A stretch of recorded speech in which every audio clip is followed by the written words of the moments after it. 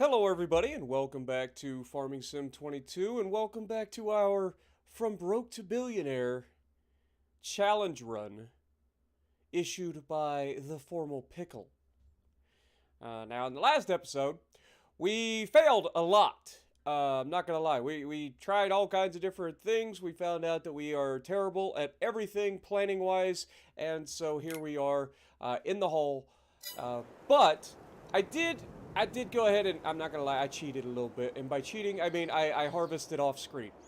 We have a couple of bales of cotton over there. One is a full bale of 20,000 liters of cotton that we harvested from our two fields, and the other is, I think, 6,500 liters.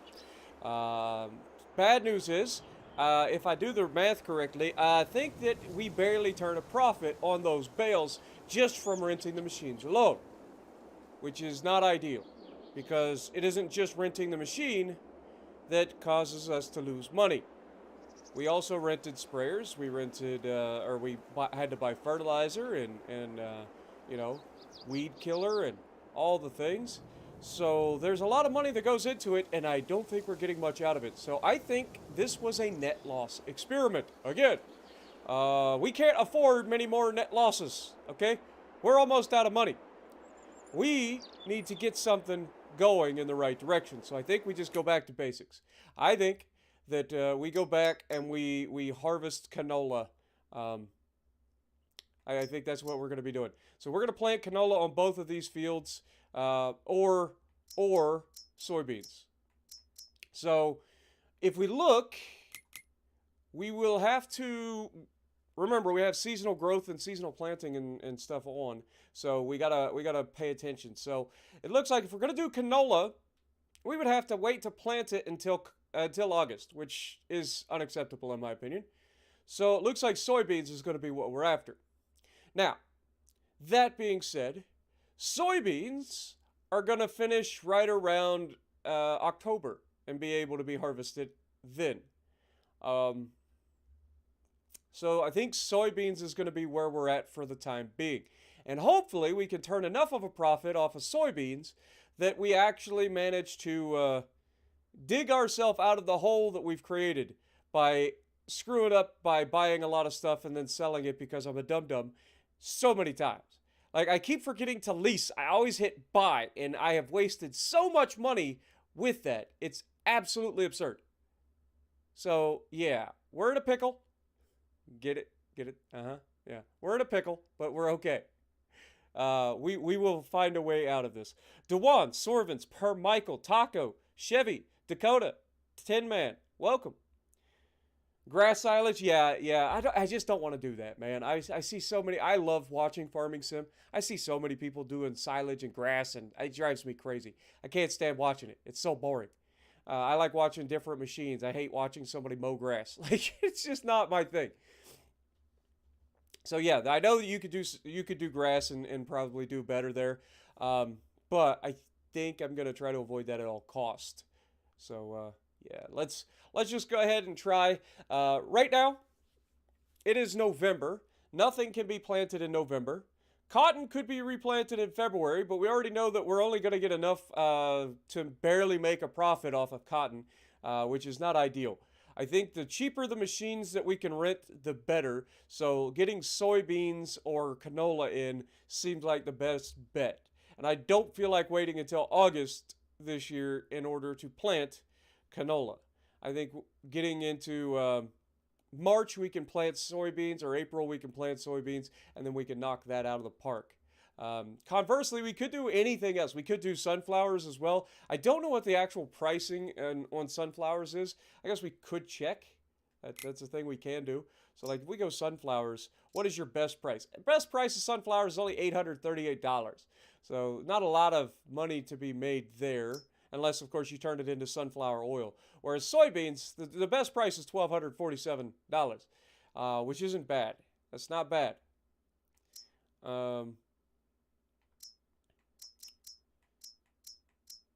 And then, of course, canola, while you still don't make a lot of money in terms of the canola, you get a lot of canola off of your field. So, yeah, it's definitely a thing. Like, we're definitely trying to figure out exactly where we're at in terms of best crop early on to start with, and I think it's going to be soy. I think it has to be. So yeah, let's go ahead and get everything ready. We're gonna, I guess, get ready to prepare the field. There's no reason not to. So it is currently November. We can go ahead and cultivate the fields and get them going. Let's jump in our tractor. We will have to rent a cultivator. So let's go ahead and do that. Oh my God, you guys are crazy! Jessica dropping a 10 gifted membership. Thank you so much. And Dakota coming in for 8 months. Thank you guys so much. You guys are awesome, man. Thank you guys. Get some goats in the chat for Jess and Dakota. Chevy Speed, how's it going? Taco. Jessica, Liquor Store. Appreciate you guys all dropping in. Ave, good to see you. All right, let's get this party started. All right, so we want to rent a cultivator.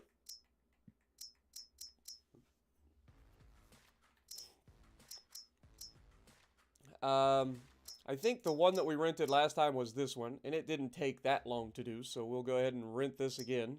Yeah, it's $1,200.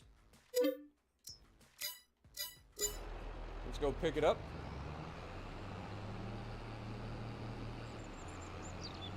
Go ahead and zoom in a little bit here.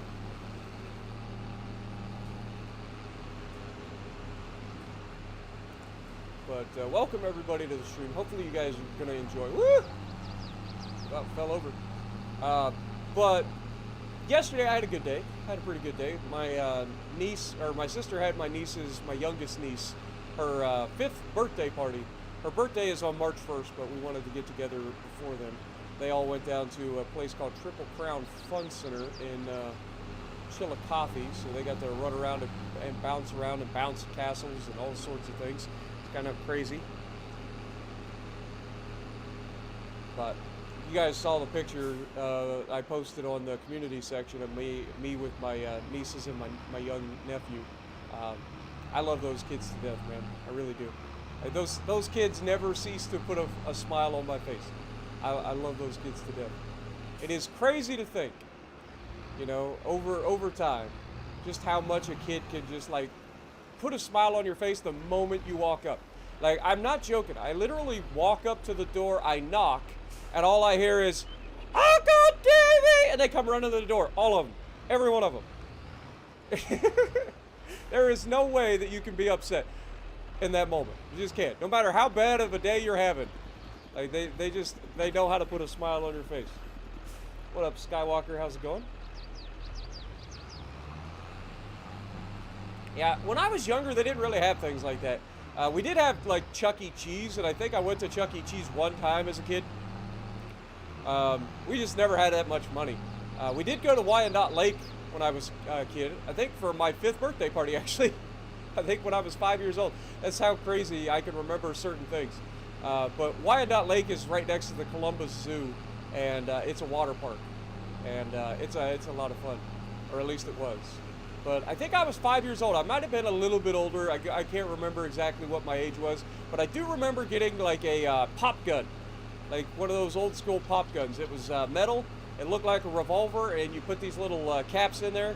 And then you pull the trigger and it sparks and pops. I do remember that.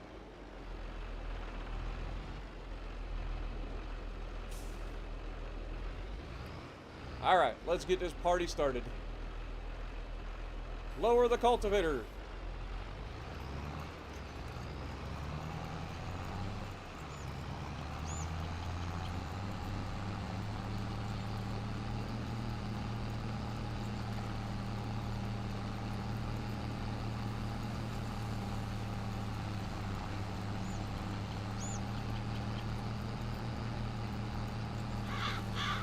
Trying to get this to stay like right at the 180 mark is so hard.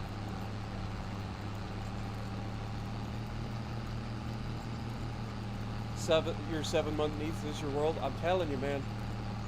It's so wholesome.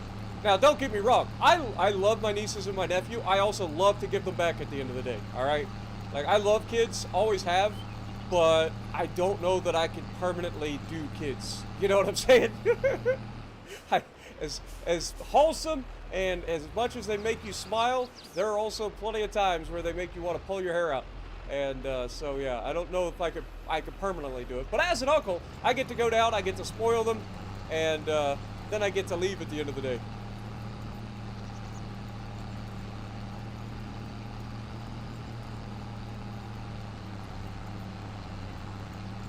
Not gonna lie, missing that one row is a little triggering. We'll come back and get that though at the end. It's no big deal.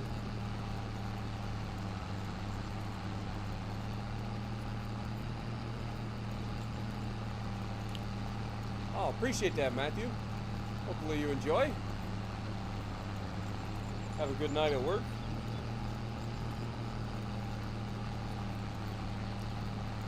That's true, but that's the best part. I'll take y'all's word for it. Like I said, I love my nieces and my nephew to death, but I also love to give them back at the end of the day.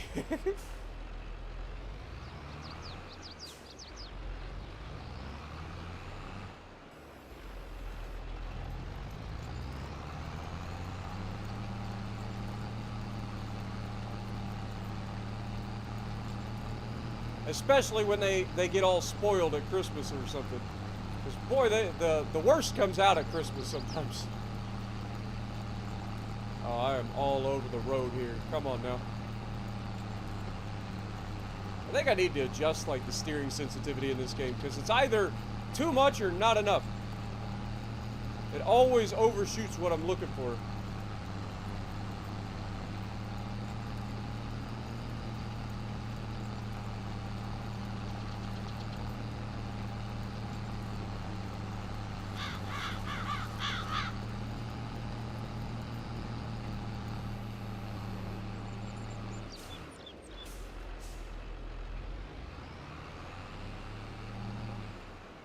As a matter of fact,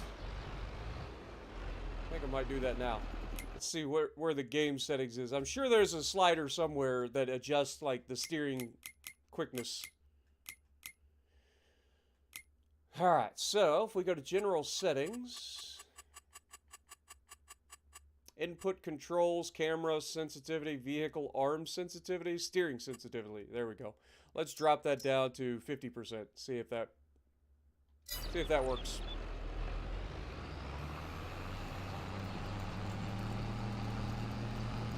I am on a controller, so it does kind of make it a little bit difficult.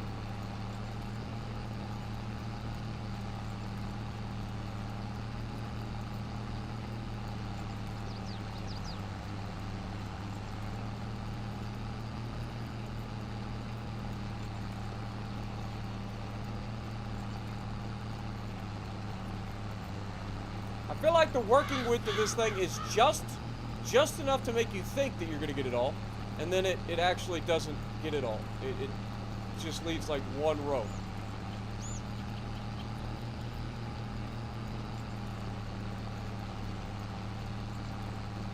It's only mildly infuriating. Yeah, look at how much we've missed already. Good lord. I'm so bad at this.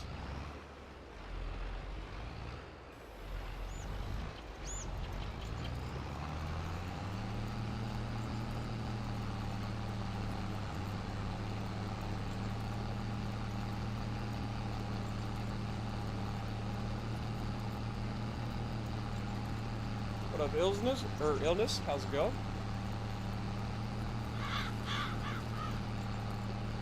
Oh, the spoiling them and giving them back is the best part. Yeah, I agree. I agree. I show up, we have a great time, I get them all wound up, and then I leave, and then they have to deal with it.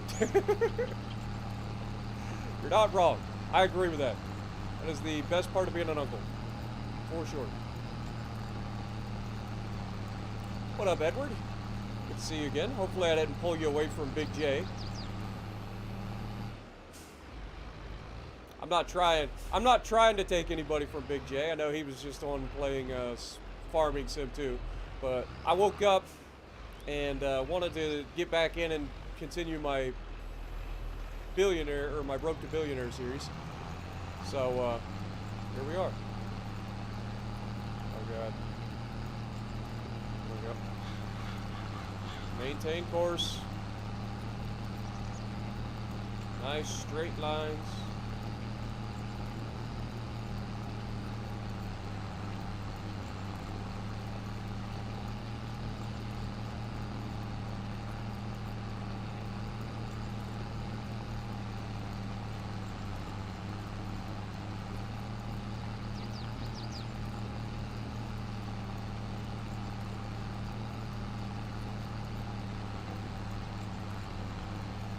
I just love this game for its like just relaxing nature. Like there's just something about running big machines that just always relaxes me. Unless, of course, I'm actually running big machines, in which case it's anything but relaxing because you're always around like ridiculous people.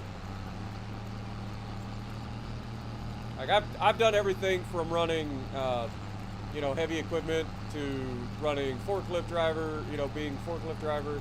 I've been maintenance, mold setter. All sorts of things through the years, man. And I will say this. I love the job. Like I never once was in the middle of going like ham, whether it be setting molds or driving forklift, and I never really hated doing it. Like I love operating machines. I do my thing. Like I just have a good time. I get in my own little world and just get lost in the moment. But then all the stupid people in the office come out and they ruin everything. They legitimately ruin everything. If it wasn't for the office people, like I would probably still be working in factories. But Lord have mercy, there is nothing worse than doing everything in your power to make everything work, only to have somebody in the office come out and screw everything up. It is the worst part about working for somebody else. And that is the one part of doing this for myself, working for myself on YouTube, that I just cannot undersell. Like legitimately, I cannot undersell it. Like that is my best quality on this. Despite all the frustrations and all of the pressure I put on myself to have to perform at a certain level all the time, it's nothing compared to having to go to a factory and bust your butt, carry all the people around you because they always screw around.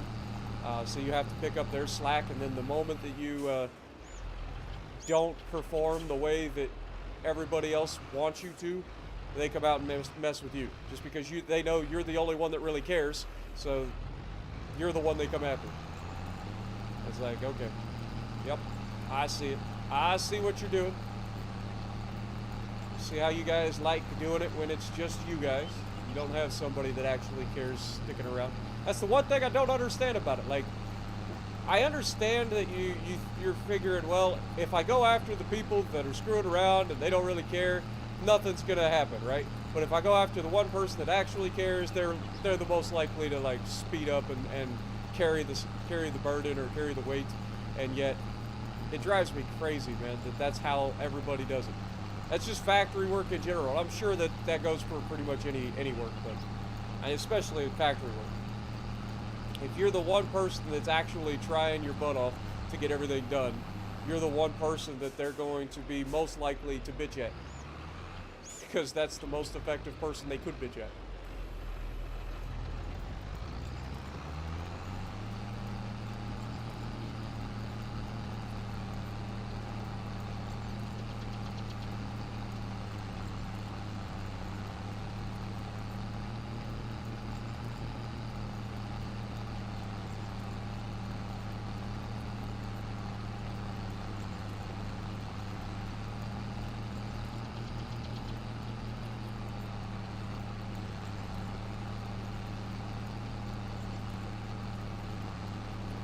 But I feel like we've learned quite a bit in our first year so far.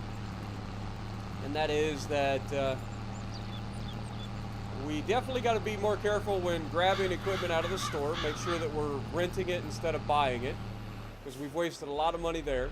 And then early on, when you don't have that much field area, you need to focus more on the easy cash crops that you can just rent cheap harvesters and stuff to harvest early on, to start making some bank, because turning a profit in hard mode is difficult. Like, it just is.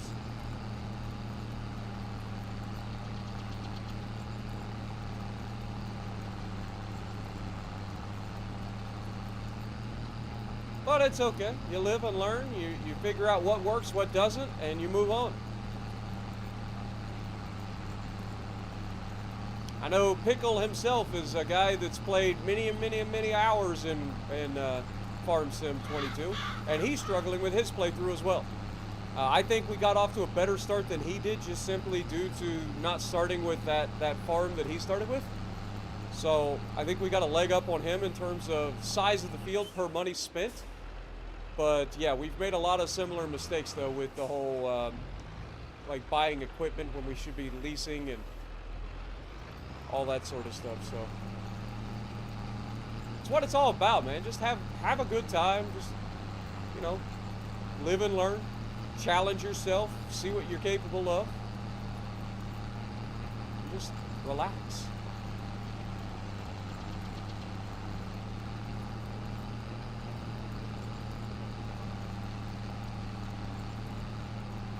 Ladon, we're on just regular old Elm Creek. Nothing fancy at all.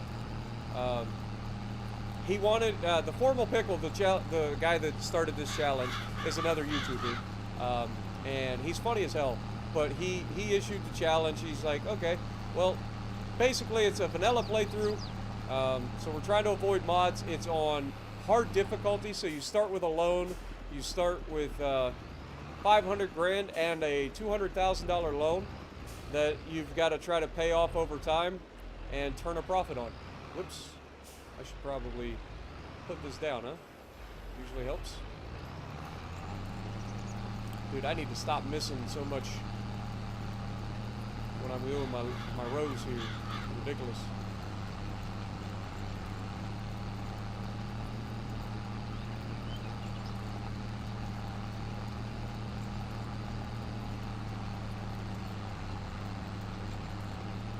So yeah, we're not running any mods.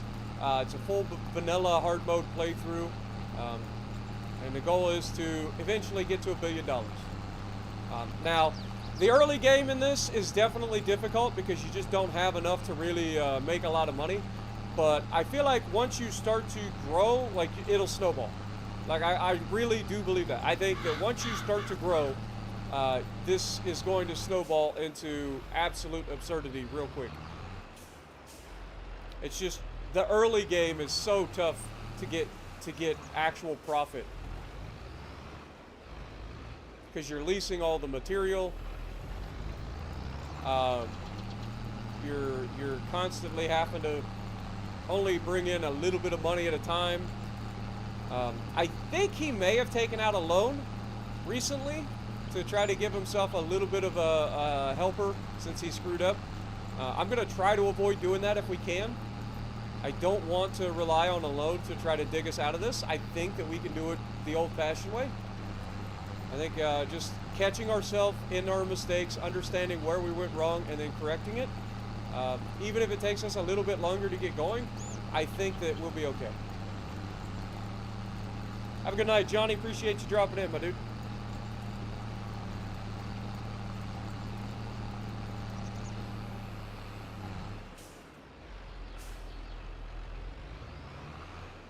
Dude, we have missed so much. It's going to take forever to just go back through and clean up the mess that I've made.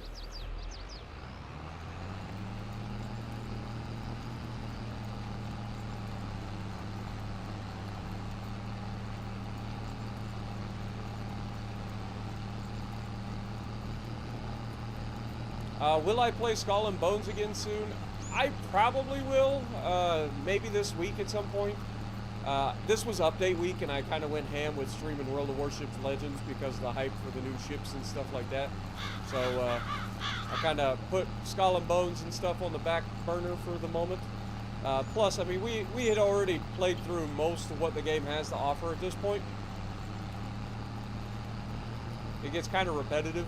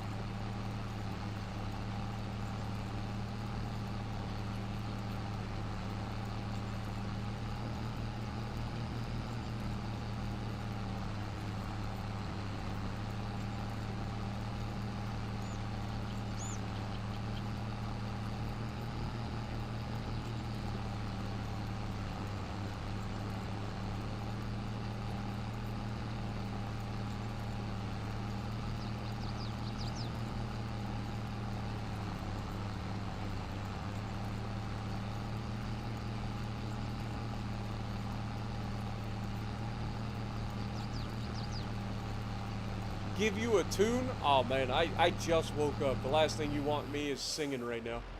Lord have mercy. My voice is a mess.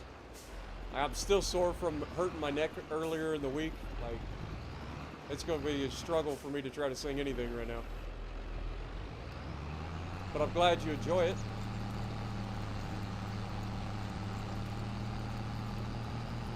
Maybe as my voice warms up, maybe we can get to singing a little bit. You never know. You know how I get. Sometimes I just start singing for no reason.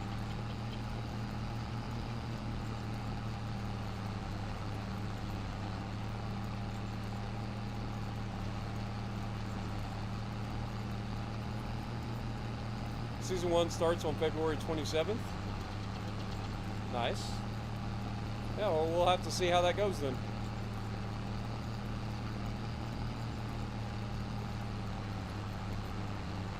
I definitely enjoy that game. It's just, like I said, it was update week, and I kind of wanted to focus on World of Warships this week. And then we started a new series with Farm Sim.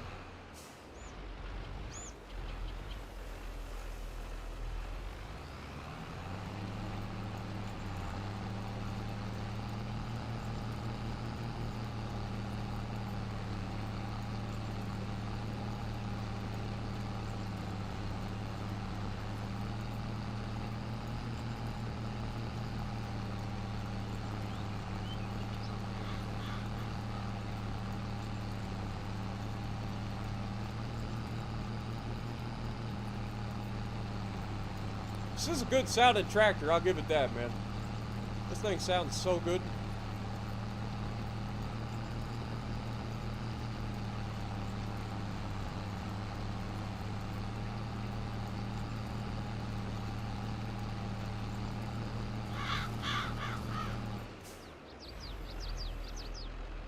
Alright, I'm not gonna lie.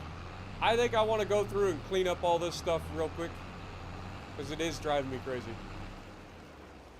Whoopsie. Stop it.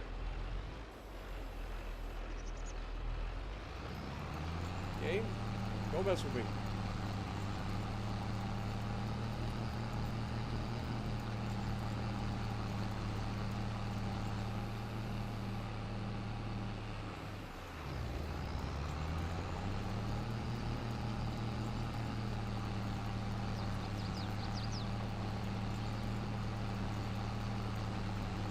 You can see there's like little spots that I actually missed that'll drive me crazy.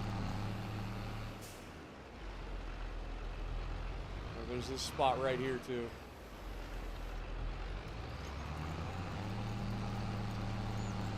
It got the actual like grass or the crop off of it, but it didn't actually plow the land.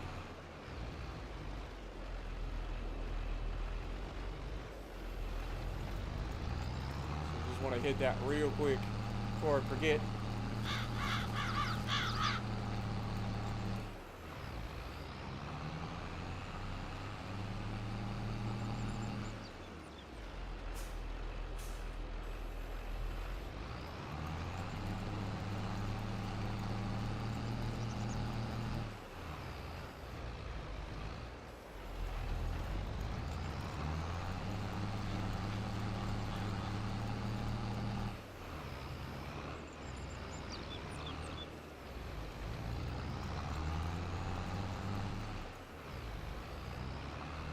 Is that just like a visual bug that I'm seeing, or is that another...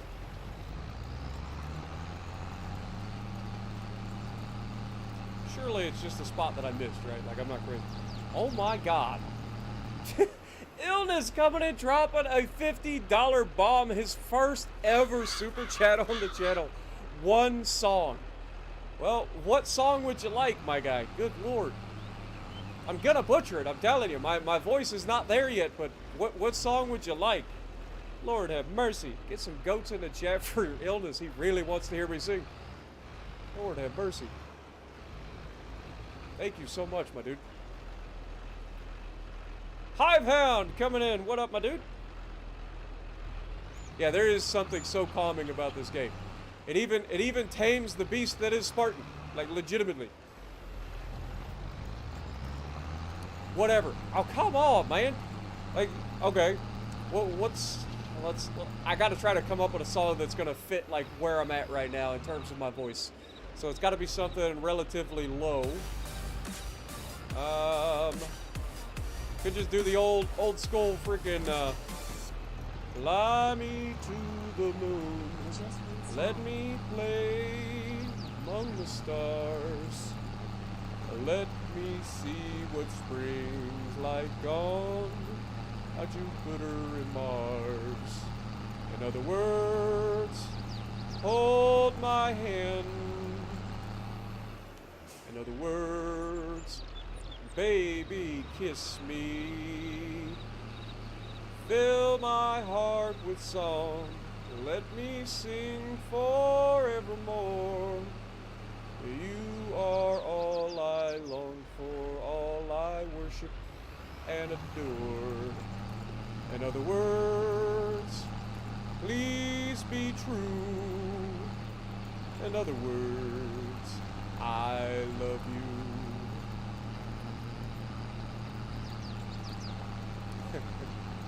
How's that? I don't think that was too bad, considering my voice is just gone.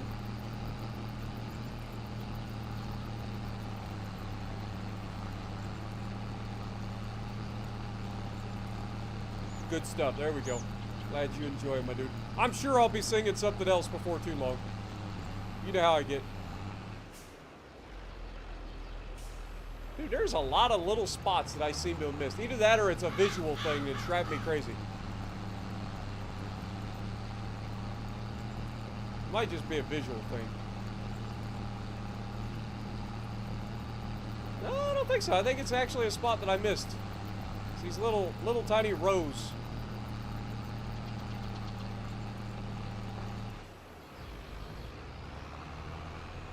Just getting them caught up real quick.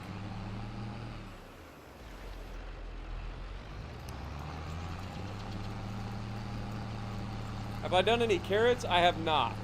I have not done any of that stuff yet.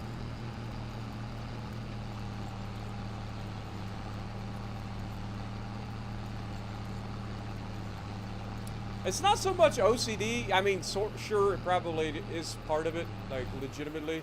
It's more of, I want to get as much out of these fields as I can, because I'm broke. I gotta try to maximize profit per acre. If I'm missing slots, I gotta make sure I don't do that.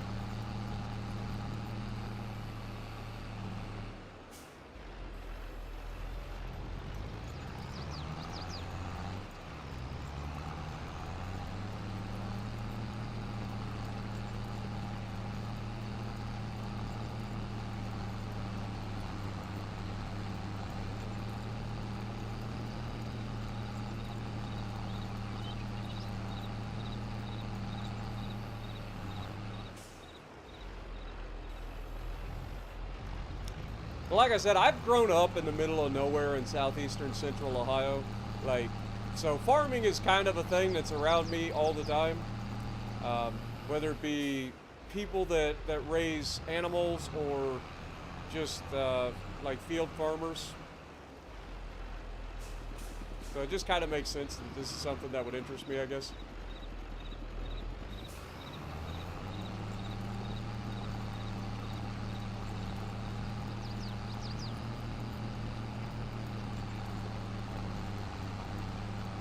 But yeah, I definitely understand the OCD aspect too, because it's something so satisfying about getting everything done nice and neatly in this game. And something that just triggers the crap out of you if you don't.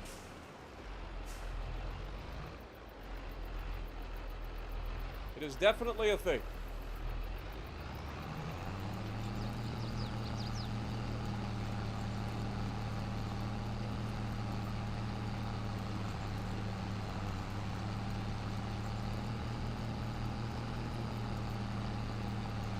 See, look at it. It just leaves that little bit right there on the edge.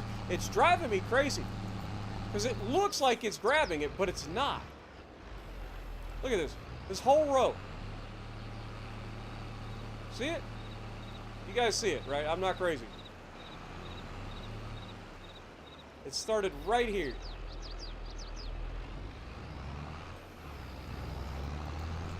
That is annoying as crap.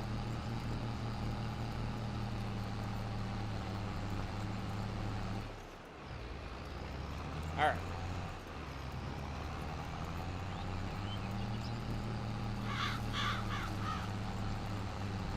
Clearly I need to be a little bit less aggressive with the bites that I'm taking.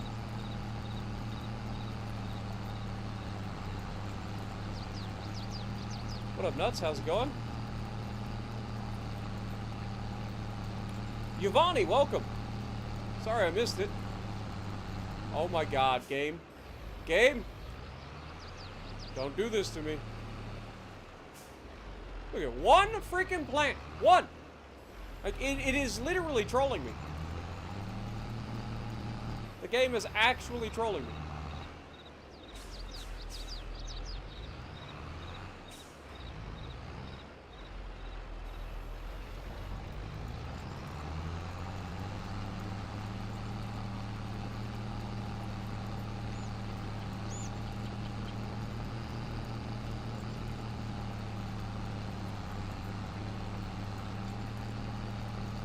There it goes. You little bastard. Stop it. Game. I'm gonna murder this game. Dev strike incoming. God bless America.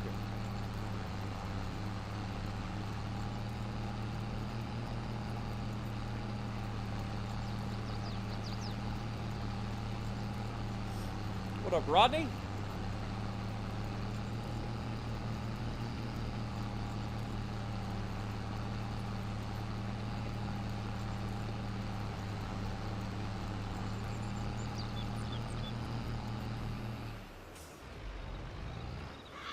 Yeah, if there was a way to mine salt in Farm Sim, I would definitely be the one for the job. I think we can all agree. I would definitely be the one for the job. That would be my true calling in life, probably.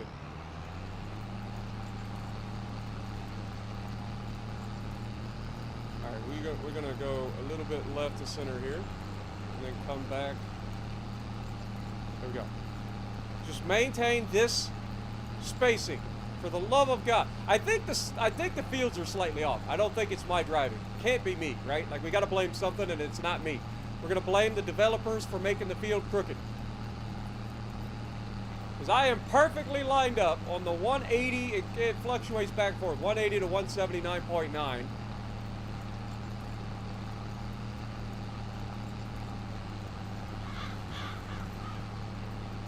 And now we're gonna miss this slot right at the end, too. Aren't we? No? I'm good. Alright.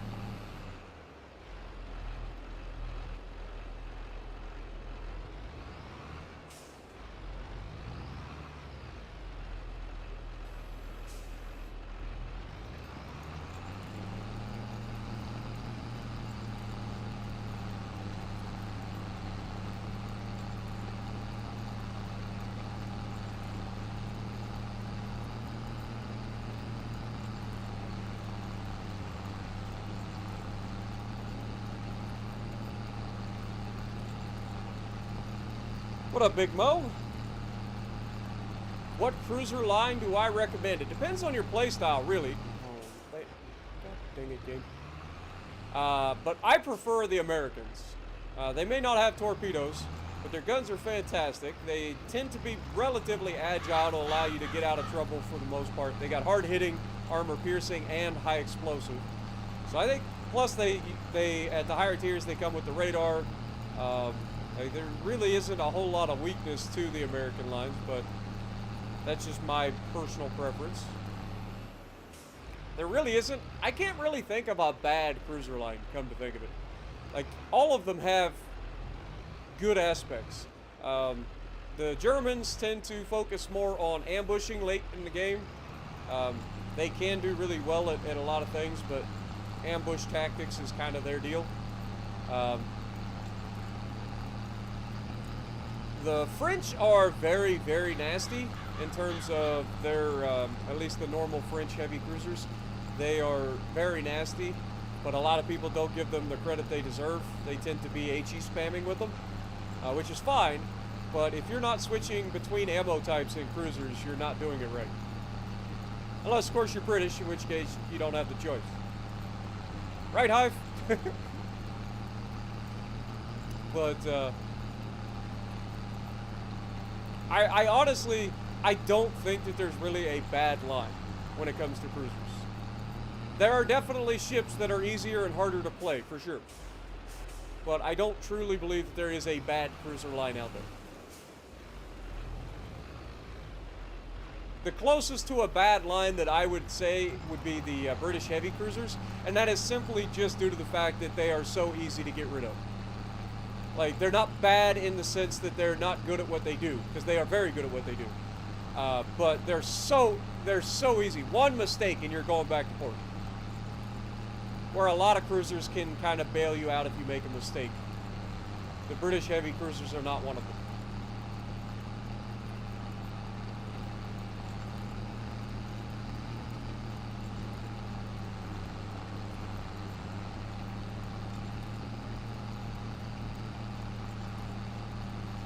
The Italians are actually kind of fun too. Now that they have SAP, they have the rolling smoke, like, the Italians can be a lot of fun. It's a whole different play style, man. It really is. But that's the beauty of it. Like, the one thing that drives me crazy is how everybody wants everything to be the same in this game, instead of having certain ships that are unique to what they do. And, I like the key differences between the lines, because it challenges you as a player. Like, to learn each line's strengths, weaknesses, where they perform their best. That's the fun of it for me. And the cruisers are like the perfect example of that, because they're some of the nastiest ships in the game. They have the highest DPM, they have good utility, they're the easiest ships to carry in if you know what you're doing. Like, it really is a great. Did you guys see the, like, heat coming off of the exhaust causing that bale to look all funky? That was crazy.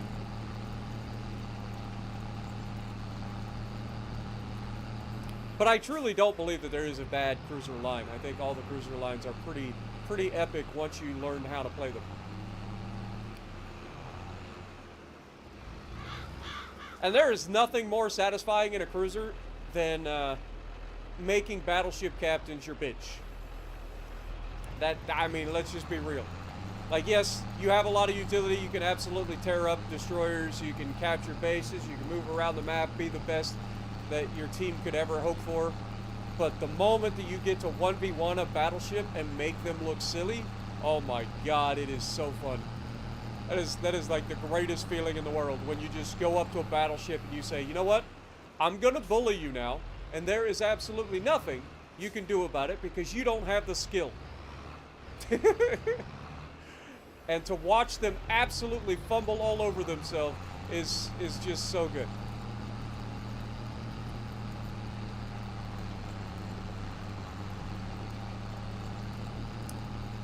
Bayard, I haven't really played the Bayard, to be perfectly honest. Isn't that the tier 8 version of the Colbert, essentially? It's like the light cruiser of the French at tier 8. I could be wrong. It's been so long. I don't think I've actually played the Bayard, come to think of it.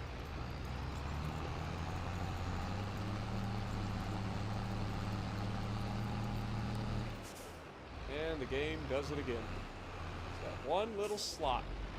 Looks like you're going to hit it, but you don't.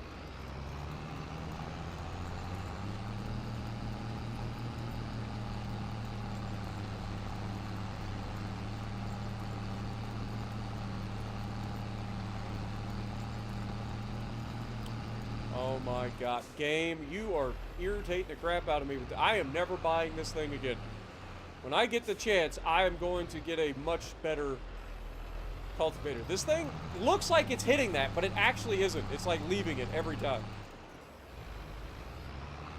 Like, it looks like it's the right width, but it isn't. It's like one pixel away from being able to grab that extra row.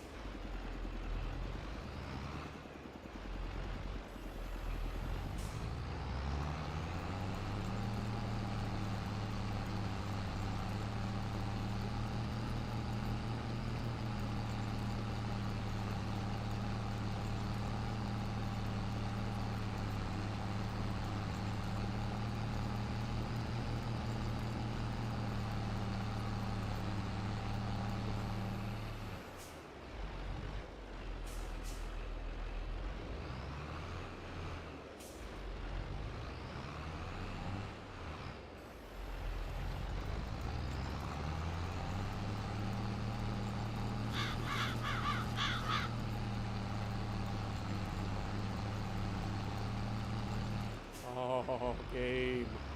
Stop it, please. Stop trolling me.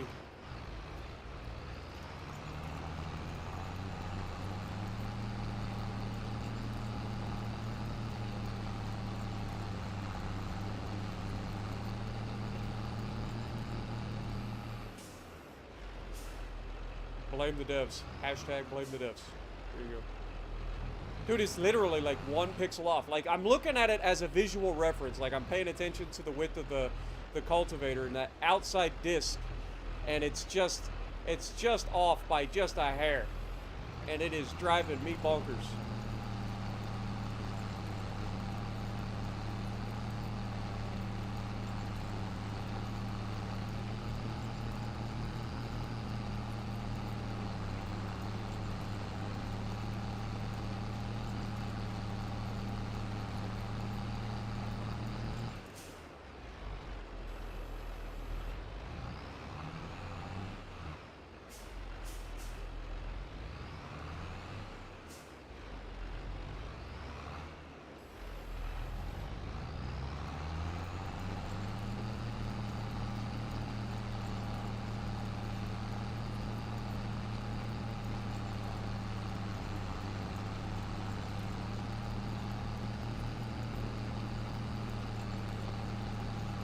You can raise rabbits?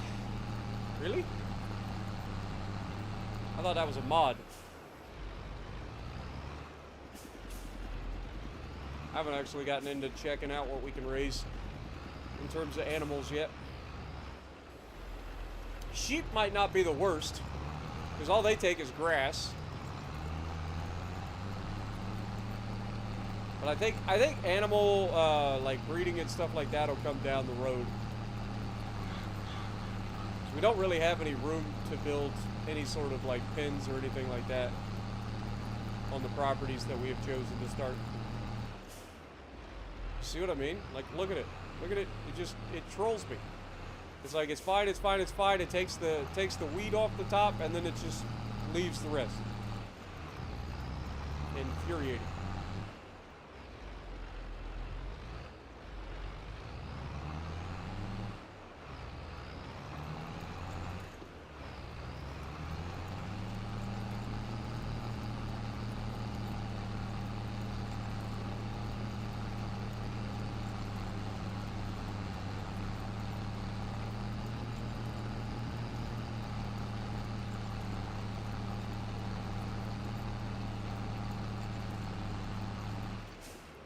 What up, Matt?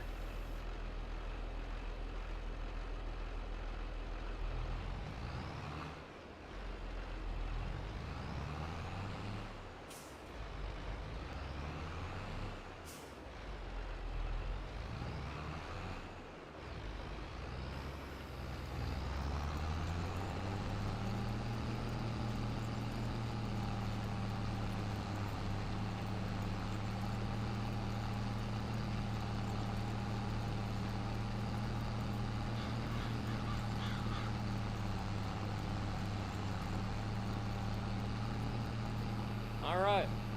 One more pass, and then there's that one little spot that I missed. And then we're done.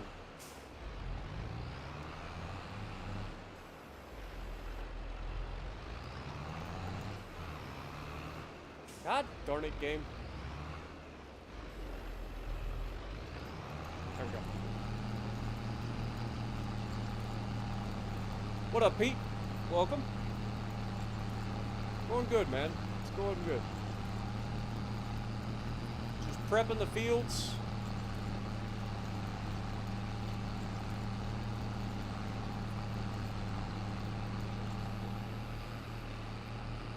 Getting them ready for one more planting season. All right.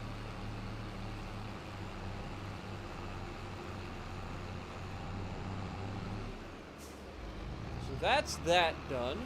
We can go ahead and send this thing back over here towards our bus that we live in.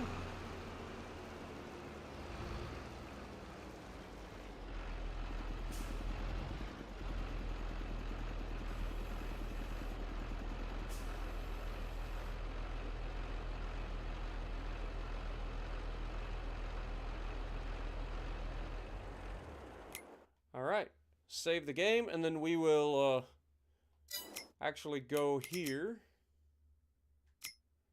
Return the cultivator. Because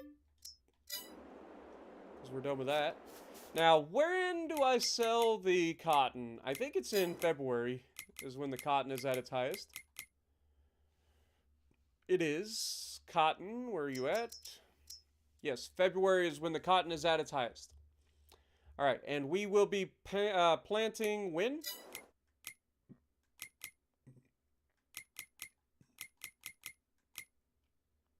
So for planting canola, we would have to wait till August. We're not going to wait that long. We're going to plant soybeans in April. Alright, so we will fast forward to February.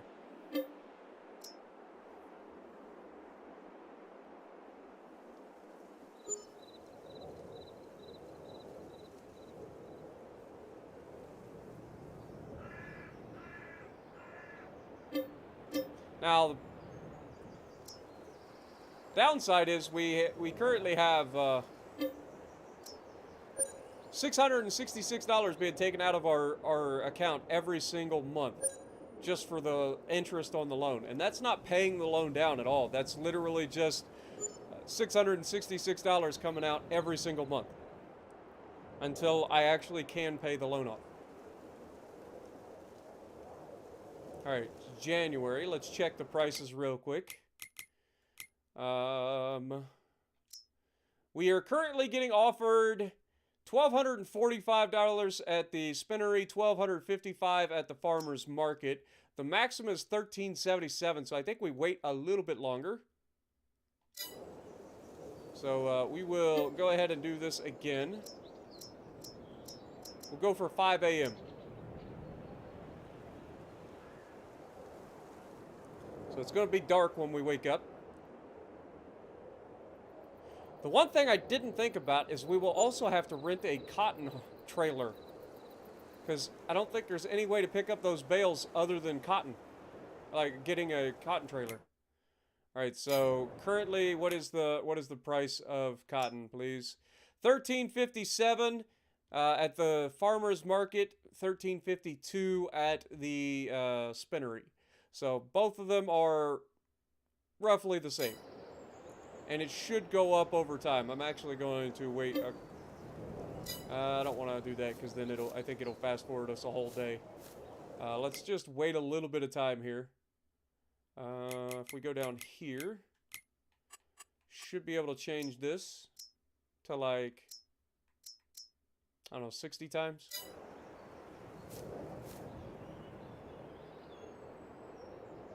Okay, maybe a little bit faster. There we go. Let's get the sun to come up.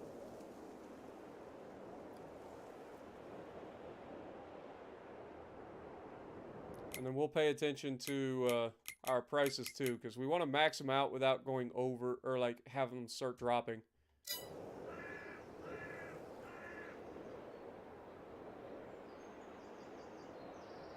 Let's go 7 a.m. 1366. Okay. I think we'll go ahead and slow it down back to 5 times speed now.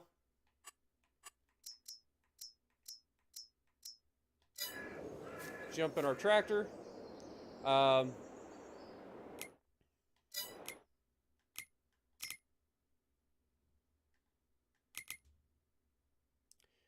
was I doing? I need to rent a cotton trailer. We only have two bales, so we should be able to get a single trailer and do that. How much will this cost to lease? $1,300. Dude, I'm telling you, we are losing money on cotton, for sure. For sure. Alright, let's go get the cotton trailer, and then we will pick those bales up.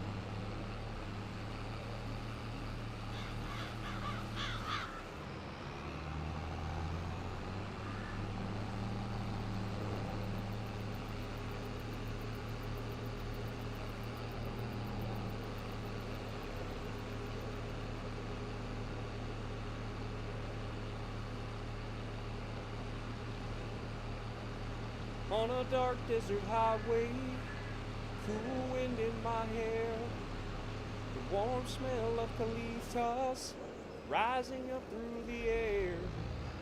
Up ahead in the distance, I saw shimmering light. My head grew heavy and my sight grew dim. I had to stop for the night. There she stood in the doorway. I heard a mission bell. And I was thinking to myself, this could be heaven or this could be hell. Then she lit up a candle and she showed me the way. There were voices down the corridor. I thought I heard them say, welcome to the Hotel California. Such a lovely place, such a lovely face. We're living it up at the Hotel California. Any time of year, you can find it here. Her mind is Tiffany twisted. She got the Mercedes Benz. She's got a lot of pretty boys that she calls friends. How they dance in the courtyard, sweet summer sweat. Some dance to remember, some dance to forget. Anyway, yeah, I know Eagles. I love their music too. All right, let's go pick these things up, shall we? One of these is a full bale, the other one is not. All right, so we want to set it to operating position.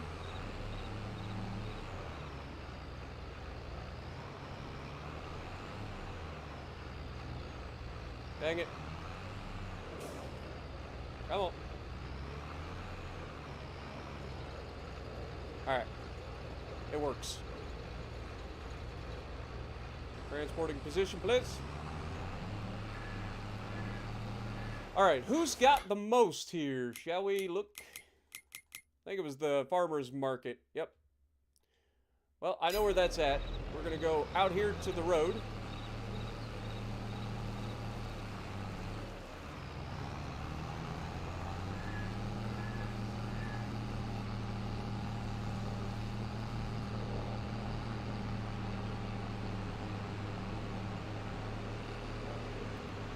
Oh my God, we are almost out of gas. I guess we'll have to stop at the gas station on our way through here. Should be a gas station right across the street from us, I believe.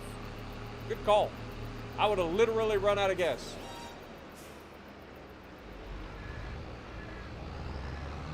Good call.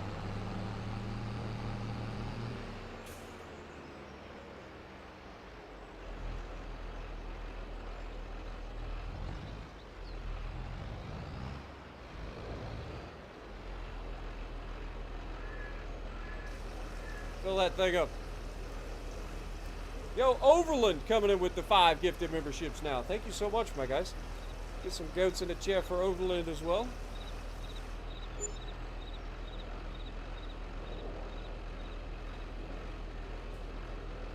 All right, here we go.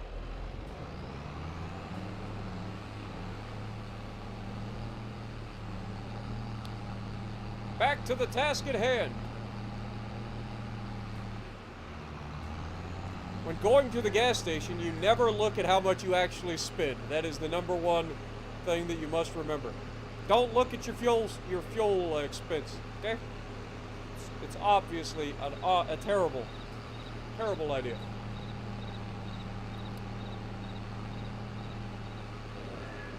Have a good night, Illness. Appreciate you, my dude.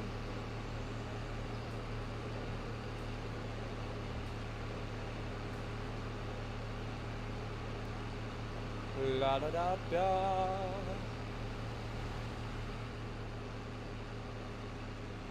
Alright. I think this might be the 20,000 liter bale, and if it is, we're about to make some money. Obviously, we are probably still losing money from where we started, but hey, it's money in the bank, right? We'll do better this time.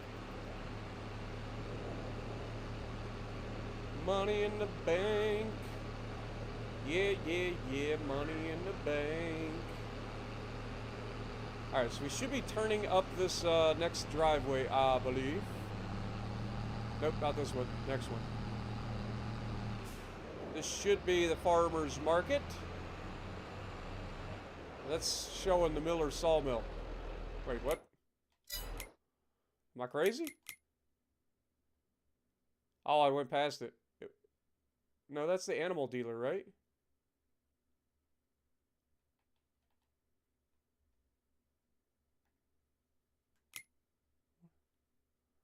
Am I crazy?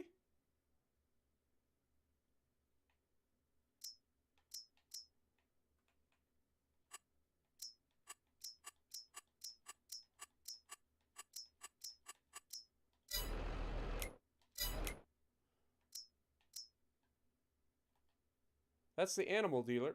Oh, I'm on the wrong road. I needed to go a little further. Sorry, buddy. I'll get out your way. Appreciate you. Thanks for being patient, my guy.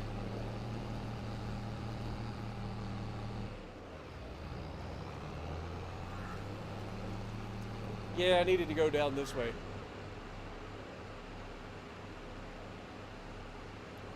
It's alright. We'll just cut through here.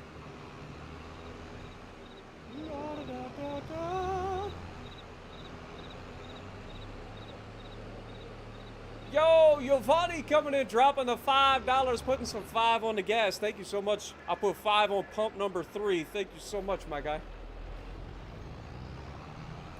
And you have a great night as well. Get some goats in the chat for Giovanni coming in and helping the fuel cost.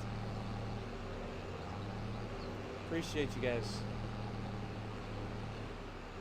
Alright, this is the place we want to be. It should be delivery around the back. Here we go. First delivery of cotton. Let's go. I think it's this sell point. Alright. Unload the bale.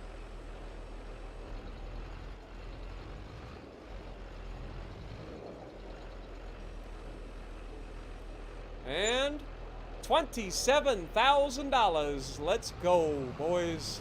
Yeah, that was definitely the full bale. The next one's not going to be nearly that much. But again, I'm pretty confident we have lost money trying to do the cotton. We just don't have enough cotton to really offset the rental cost of the machines it takes to plant, harvest, keep the field nice. Oh, I was wrong. I do need to go that way.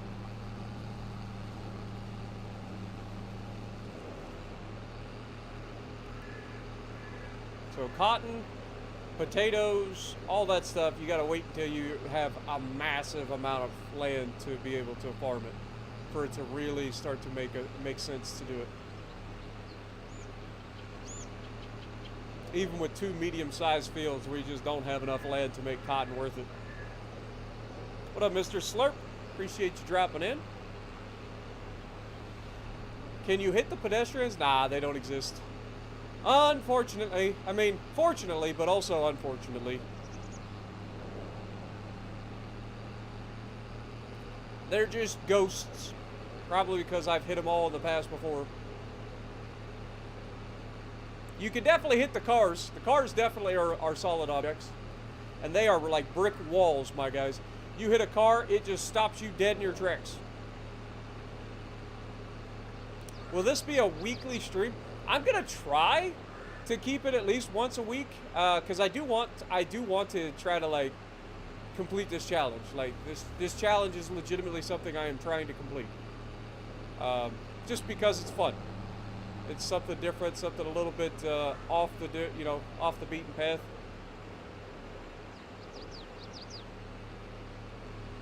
Here's our ugly weed-filled fields.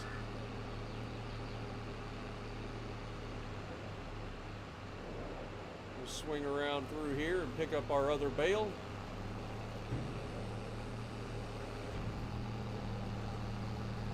Whoop. And turn it to the left. To the left, to the left. Ah! This trailer's weird because it like starts to turn and then it doesn't want to turn and then it turns all at once. Really?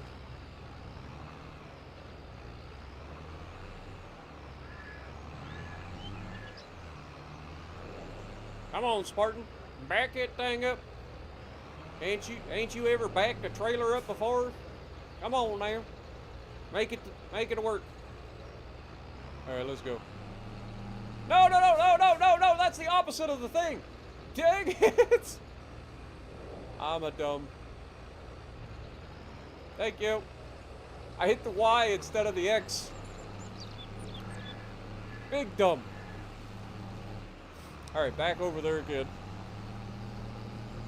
Yeah, that's a massive challenge. But again, like it's something that we can work towards. And the whole purpose of the thing isn't necessarily that you're trying to make $1 billion. Yes, that's the goal, the end goal of the series. Because every series has to have an end goal, right? But the main thing is to get in, play on hard mode with no mods, and just challenge yourself to learn the game and what works and what doesn't. You know? That's the main goal behind it. So that's what we're doing. We're seeing what works, what doesn't, and we're challenging ourselves to do better.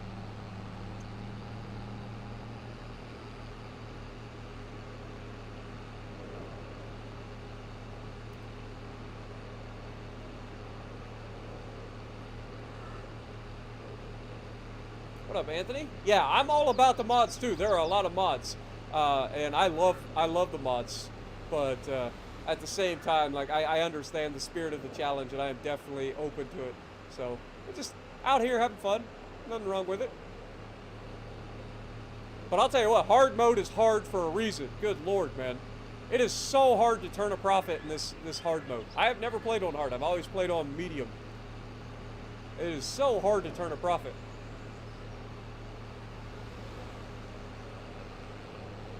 It's almost like it's in the name.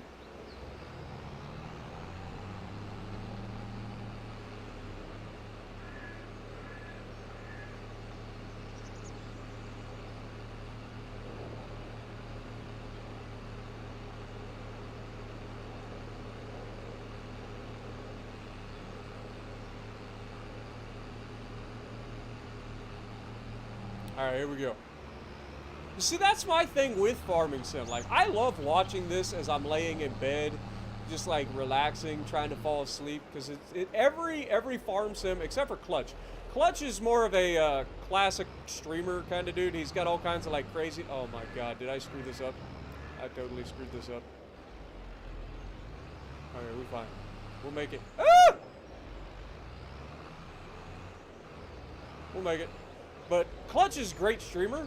I just don't like to watch him while I'm falling asleep, because he's got like this crazy stuff that goes on, and it's just, it's not the same. So I like watching a lot of like Daggerwin, Formal Pickle. There's a couple other newer guys that I'm not aware of too much, but 8,500. So we made, what, about 32 to 33 grand is what we made off this harvest, I think. I guess we could just look. They do have a tab for that, right? So if we go here in the money, we have made $34,000, $36,000 in sold bales. There you go. That's not bad. Like, we're right on the edge of it being like affordable to do cotton. Like, legitimately right on the edge of being able to do cotton and it being affordable. So, like, it's not a bad idea. It's just not quite, we don't quite have enough land to really make it work just yet.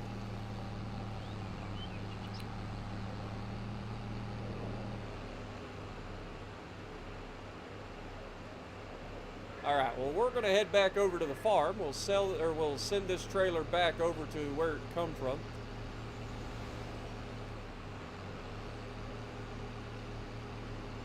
What up, Vortex? Can we play WoW Legends later?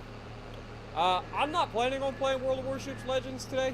I do appreciate you dropping in, but I definitely am trying to, like, on my weekends, I try not to play World of Warships Legends if at all possible, because I do tend to upload a video every single day of World of Warships Legends. Plus, I did multiple streams this week.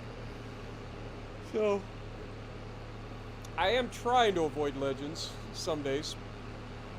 Which is why I play games like this, where it's nice and chill and relaxed and we don't have to think about it too much. you're watching at 6 in the morning, yeah, it's 2:17 in the morning here in Ohio. Put that in perspective. Like, legitimately, it is going for 2:30 in the morning. Will I ever sim or stream trains or truck sim again? The trains I enjoyed while it was a thing, like, but without having, like, me and Pete, that was our thing, man. Like, me and Pete did that shit together.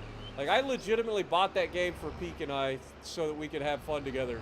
And I enjoyed the shit out of it. We had some of our funniest moments, like on that, with him, like, falling asleep while driving the train and stuff like that. You just can't script, man. We had so much fun doing that. But yeah, trains just doesn't feel the same without having Peek around to have fun with. And then in terms of truck sim, I definitely want to get back into truck sim at some point. I just haven't really gotten to that point where I'm gonna do it yet. I haven't committed. That makes sense. All right, let's go ahead and drop that. We can go ahead and send that back. All right, we have $88,000 in the bank. It is currently February.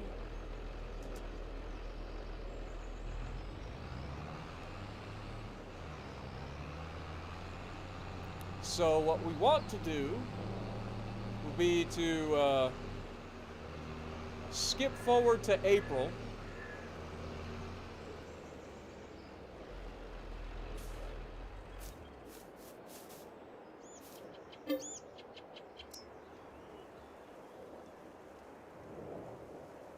Yeah, I enjoyed playing the trains, but like I said, I also enjoyed it because it was just a game that me and Peek were just having a good time chilling on.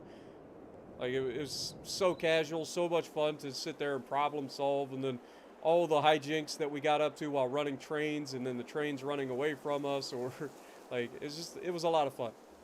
It was a lot of fun. And I know they've updated it. I think they've added new maps and all kinds of stuff, man.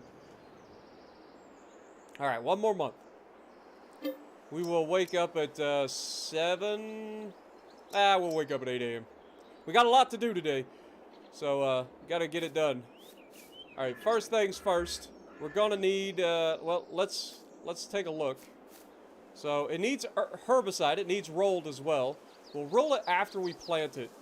So the number one thing that we're going to do initially would be to just go get the planter.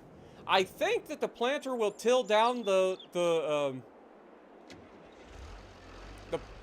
weeds? Question mark? I'm not sure on that. But if we go in and rent the planter,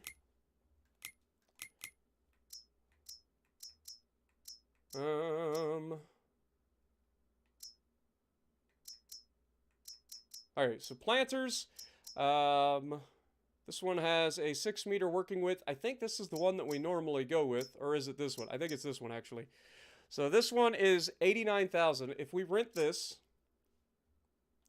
it is $4,500 compared to this one.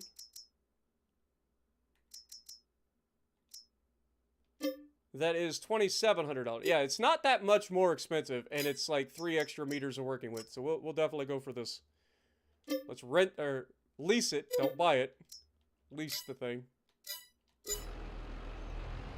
We'll go pick that thing up. And then we've got seed there, and we have fertilizer that we can put in it.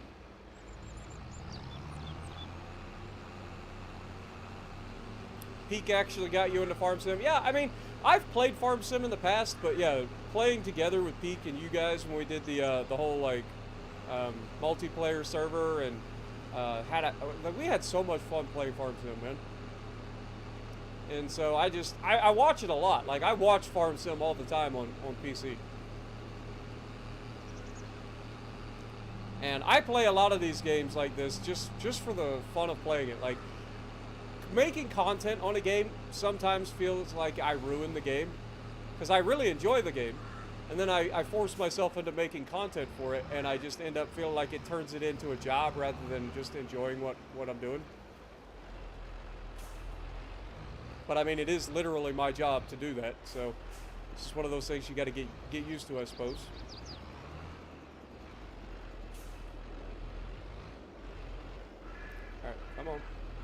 in there. There we go. Fill up the seeder. Okay. That's liquid herbicide and liquid fertilizer, so don't need those just yet. I'm pretty sure we've got solid fertilizer back at the property, so we'll just go over there and pick that up. I think we got some seed over there as well.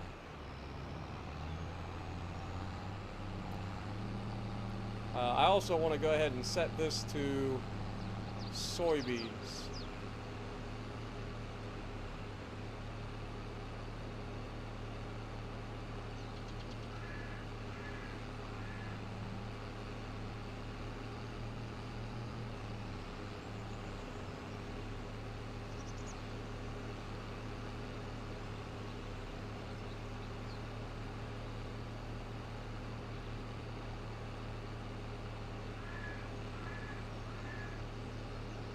I'm also realizing I may have made a mistake.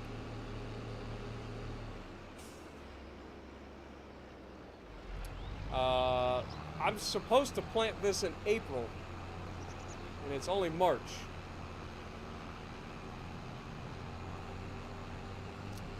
That may not work. Let's hope I'm wrong.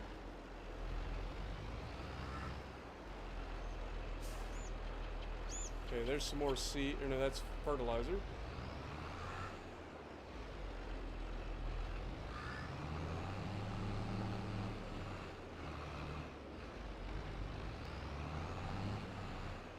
Come on, tractor.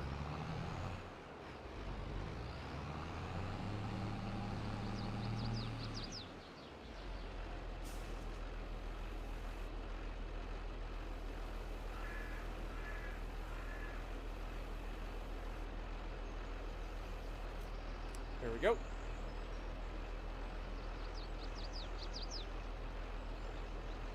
What up, Big J?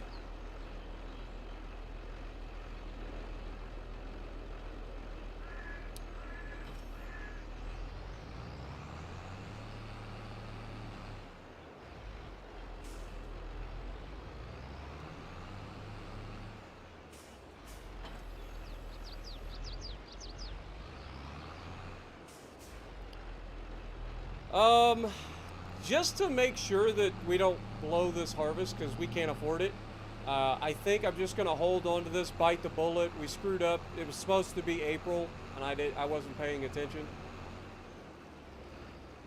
So we're gonna park the tractor here.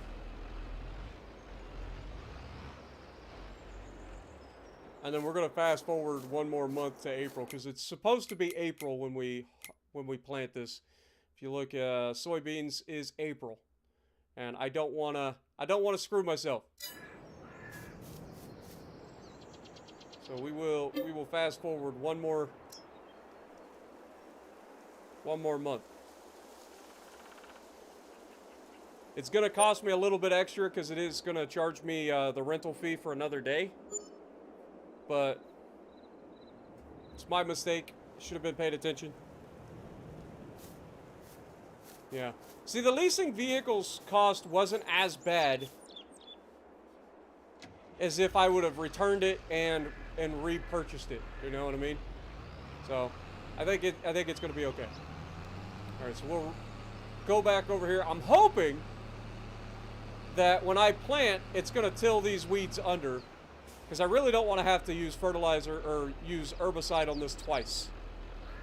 So we are going to unfold the seeder. And we are going to turn it on, lower it, and get this party going. And I am correct. Okay. I thought that was the case, but I wanted to make... God darn it, game. Okay. Need to get a little bit closer to the edge.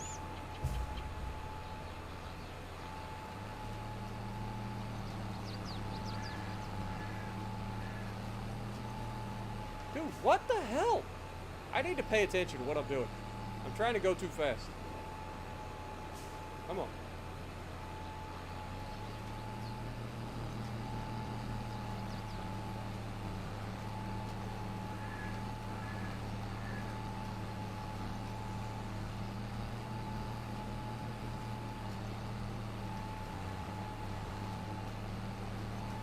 Are you... Come on, man. Are these fields just offset by, like, one row? Like, come on.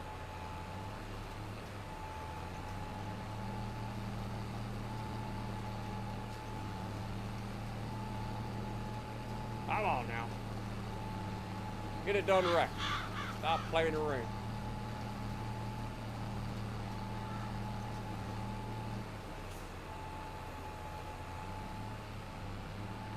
Try not to plant this guy's field. He seems to be making carrots or something over here. I do like that texture, I ain't gonna lie. Something really, really satisfying about that. Alright, let's back it up just a little bit. Lower it. And give her the beans.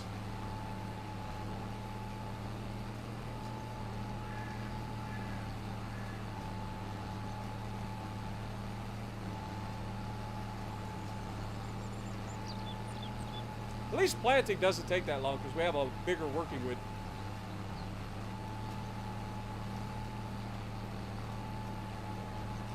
Except it just straight up missed some.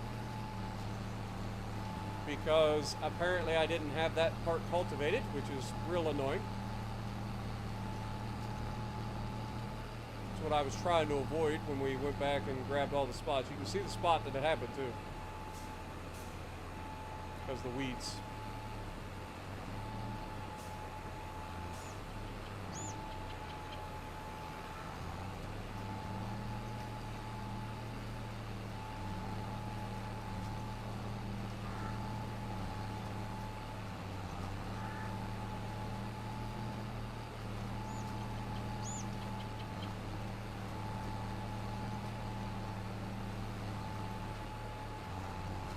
But doing it this way, we should only have to use the herbicide one time.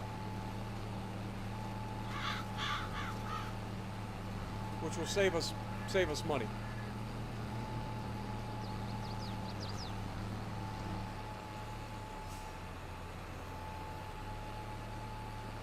Surely I didn't miss this much of the field. Come on, I went through and redid all this.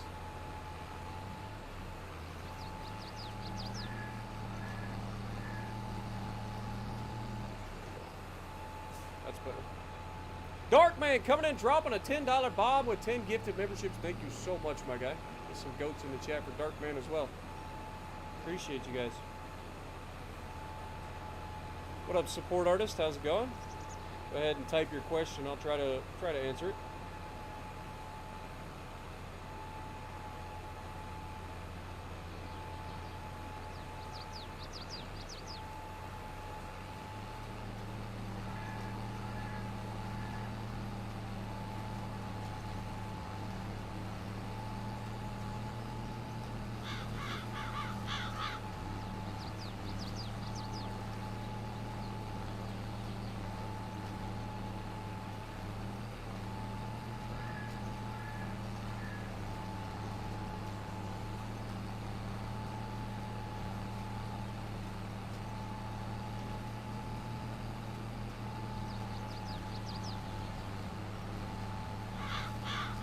What originally motivated me to losing weight and gaining muscle? Well, for me, it was I hit 34 years old, and I wanted to make a change in my life. It was also the same year I decided to do something about the way I feel about myself in general, where I started my transition. I talked to a doctor about getting something done about the way I feel about myself. And so I decided to, at that moment, to go ahead and use the year as like the catalyst for a complete change in my life, for the better, right? And at some point, everybody gets to a point where they've got to make a decision that the way they've been living is not worth it anymore. That they've got to legitimately come to a point where they are ready to make a change. And nobody else can make that change in you. You just got to get to a point where you're just like, you know what, I'm fed up with how things are going in my life. I want things to change, so I'm going to do something about it. And until that happens, like you're not going to stick with it. but it has to come from you. You can't rely on somebody else to give you that sort of motivation. It has to come from within. You have to look at yourself and go, okay, I'm not happy with how things are going. I want to make a change.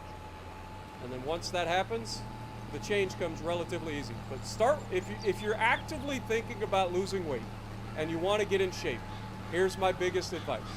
90% of losing weight is your diet, okay? We all eat a whole bunch of shit that we shouldn't be eating, right? We all know. Like, we all have basic understanding of what's good and bad for us. I'm not saying that you have to go whole ham.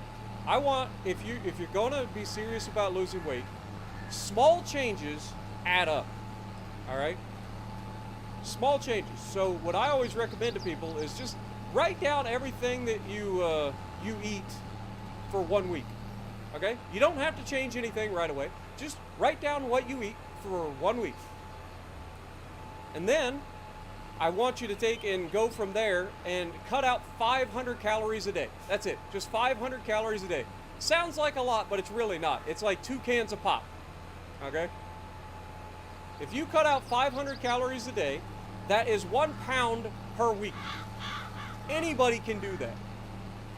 Especially with, like, most of our diets to begin with are so ridiculously bad that 500 calories is easy to find. So cutting out 500 calories a day leads to 1 pound lost per week. And that is sustainable, that is easy, you don't have to starve yourself, you don't have to go crazy. Then, over time, you'll start to lose that weight, you'll feel better, okay? You're going to feel better about yourself. And then you'll start moving more automatically, like you just will. Like you'll be like, okay, I feel pretty good, I wanna go for a walk or something. And then as you start to lose weight and then you start to move more, then losing more weight becomes easier because you're now expending more calories as well as cutting back on the calories that you already started to cut back on. And then it just snowballs from there. Now, once you lose to a certain amount of weight, then losing weight becomes a lot more challenging. Then you actually have to start paying attention a lot more and doing more to lose weight. But initially, for most of us that are overweight, which most of us, I think, nowadays in the world are overweight to an extent, because there's just so much easy access to good food that is bad for you. Like you can easily cut out 500 calories out of your diet every day and lose easy weight. As far as the gym, I was starting to like move around more, and I know that going to the gym was a way for me to like just get out of my own head sometimes. I started going to the gym because I wanted to get some of the muscle mass back because I started my my transition in 2021. Basically, it was December of 2020 when I started taking estrogen. But you lose a lot of muscle mass from estrogen, and I noticed that I live alone. I do everything alone for the most part, so like I need a certain amount of strength, right? You just do. And things were getting a lot harder for me. I wasn't able to do some of the things that I needed to do by myself. So I started going to the gym to build up, just a basic little bit of strength, and I enjoyed it. Going to the gym and working out has become something that I actually enjoy doing. Initially, when I was younger, I used to love picking up heavy stuff all the time. Like, I was always a big person, so like I was always decently strong, despite not really doing anything weightlifting wise, because I never had access to it when I was growing up. But I grew up essentially on a farm. I used to I raised hogs for a little while, so like picking up feed bags, 50-pound bags of cracked corn, 50-pound bags of pig feed and stuff like that. Like that was a normal thing for us, right? Carrying buckets of water in the wintertime and in the summertime, because we didn't have a hose. Like just normal everyday lifting that you don't even think about. But I truly have found out, like, I love lifting. I just do. I don't know why, I just do. I enjoy it. So for me, lifting isn't hard work, it's just going to the gym and having a good time. Like, I go to the gym, I get into the squat rack, or I get into the deadlift, and just sit there and I push myself. I like that mental aspect of weightlifting. It helps me out, and it has helped me out a lot when it comes to getting upset and all the stuff that I go through on a daily basis with World of Warships, it's good to get out of the house and just have a good time lifting weights. But again, I say, if you want to get into the gym and have a good time, that's great. There's nothing wrong with that at all. But I think one of the main things that you need to focus on early on is just trying to get your diet in check to where you're at least paying attention to what you're eating, and you'll probably notice that you'll be cutting back a lot more than you really need to early on.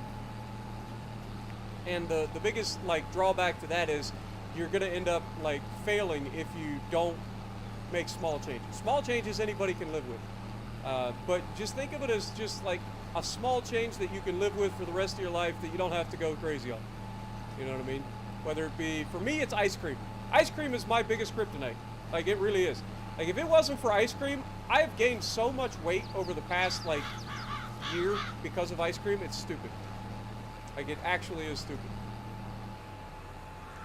But yeah, I highly recommend just small changes in your diet early on. As the weight starts to come off, like I said, you'll start to feel better about yourself, and then the rest becomes a lot easier. So you'll start to naturally start to move around more as you start to feel better. You'll go outside, you'll enjoy being outside, walking, do little things like that. And then if you want to get into the gym, because I'm telling you, man, the gym is a huge mental boost. Like, it really is. You set goals for yourself, you accomplish those goals, your body feels good. Like, it gives you a lot of confidence as well. Like, I'm telling you, man, the gym is amazing. It really is. And don't be afraid. Like, a lot of people are afraid, and I was one of them. I have like the worst social anxiety ever. Like, I just do. Like, I don't know why, I just do. But like, I have always had a problem like getting around other people. Like, most of the people at the gym are super awesome. Like, you're not going to run into that many people that are jerks at the gym. Most people are super awesome. They're there doing the same thing that you're doing, which is just trying to better themselves, and they have no trouble helping out when you need help. Like, the gym people that I've run into, and even my small town, have been pretty awesome. So I highly recommend it. All right, let's lift this up. We got to get some seed. I think we're completely out of seed that was over here, so we actually got to go order some seed. Let's go do that. We got close. Illness, thank you for the $20 bomb, my guy. Good lord. What up, Noriko?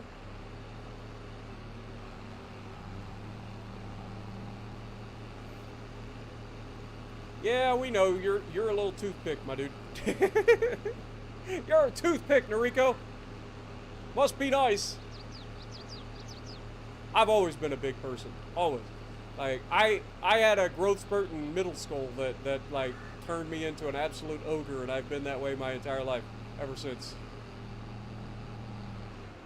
And I've always been decently active. Like, I've always played like basketball. I started to play football my senior year. I like to walk. I like to go outside. I like to play in the woods and stuff. Growing up in the middle of nowhere. Like, I was always doing something. But my diet was just so bad. You'll never outwork a bad diet, right? And I'm not saying you need to go on some crazy fad diet, because those generally don't work out for everybody. But just pay attention to what you're eating for a week, and then just try to cut back 500 calories a day. You do that, you will start to lose weight, and just, it compounds from there. All right, we need to buy some more friggin' seed here. So, seeds.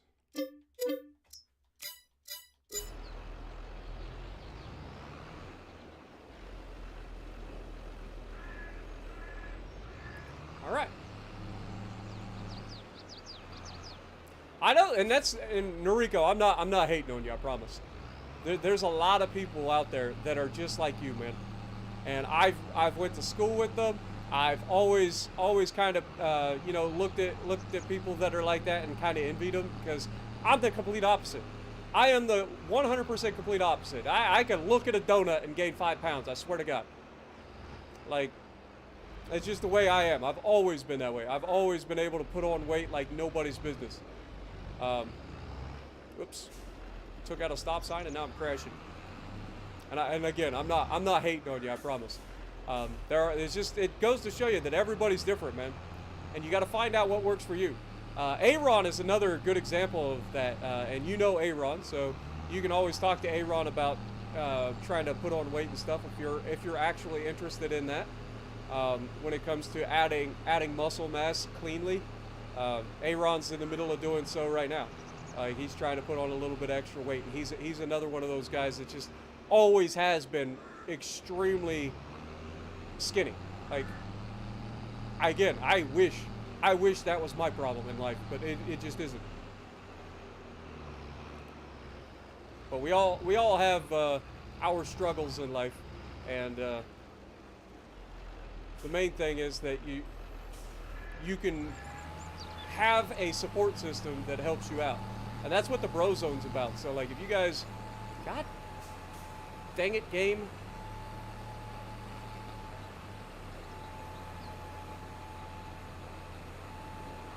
All right, the Bro Zone is Aaron's server, and it's his like exercise and fitness like advice, and just us in there that are going through it. We're able to like talk about what we're doing, lean on each other for support. Like, it does help. So if you guys are ever interested in like, you know, just all the things. I mean, Aaron is going to medical school. He's taken in he's a personal trainer. He's legit. Like, Aaron's a good dude. And everybody in there has gone through their own journey too. Like, you got me. Most of my weight loss came before I found out about the Bro Zone. But like Hustle, Tuna, all the rest of the guys, there's a whole bunch of us in there that are all like trying to either lose weight or gain muscle or both. It's just a good place to hang out and be around like-minded people. Because one of the hardest things in trying to lose weight or change what you're doing in life is the people around you that are stuck in their ways and not ready to change themselves yet. For me, that's my dad, my sister, her husband. Like, they are all kind of like stuck in their ways. They blame everything else for why they're overweight, when at the end of the day it's just down to bad eating habits, and I'm right there with them. But until they're ready to make that change for themselves, then you're not going to make them. So the best you can do is show them love and support, and keep showing them, leading by example, you know what I mean? One of the best things you can do in life is lead by example. Just be the best that you can be, and the people around you will see that you're different, and they will want to emulate that. I promise you. You want another song? Oh. I was being all philosophic and stuff.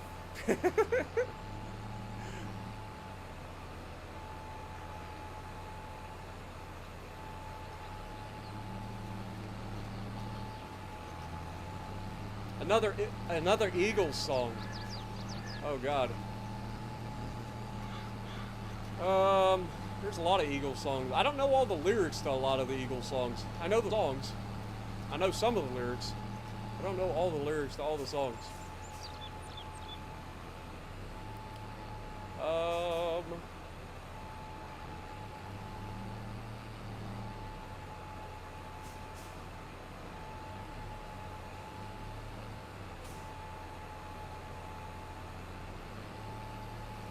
Let's see, what would be a good song from the Eagles?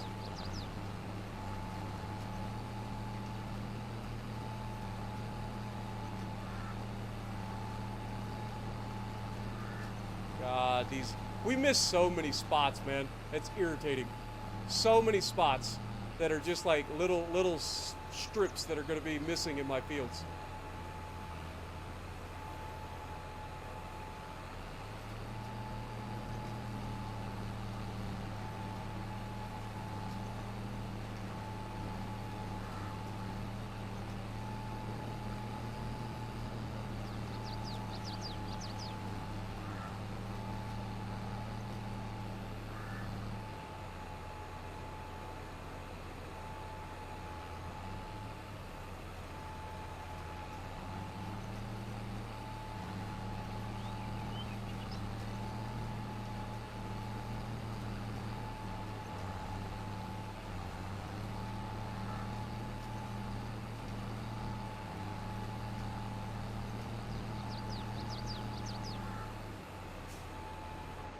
Alright, that's the planting done, and as you can see, there are several little strips that we have missed because of the cultivator. I'm going to blame the cultivator for sure, because I can't do anything about those, unfortunately.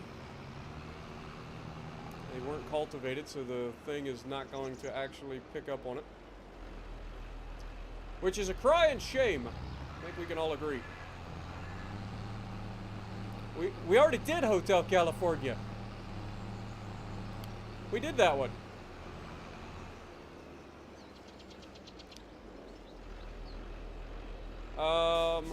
What's the other one? There's another song that I'm trying to think of, and I just can't think of it right off the top of my head how it starts. Running down the road, trying to loosen my load. I got 7 women on my mind. 4 that want to own me, 2 that want to stone me, 1 thinks she's a friend of mine. Take it easy, take it easy. Don't let the sound of your own wheels drive you crazy. Lighten up while you still can. Don't even try to understand. Just find a place to make your stand and take it easy. Well, I was standing on a corner in Winslow, Arizona, such a fine sight to see. There's a girl, my lord, in a flatbed Ford, slowing down to take a look at me. Well, come on, baby, don't say maybe. I got to know if your sweet love is gonna save me. We may lose or we may win, but we will never be here again. So open up, I'm climbing in. Take it easy. Alright, let's go get the roller.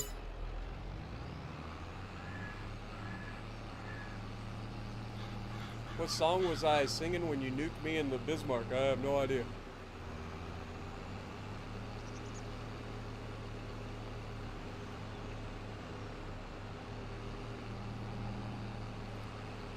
Down on the corner by a traffic light, everybody's looking as she goes by. They turn their heads and they watch her till she's gone. Heaven help us, baby's got her blue jeans on. Little Mel McDaniel in your life?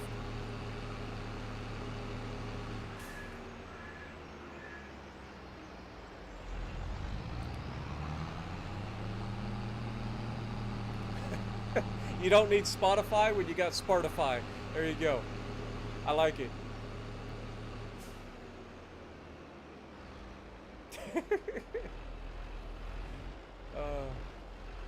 That's hilarious. Was I a professional singer? Absolutely not. Clearly I am not. I am a terrible singer. I just enjoy it. I am a terrible singer.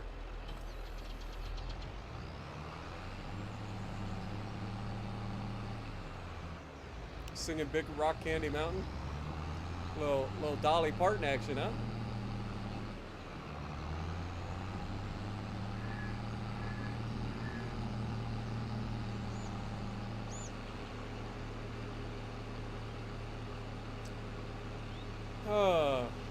Speaking of Dolly Parton, she's a great one for this. Tumble out of bed and I stumble to the kitchen, pour myself a cup of ambition and yawn and stretch and try to come alive. Jump in the Jump in the shower and the blood starts pumping. Out on the street, the traffic starts jumping with folks like me on the job, working 9 to 5. Working 9 to 5. What a way to make a living. Dolly's great, man. I will say this though. As much as I love Dolly Parton's I Will Always Love You, Whitney Houston, holy mother of God, turned that song completely around. It's kind of like Disturbed with Sound of Silence. Like, I love Sound of Silence as a song. Disturbed took that song and they absolutely annihilated the original. Like, the original has nothing on Disturbed's Sound of Silence. Like, it ain't even close. Simon and Garfunkel, eat your heart out. Alright, let's lower it.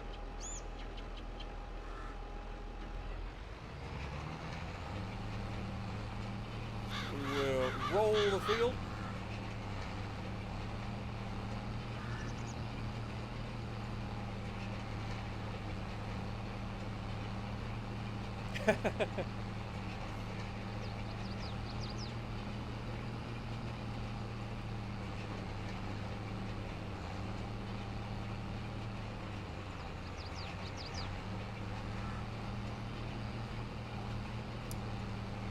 Hello, darkness, my old friend.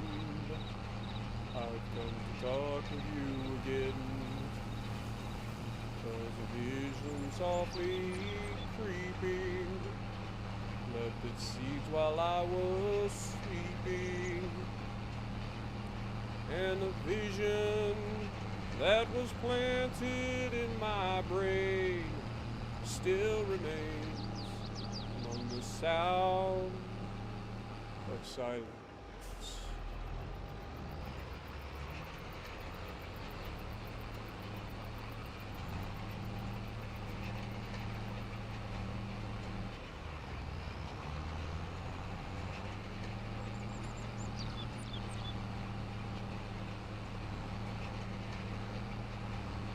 Yeah, same thing with Johnny Cash. He turned that song like completely on its head, but it was the emotion that they convey in the song as well. Like Dolly Parton's version of the song was very emotional. Don't get me wrong, but Whitney Houston she fucking destroyed it in such a good way. And the same thing with Johnny Cash. Like the original song was one thing, but when Johnny Cash sang it and then the music video to it, it was like he was reflecting on every bit of his life right before he passed away, man. Like it was insanely good.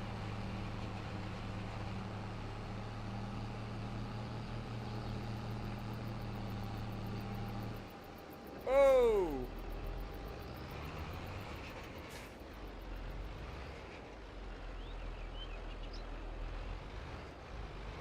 Let's go.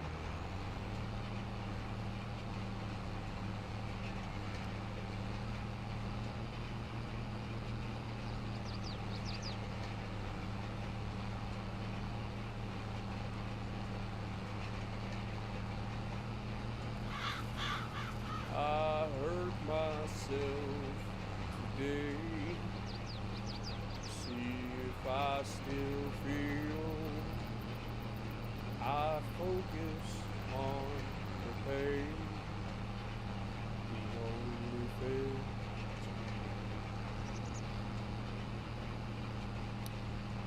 Good old Johnny Cash, man. I love me some Johnny Cash. I'm not that deep of a baritone though. Like, I can sing a little bit high, I can sing a little bit low. I cannot go higher or lower than Mr. Johnny Cash. That man's range was insane.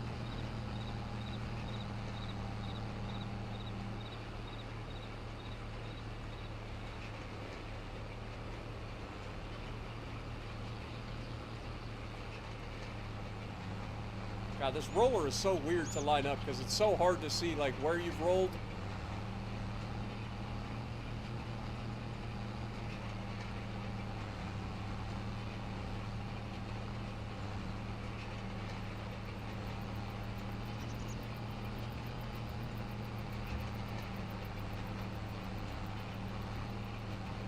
And the weird thing was, like, initially when Johnny Cash came out with that song, the original writer hated it. He's like, why? He ruined the song. But then he like came around after, I think after Johnny Cash passed away, and people kind of like told him, was like, I don't think you understand what the story of Johnny Cash truly is. Like, it really is a remarkable story. The Walk the Line is a great example of it. Like, if you guys have ever watched the movie Walk the Line, like it's a great story, Johnny Cash. And that man went through some shit, put himself through shit, put his family through shit, and then in the end ended up being saved by the love of his life. It's crazy.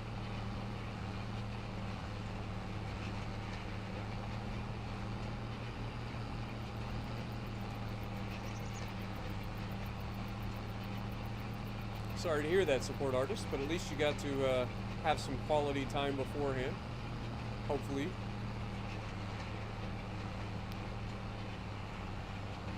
Well, I hear the trader coming. It's rolling around the bend. And I ain't seen the sunshine since I don't know when. I'm stuck in Folsom Prison, and time keeps dragging on. But that train keeps a-rolling on down the San Antone. When I was just a baby, my mama told me, son, always be a good boy, don't ever play with guns. But I shot a man in Reno just to watch him die. When I hear that whistle blowing, I hang my head. I can't hit them low notes.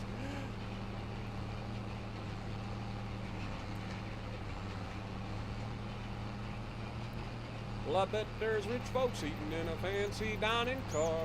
They're probably drinking coffee and smoking big cigars. Well, I know I had it coming.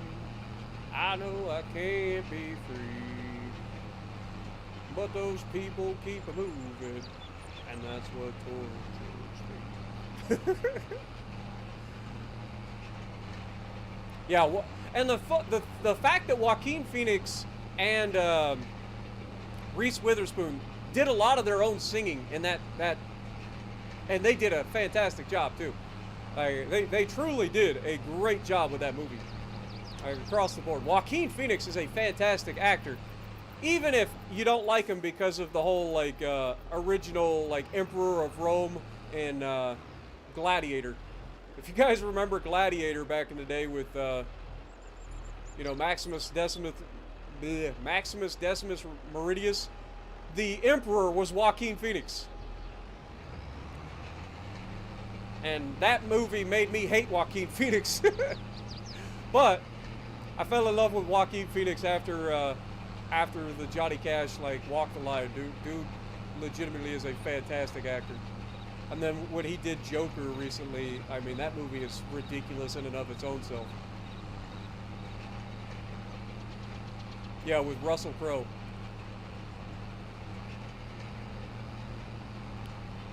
He is such a good actor, man, because he makes you hate him in that movie. He really does.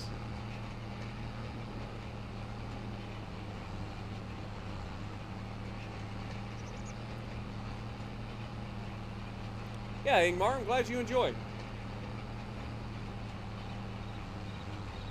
And again, I enjoy streaming World of Warships Legends, right? But it is, at the end of the day, it is a multiplayer online game that requires me to absolutely put everything I've got into it to make it entertaining for you guys. And then on top of that, I get countered by all the stream sniping and stuff, and that adds up to making things infinitely harder.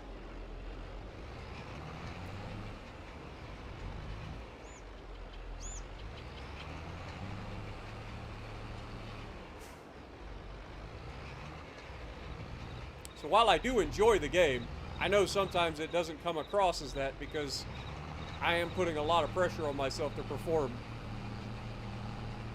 And things don't always go to plan. But in a game like this, I just get to kind of sit back and relax and have a good time with you guys. That's why I like to play these games. This and Ultimate Admiral Dreadnoughts and American Truck Sim and Skull and Bones now. All these games are nice because I just get to sit and have a good time with you guys.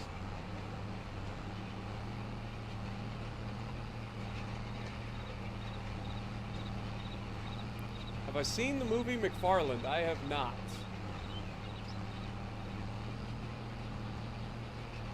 New Napoleon movie? I have not.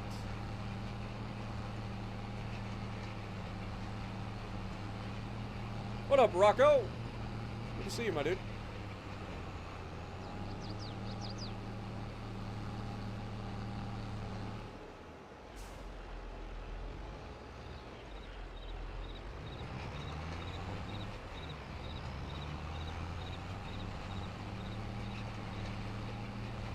Dude, we miss so much on these fields, man. It's so sad.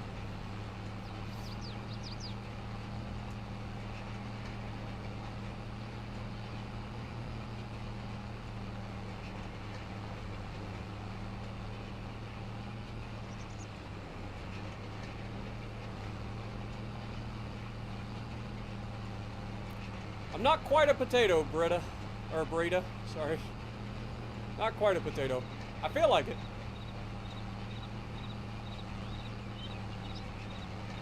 I feel like an extra crispy potato.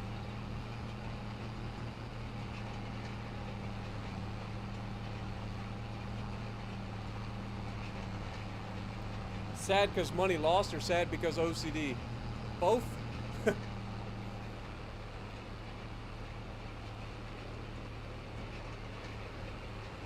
I don't think they're mutually exclusive. I think it is a little bit of both. Part of me just looks at the field and thinks that it looks like ass because of those, and the other part of me is like, I'm losing money.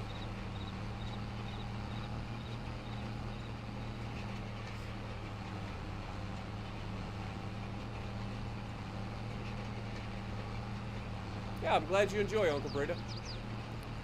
Glad you enjoy.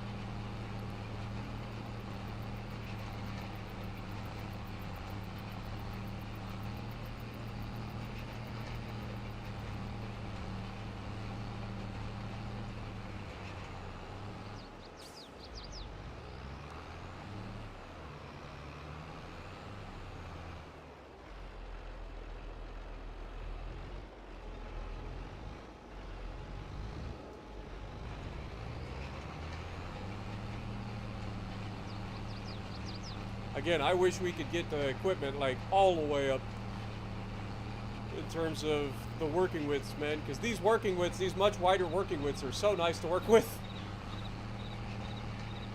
Have a good night, support artist. Appreciate you dropping in, man. Yeah, we started with hard mode from scratch, like legitimately start from scratch with a $200,000 loan, and on top of that, we only started with $500,000 cash. We bought 2 plots of land. We've learned through our first year that we've made a lot of mistakes. So this year, the goal is to try to like get back to basics, try to just get to a point where we're making money. Because right now we have been hemorrhaging money left, right, and center on different investments, and they have not quite panned out the way we'd hoped. So we gotta keep trying. Illness, thank you for the $10. Sorry, $10, my guy. Thank you so much, man. You guys are crazy tonight, man. Thank you guys. What up, Aaron?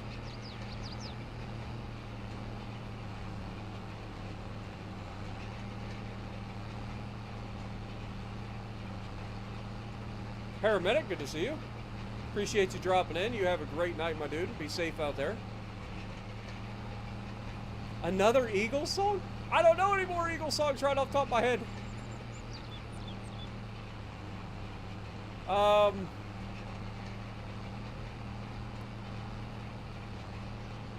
mean, I got a song playing in my head. I gotta remember how it starts.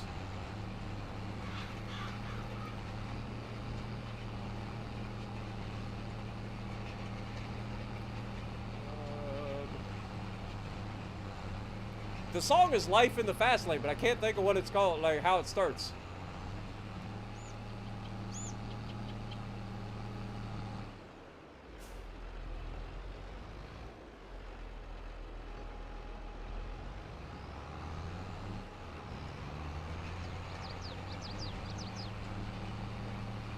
It's gonna drive me crazy.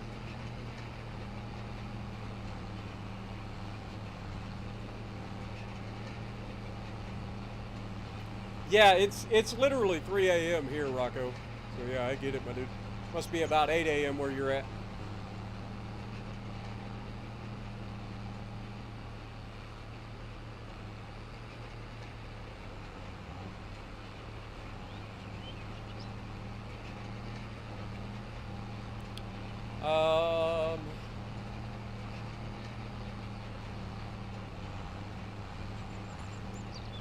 Dude, I can't think of how it starts, man. Life in the fast lane sure make you lose your mind. Life in the fast lane every time.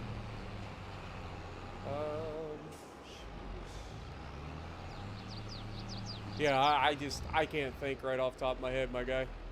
I'm sorry. Hotel California again?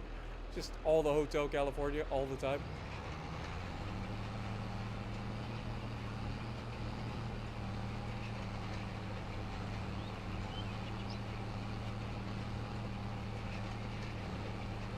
She got the Mercedes Benz. She got a lot of pretty boys that she calls friends. How they dance in the courtyard, sweet summer sweat. Some dance to remember, some dance to forget. So they called up the captain. Please bring me my wine, he said. We haven't had that spirit here since 1969. And still those voices are calling from far away. Wake you up in the middle of the night just to hear them say, welcome to the Hotel California. Such a lovely place, such a lovely face. They living it up at the Hotel California. Any time of year, you can find it here. The last thing I remember, I was running for the door. I had to find a passage back to the place I was before. Relax, said the night man, we are programmed to receive. You can check out anytime you like, but you can never leave. I know I skipped some verses there, but close enough, hopefully.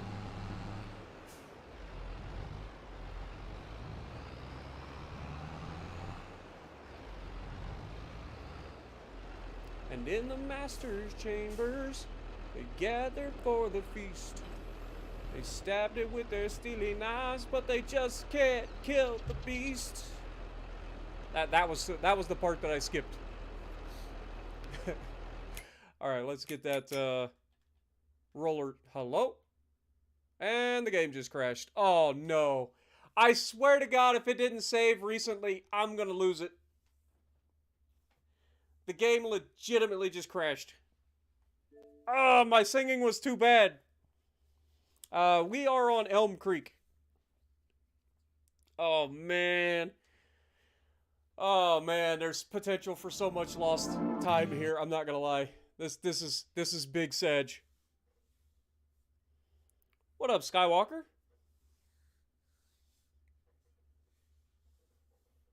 Oh man, I hope that it saved recently. I can't remember the last time it saved.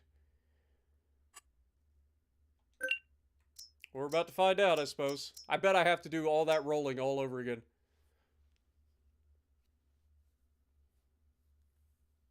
Heard Eagles too much, try some Pink Floyd.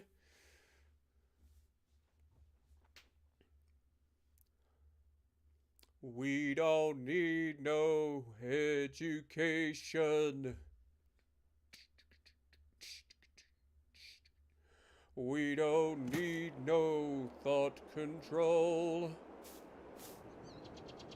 Mother trucker! Dude, we just lost all that progress with rolling too.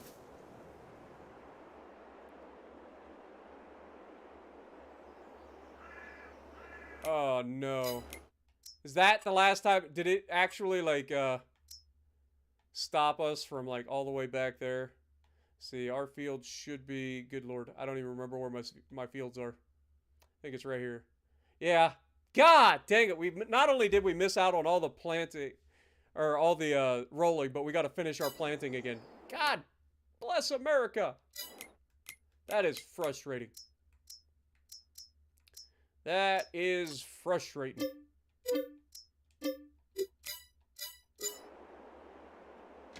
Oh, rip the dream. No dark sarcasm in the classroom. Teacher, leave those kids alone. Hey, teacher, leave those kids alone. Oh, rough, man. We just lost like 30 minutes of gameplay, man. That is sadness.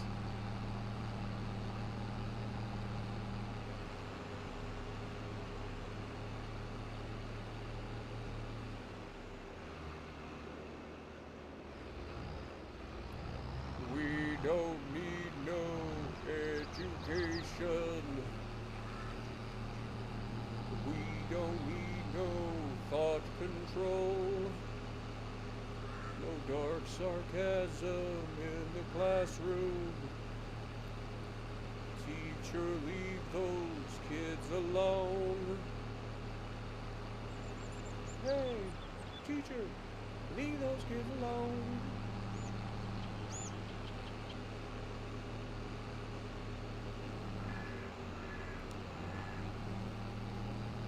Big Sedge.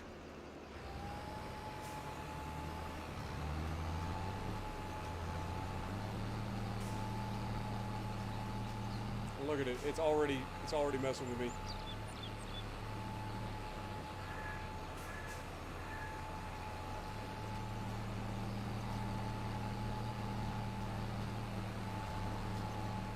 A little foreigner? Oh, now you're talking.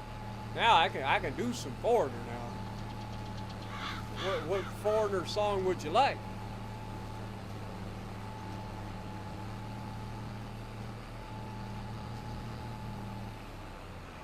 The reason I'm asking you for a specific song is because that's how my brain works. My brain struggles to bring the lyrics to the front until like somebody like mentions something and it triggers the song. Like that's just weird for me. I don't know why it does that. That's just my brain. Have a good night, Mr. Slurp. Appreciate you dropping in, my dude. Hakuru, how's it going? Good to see you. I want to know what love is. Oh God. All right, that's a great song. I got to think of how it starts. Can you look up the beginning of the lyrics and just type the like first lyric in, like the very first line? If you could do that, I will try to hit you with it because I know the song. I want you to show me.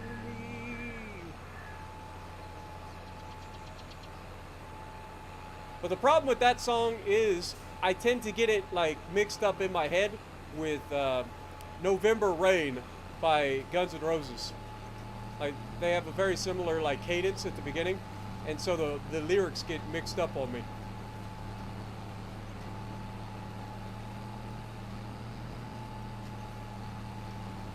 You're so vain. I bet you think the song is about you. You're so vain. You probably think a song is about you, don't you, don't you?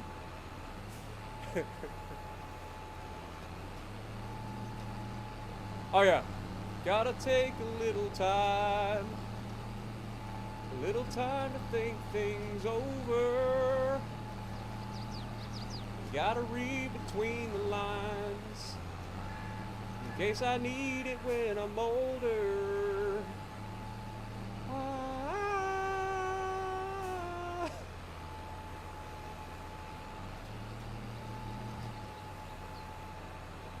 This mountain I must climb feels like a world upon my shoulders.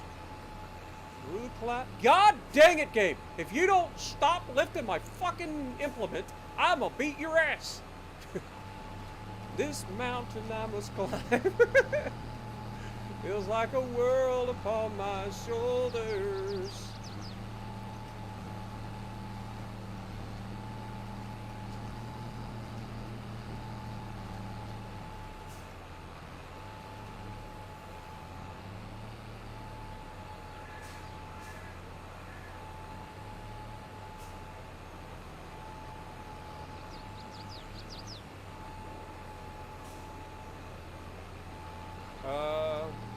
In my life, there's been heartache and pain. I don't know if I can face it again. Can't stop me now. I've traveled so far to change this lonely life. I wanna know what love is. I want you to show me. I want to feel what love is. I know you can show me.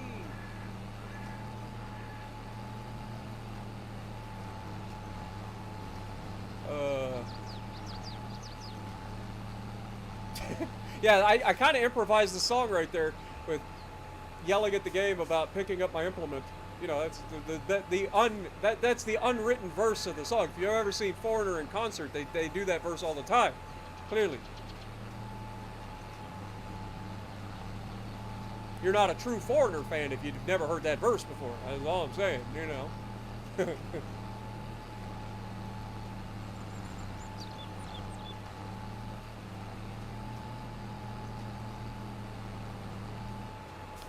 Alright. Now, we've done the planting. Save. It didn't save. You little bastard. I think the game's messing with me. I guess we could have lost a lot more progress than we did.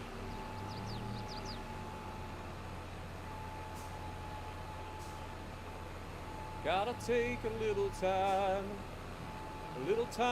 to look around me. I've got nowhere left to hide. Looks like love has finally found me. In my life, there's been heartache and pain. I don't know if I can face it again. Can't stop me now.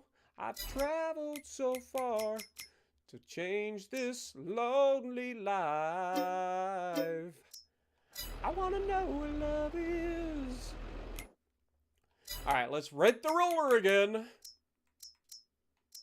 God bless it.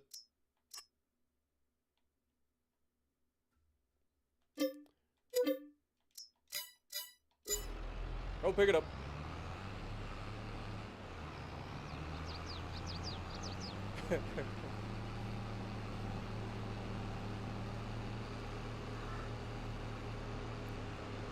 Let's see, what's another good Foreigner song? We got Jukebox Heroes, a great Foreigner song.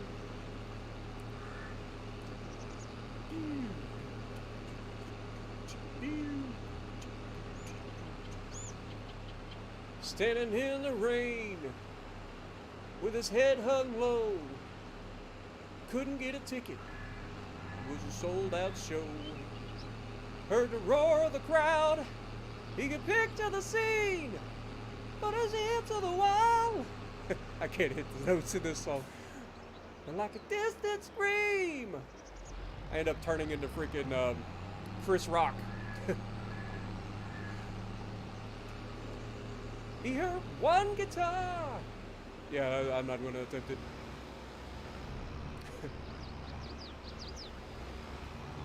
Not even, I can't do justice to that song. It is just way too high for me.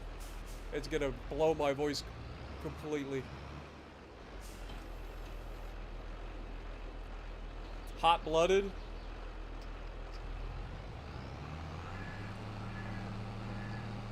Hot-blooded is kind of controversial. They had to take one of the lyrics out of that song because it was too sus for nowadays. If you ever listening to it on the radio, they like legitimately cut out a verse. Good morning, Mr. Capri. Kenna got a gun? Kenna got a gun. Whoa. I don't know. I honestly, I know the song that you're talking about, I think, but I don't know the lyrics. Yeah, the lyric that they cut out of the song on the radio nowadays is, you're hot-blooded, checking the sea, got a fever of 103. Come on, baby, do you do more than dance, 'cause I'm hot-blooded. It's the part where he's talking about her being underage. For obvious reasons. I think that's what it is. It's are you old enough? Would you be willing if I called your bluff? Is my timing right? Did you save your love for me tonight? Yeah, that song. That's the lyric. And for obvious reasons, they cut that out.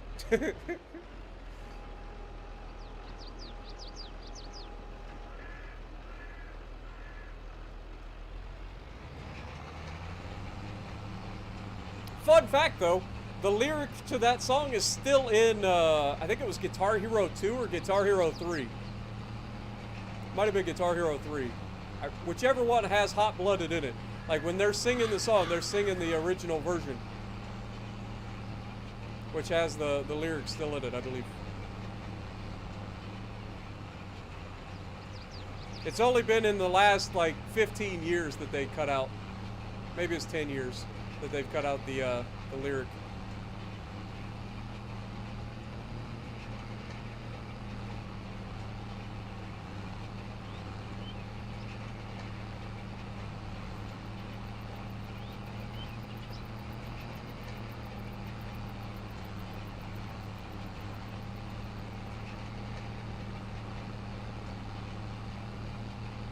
You're as cold as ice, willing to sacrifice our love.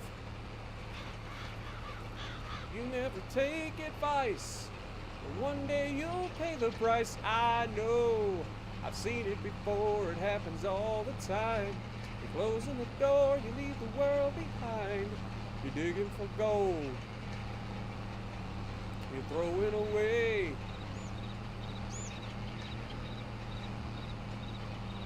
One day you'll pay.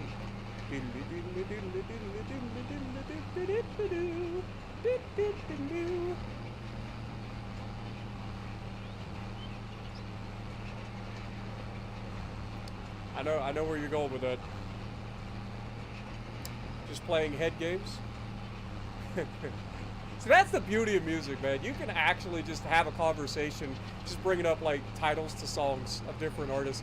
Another one I used to do that with was Michael Jackson. Like, you could totally screw around with people's heads. Just quoting Michael Jackson song titles.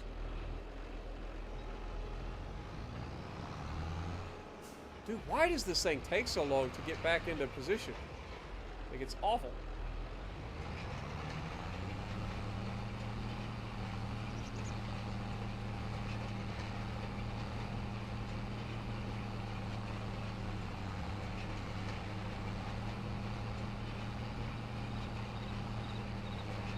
Pretty urgent. I see what you're doing there, and I approve of this message. Is this the real life? Is this just fantasy? Caught in a landslide, no escape from reality. Open your eyes, look up to the skies and see. I'm just a poor boy, I need no sympathy because I'm easy come, easy go, little high, little low. Any way the wind blows doesn't really matter to me. To me. Pew, pew. Pew, pew. Mama just killed a man. Put a gun against his head. Hold my trigger, now he's dead. Mama, life had just begun, but now I've got and thrown it all away. Mama, ooh, didn't mean to make you cry. If I'm not back again this time tomorrow, carry on, as if nothing really matters. It's too late, my time has come. Sending shivers down my spine, my body's aching all the time. Goodbye everybody, I've got to go. I gotta leave you all behind and face the truth. Mama, ooh. I don't wanna die. Sometimes wish I'd never been born at all. I'm just a poor boy, nobody loves me. He's just a poor boy from a poor family, sparing his life from this monstrosity. Easy come, easy go, will you let me go? Miss will not, no, we will not let you go, let him go.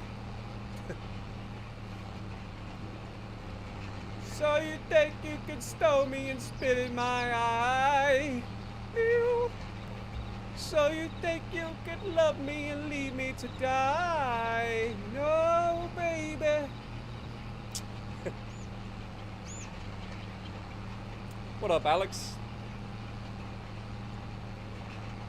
You went back to Farming Sim because of my last stream? Nice. Hopefully you're enjoying.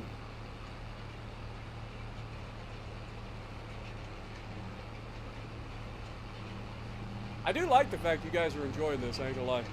It's kind of nice.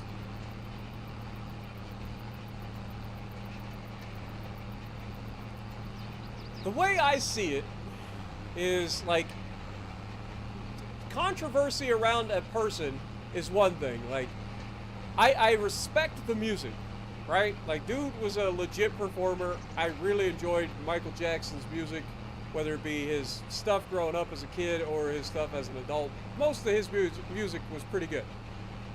But at some point, like, you can't really, like, you know the old saying where there's smoke, there's fire? There was just too many people that came forward. It's kind of like the whole Bill Cosby and Tiger Woods situation when it comes down to, like if there's enough people, I start to believe the rumors. Especially if you're willing to pay them to go away. This is what I'm saying. Like, if you're not going to stand up and defend yourself, and you'd rather just pay them to shut up, like, I'm going to be inclined to believe them. That still doesn't mean that I don't respect the music. That doesn't mean I have to like the person. My favorite vegetable. Butter. Oh. No. I don't know. I like vegetables. I don't really have a specific that I enjoy the most. I eat a lot of Brussels sprouts. Does that count?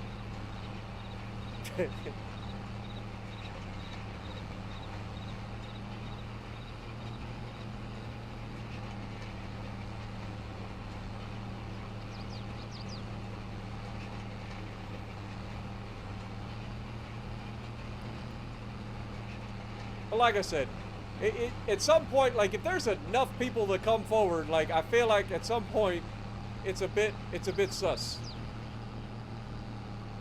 Like one person could just be out to get a payday, right? But at some point, like it does get a little bit crazy.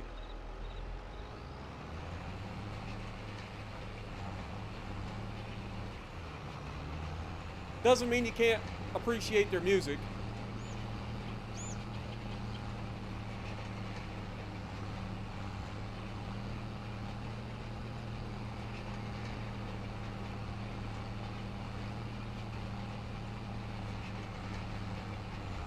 I'm not a big cabbage person, to be honest.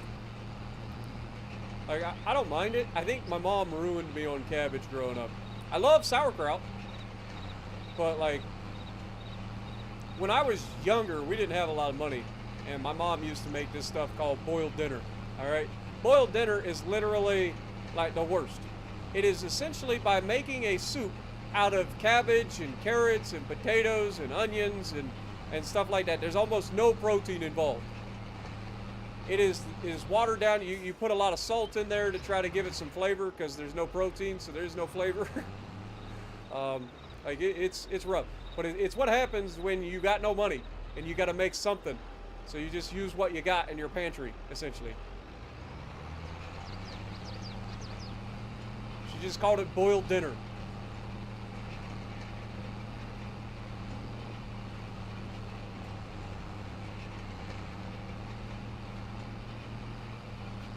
Pork chops with cabbage. I used to love One of my favorite ways to eat cabbage was in cabbage rolls. You take and get some sausage, maybe a little bit of hamburger, um, mix in some green pepper and onion and stuff, mix it into basically a giant meatball, roll the cabbage around it, put it in the oven, bake it with some tomato sauce. Love me some cabbage rolls, man.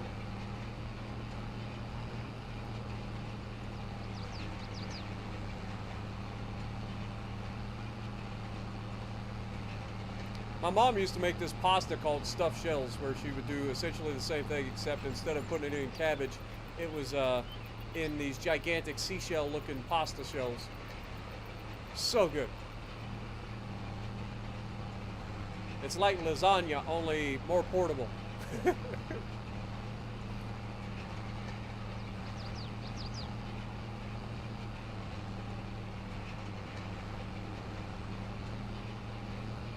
Now y'all got me hungry. Dang it. What up, Harmful?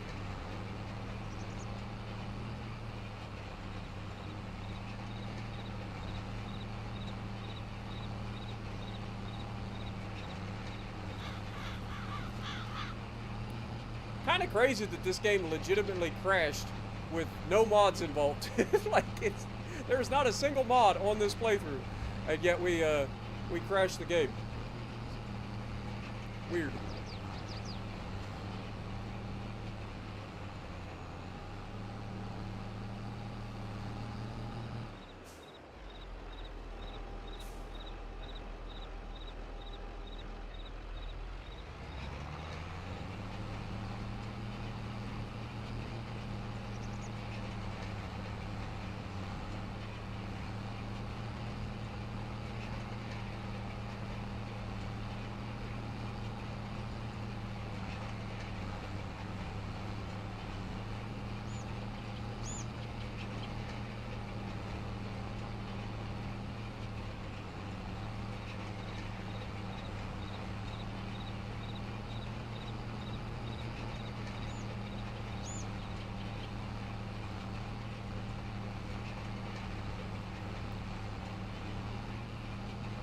One of my favorite dishes my mom used to make was after Thanksgiving. So we would always make a turkey for Thanksgiving.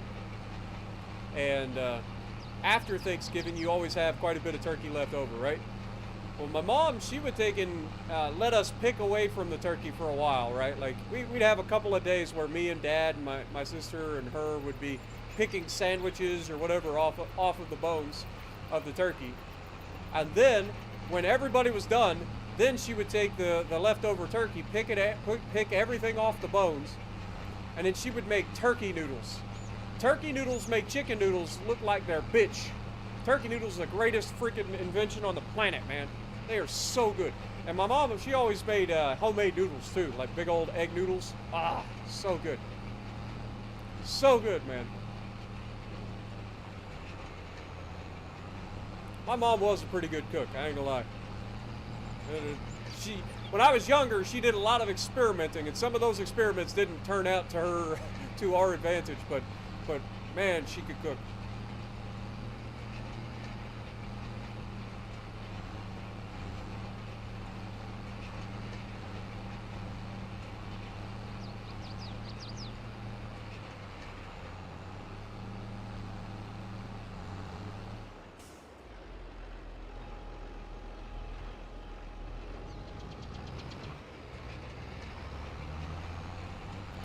All right, we're almost done, folks. Again.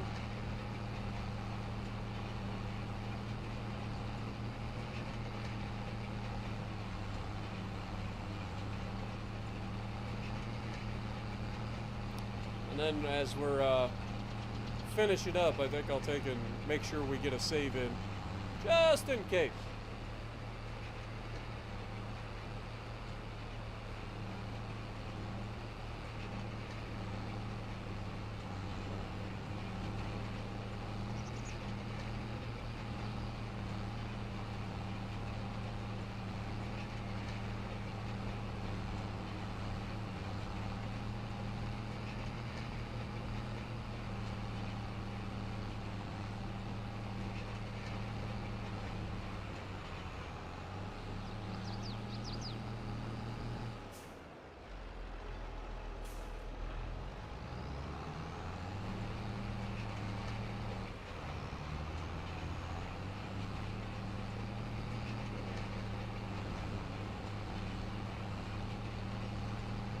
How much money did I lose from the cotton? I didn't actually like sit down and try to figure it out, but I think that it's very close to turning a profit. It's just not quite there. Like, it's very close. I think if we had a little bit bigger field, we would be able to make profit off of cotton right now. But it's right on the edge of being profitable. So maybe once we get like one more field, then cotton becomes a potential for us. Because it just costs too much to rent the baler. The baler for the cotton and the harvester baler machine is a specialty machine that even renting it costs $24,000 to rent it for a day. That's ridiculous. $24,000 to rent a machine for a day. That is crazy.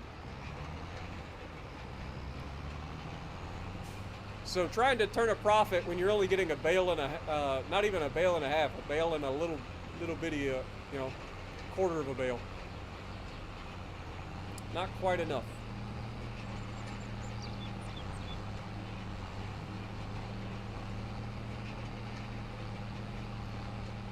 All right, we're done. Now, get it to save, please. Thank you.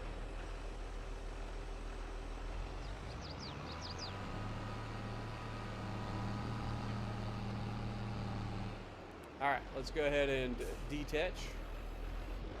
And then we will send that back to the place. We'll head back over to our camper.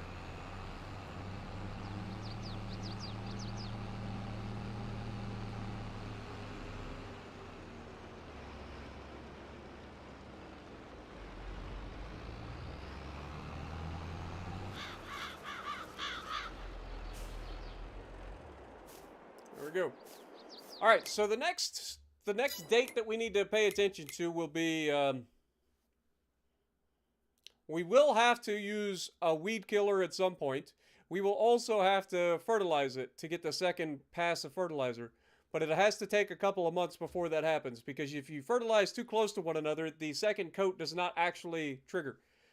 So we got to take and keep that into consideration. So it is currently April. The harvest season for soybeans will be in October. So we'll probably check back in maybe August.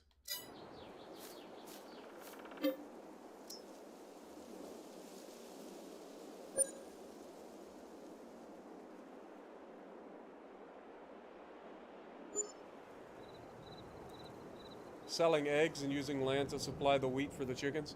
You're probably right. You're probably not wrong.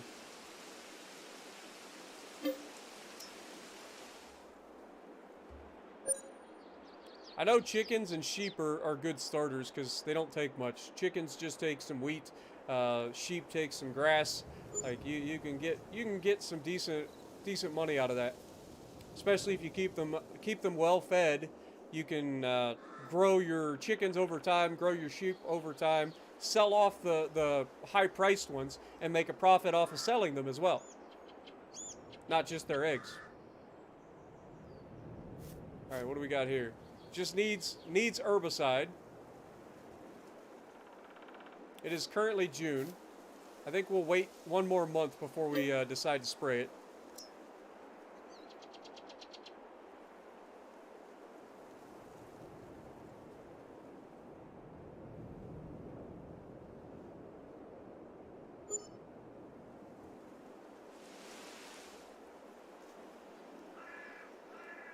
Alright, so here we got some weeds growing up. We do need to spray this. We should be able to fertilize it as well. So let's go ahead and do that. We will rent our sprayer. We already have the liquid fertilizer. We have the herbicide, so we should be able to get away with just renting the sprayer.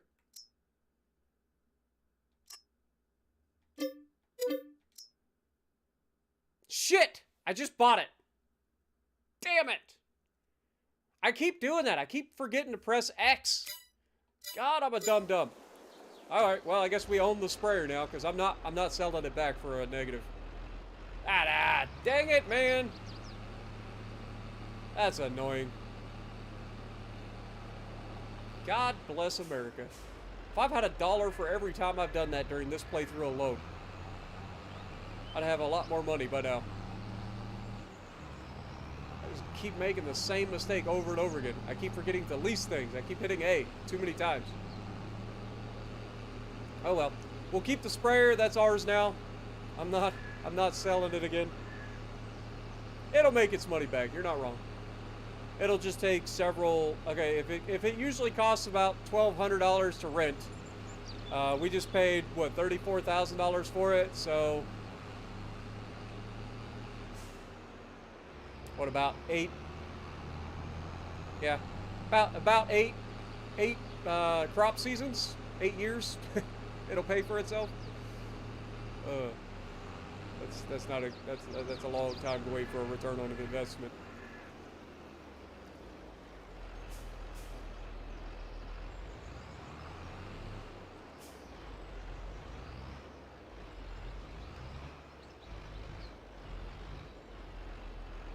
Oh, I'm all kinds of cattywampus. All kinds of cattywampus. There we go.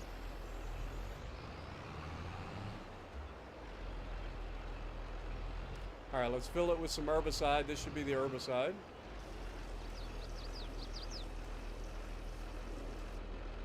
Okay, I know we have some herbicide left at the farm as well, so we should be okay on herbicide for this plant or this season.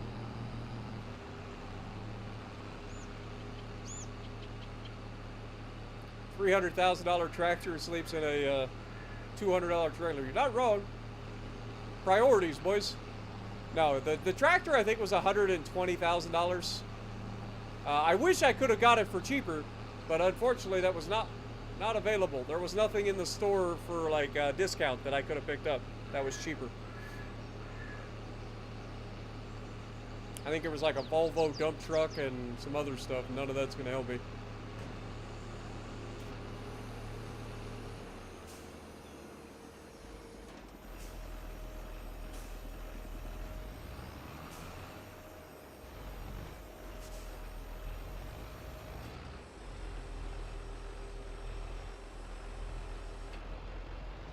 Forgot how big this thing is. Good Lord. Alright, we are going to turn on sprayer.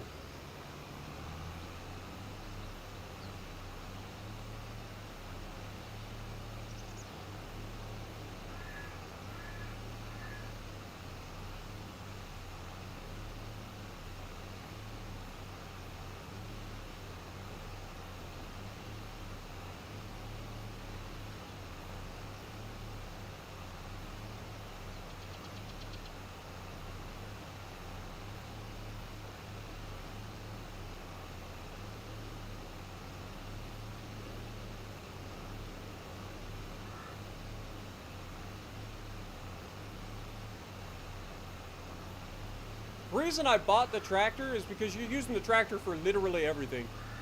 So it just makes sense to go ahead and get the tractor now. And then everything else we can rent until we start making enough money to really make it worth buying.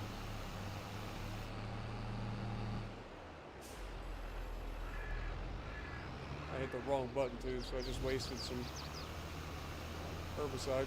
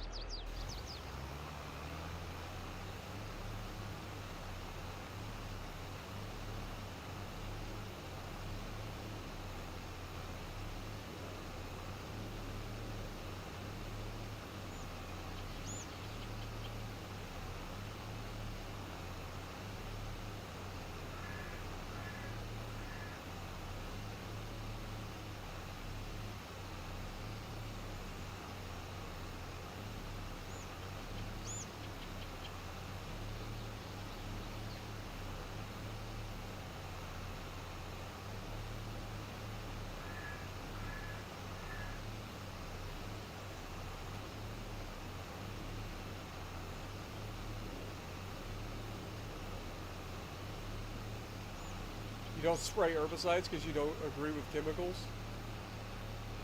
Hey, you're missing out on yield then.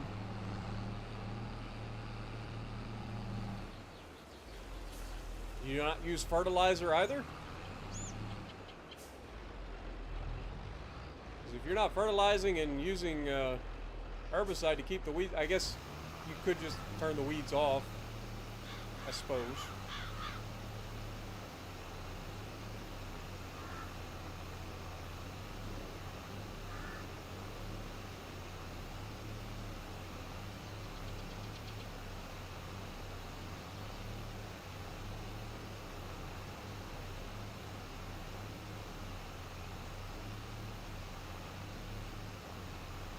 What would be cool is if somebody came out with a mod that allows you to have like a drone to spread like fertilizer and herbicide and stuff like that out. Because that's something that they do nowadays. Like back in the day, they used to do like crop dusting and stuff. But like nowadays, you can actually pay somebody to come out with a drone, and the drone will spread like spray your field for you. It's pretty cool to watch. They got some videos of it on YouTube.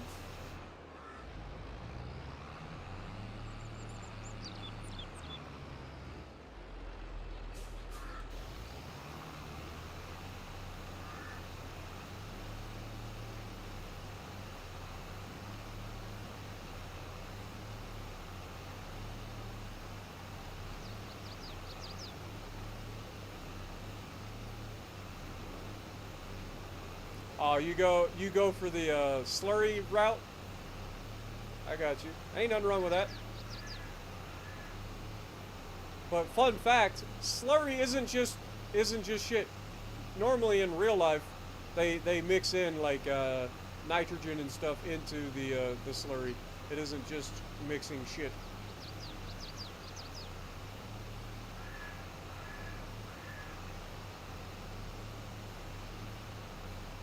They'll mix ammonium nitrate in and all kinds of stuff.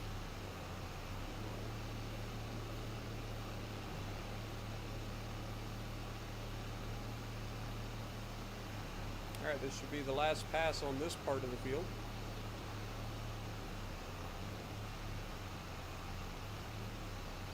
We are getting close to running out. Save us a little bit of weed killer for now.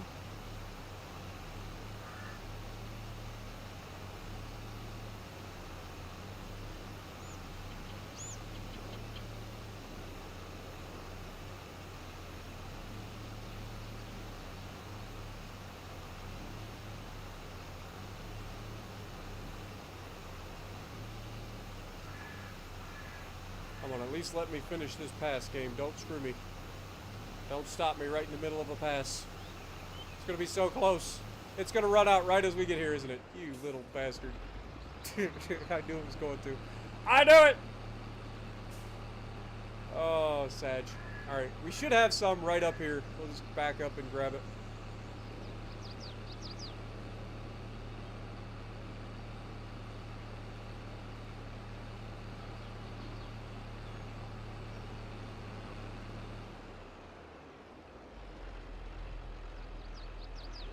Let's double check. That is liquid fertilizer.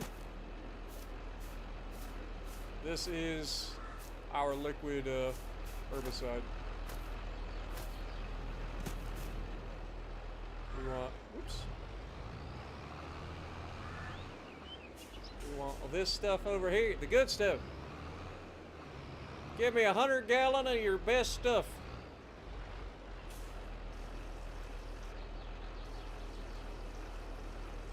Should be enough to get through this harvest, or get through this season.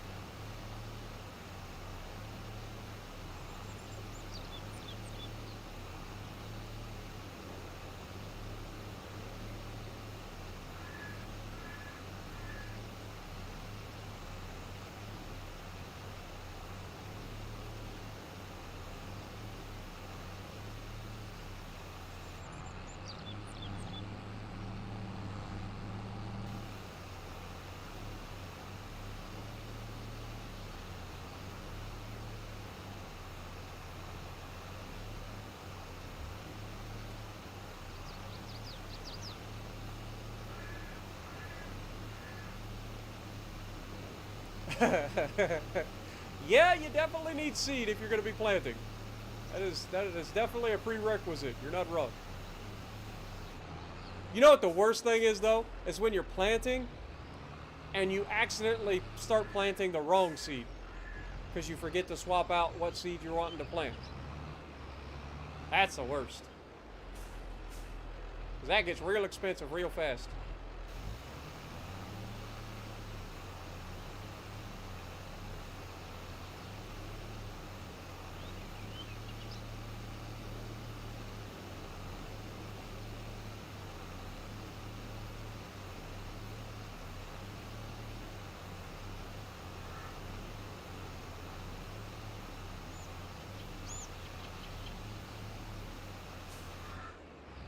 Alright, I think there was one spot that I missed back here towards the beginning.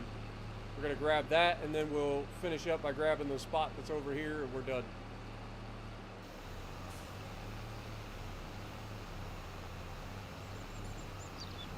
There we go. That's done, and then this spot where the game kind of screwed us, we'll get rid of it real quick. And we'll be done.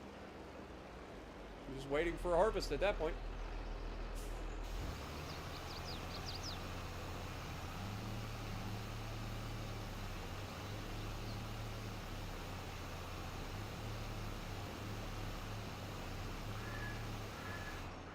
Alright, fold this thing up, please. Since this is our sprayer now, I guess we'll just park this sprayer over here. Don't have to unload it. Actually, no, I lied. We have to unload it because we got to get fertilizer. We got to put fertilizer in it, man.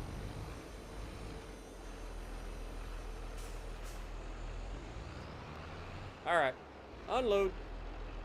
Thank you. Let's hope we got enough fertilizer for this. I don't know. I know we got some left at the store.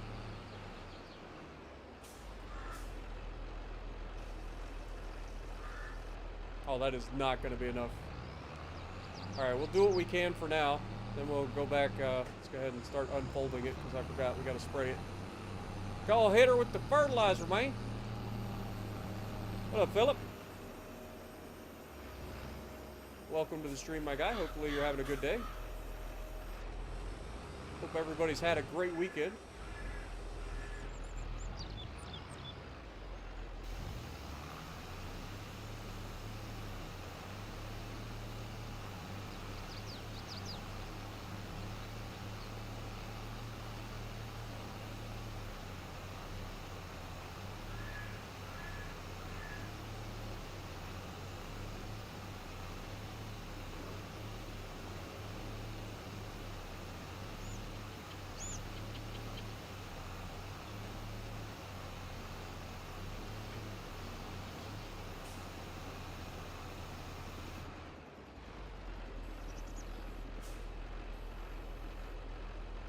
How do we... Okay, that's the wrong way. I want this to be up like this. There we go. Alright.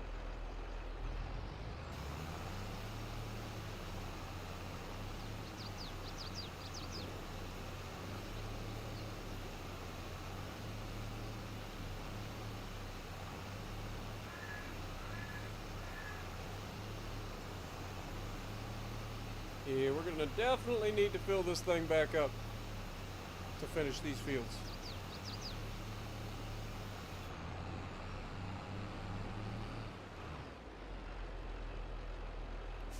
Let's just make sure that it's actually working. Okay, it is.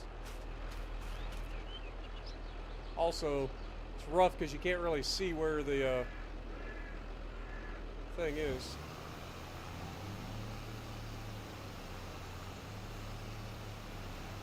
You gotta kind of guess.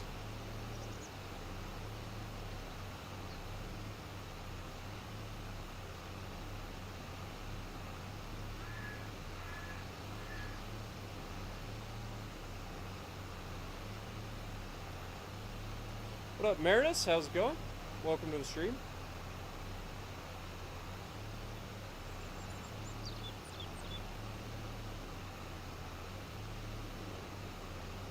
I need a better tractor and equipment. You're not wrong, but I gotta afford it. I gotta build ourselves up from nothing, man. That's the whole point of this challenge.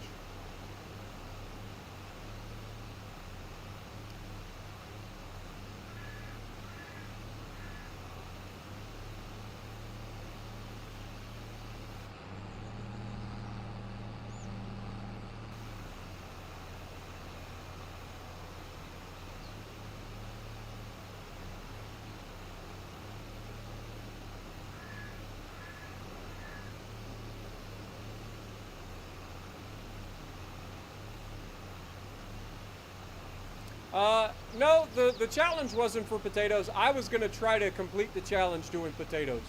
And I still want to do potatoes at some point. But we found out pretty early on that unless you have an absolutely gargantuan field, that potatoes are not viable because the machines are so expensive that you don't have enough field to pay for the machine. So we got to wait till we get a lot more fields before we start doing potatoes or cotton. So we're just trying. The goal is to simply get to, God dang it. The goal is to simply get to $1 million. Or $1 billion, sorry. On hard mode. Without taking loans, without any mods.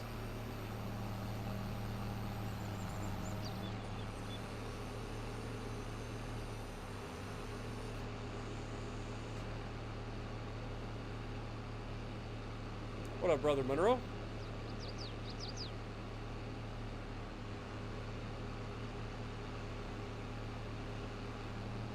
But yeah, we're just starting out, so we got a long ways to go before we can get into the like fancy stuff. We'll get there. It just takes time. Like I said, starting out like this, wow, that guy's all over the road. Starting out like this is a little bit rough, but once you start to earn money, like it'll snowball pretty quickly after that. That is definitely fertilizer, isn't it? Right? Yes. Good. Fill me up. 800 liters. Is that going to be enough? Probably not. Let's go ahead and buy another thing of that. Liquid fertilizer. Please and thank you.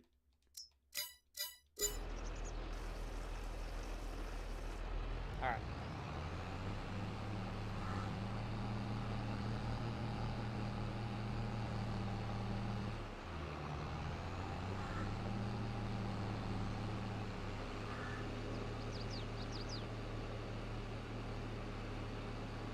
I mean, it just depends on what you're playing on. If you're playing on easy mode, you can get a lot of money really quickly. Obviously, like mods can help as well, depending on what you're getting. It all depends. You can get that kind of money legitimately. You just have to take your time to get there. Like by the time we're done with this, I want to hit $1 billion in the bank account. It's gonna take a long time, but that is our goal.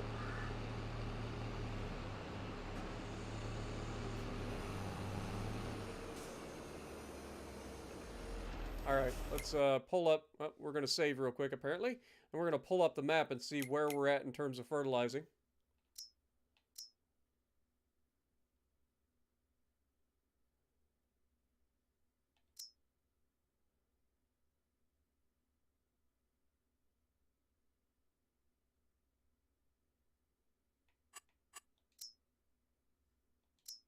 It's not showing up as fertilized. Oh, there we go. We turned the wheat off. Now we can kind of see where we're at.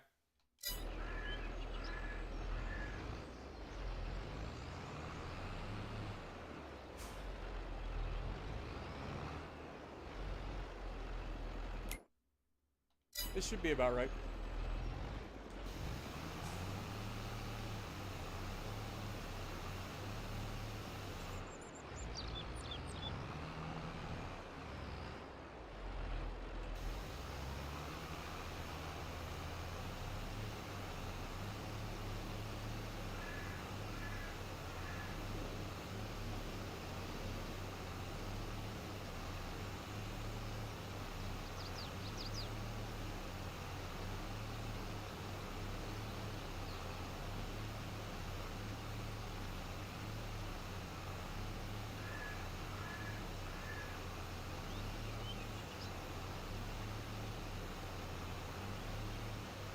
Yeah, so I could definitely like merge this stuff that's right here into one gigantic field at some point, and that might be the route that we end up going.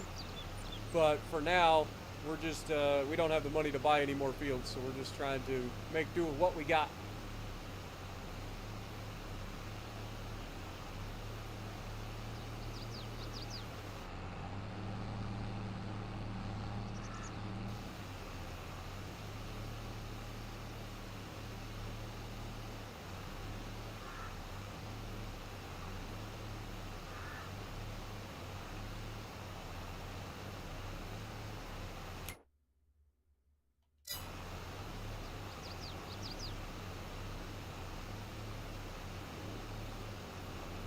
How long until the crop is ready? This is soybeans. This should be done by October, I think.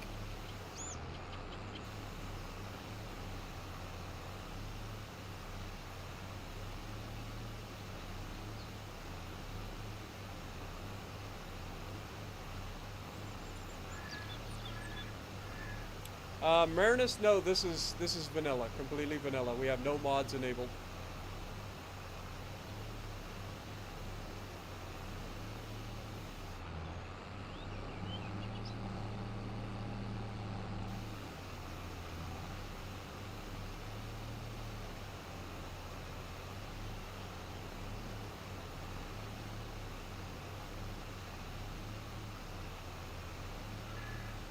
I'm hoping that we can get away with not having to spread herbicide again during this growing season. We'll see. This game is bad about weeds.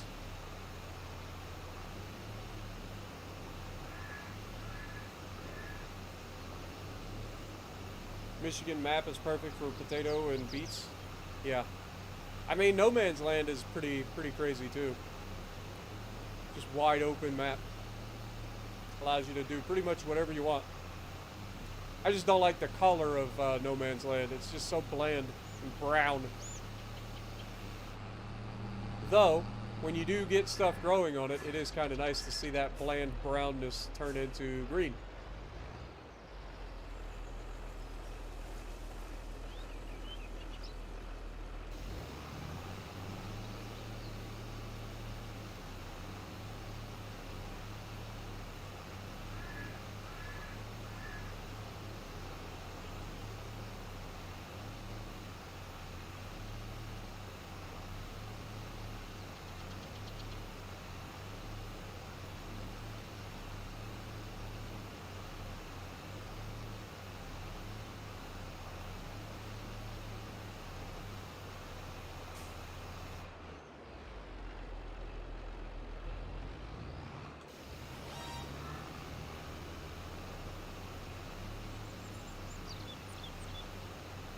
What up, Torch?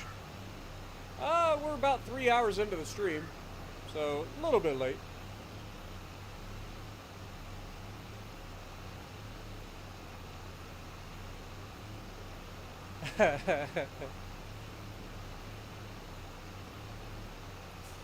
Dude, maybe someday we could start a multiplayer farm or something. Because there's been a lot of you guys in chat that are interested. I'd end up buying or renting a server for it though, rather than hosting. The problem with doing multiplayer is you need everybody to be on either a brand new console, like one of the Xbox Series X or S, or PC. Because if you're not, then you end up being limited in what you're allowed to do on the map by the players that are there. Which gets a little bit annoying. Because I like to, like, once I build up a farm and get to a point where I'm making money, I like to, like, decorate my farm and stuff. Like, I legitimately enjoy that part of it. Like, I like making, like, ponds and stuff like that.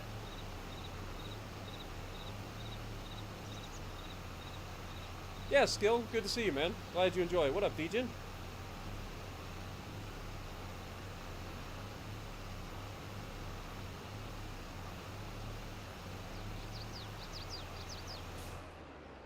Yeah, family's a big deal for me. Like I love my family. Like I don't have like kids of my own or anything, so they're literally my life. My nieces and my nephew are my life. Nothing will bring a smile to my face faster than my nieces and my nephew.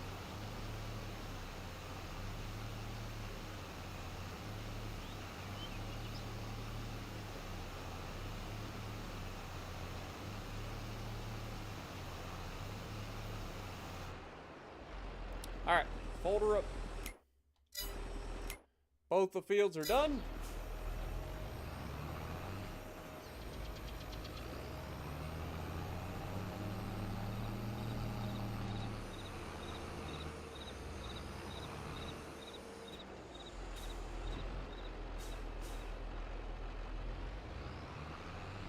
Let's go ahead and detach this.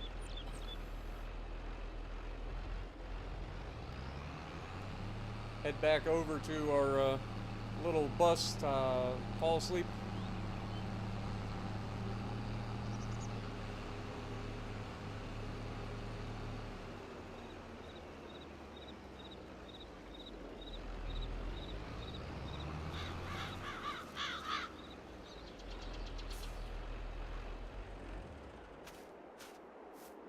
Alright, so if I remember correctly, we need to get to October for soybeans, right? Soybeans are harvestable in October. Okay. And then the next thing is, what is their price and when are they at their best? Probably October. Or before October. Soybeans. Best price is in June. It's actually right before right after planting. So we'll have to harvest them in October, hold them until June. Fair enough. All right, speed up time.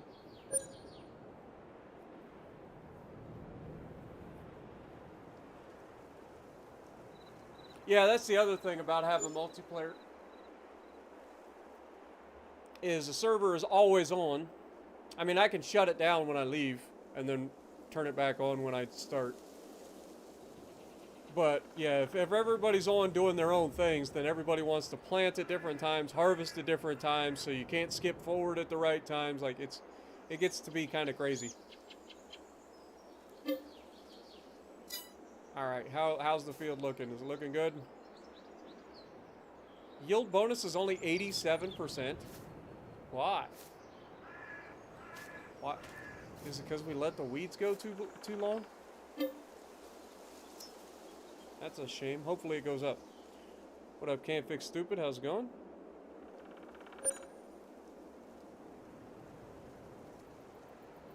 Alright, so this should be September.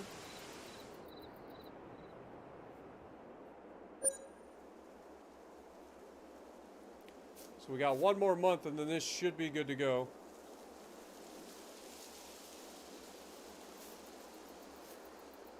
Alright. Then we'll have to rent a harvester and a header to get it and also get a trailer.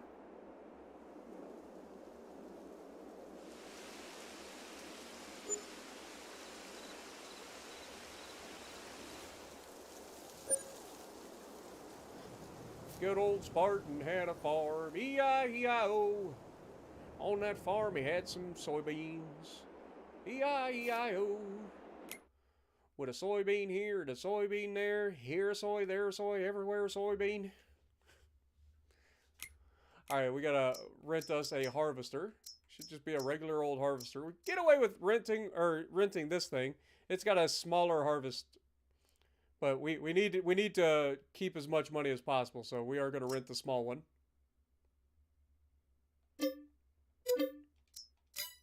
And then we will press R to go here, and then soybean should be this one. So we will rent that as well.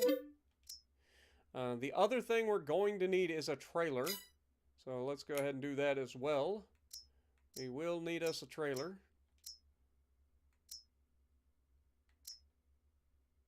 That is a manure spreader, dum-dum. That is not a trailer. That is an auger wagon. Also not a trailer. Alright. So this is probably what we'll rent. It shouldn't cost that much to rent. $1,000. How much does it cost to buy it? It's $20,000 to buy it as is.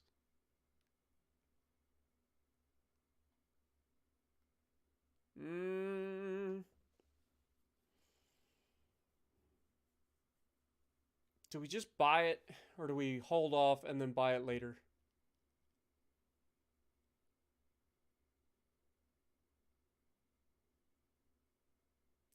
I think we lease it for now. Let's get in this, go pick up our trailer.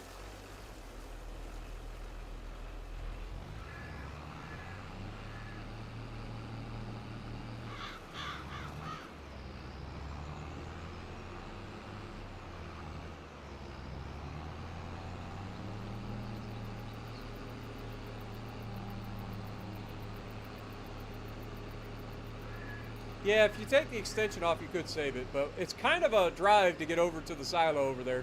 So I don't think I necessarily want to take the extension off for now. Get as much per trip as possible so I'm not losing my goddamn mind.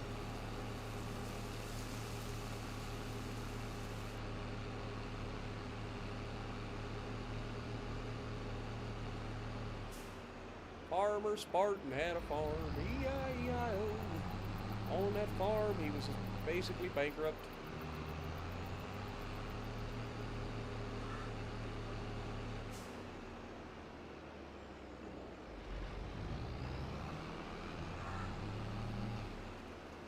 Alright, we'll take this over there.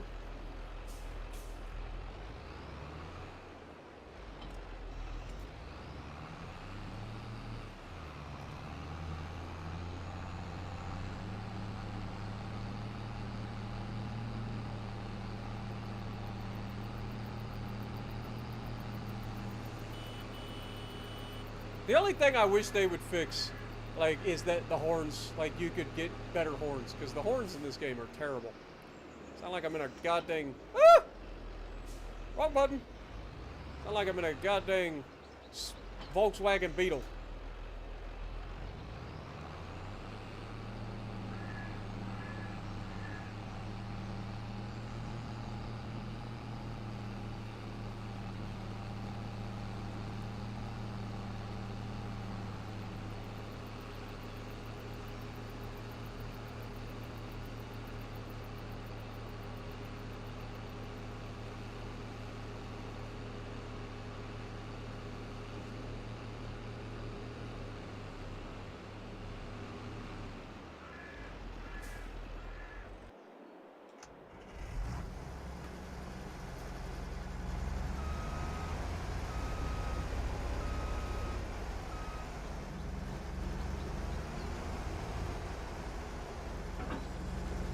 Definitely going to take some time to get this thing harvested, but hey, it's money, baby.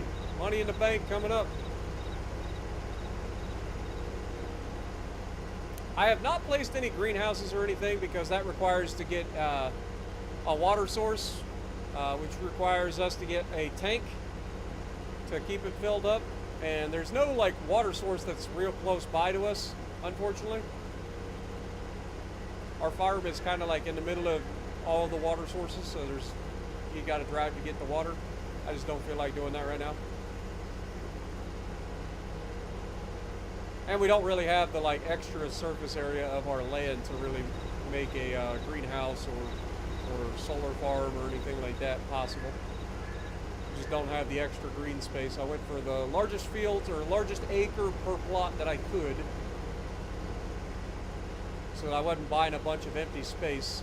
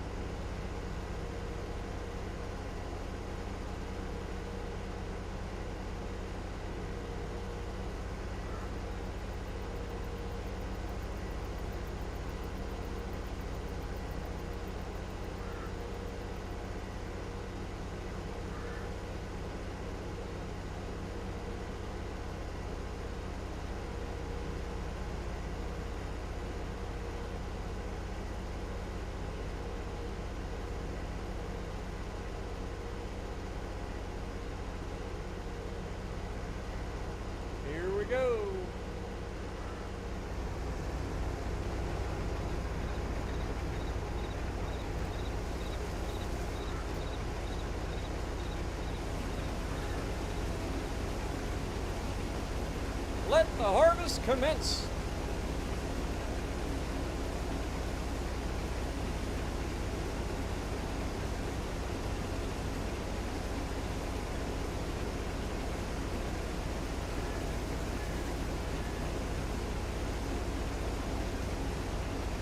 I feel like we're going to have a pretty good harvest of soy, I ain't gonna lie.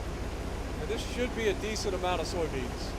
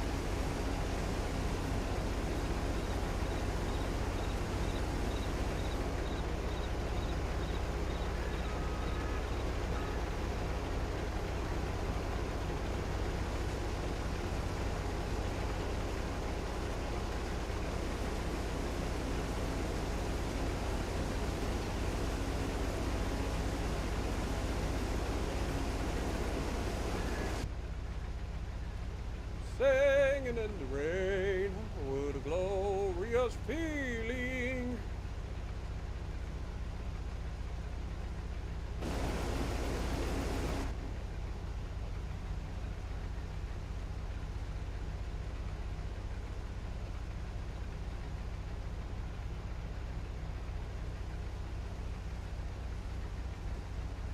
Yeah, new map, it's a new farm. You gotta start all the way back over, my dude.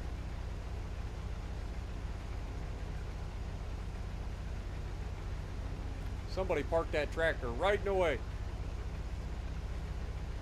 Hell, you can't find good help nowadays.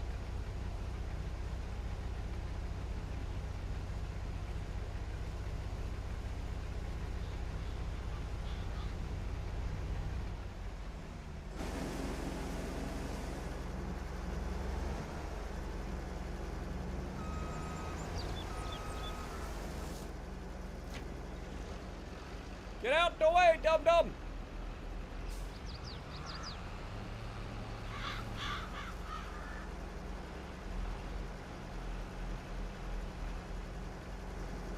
Thank you.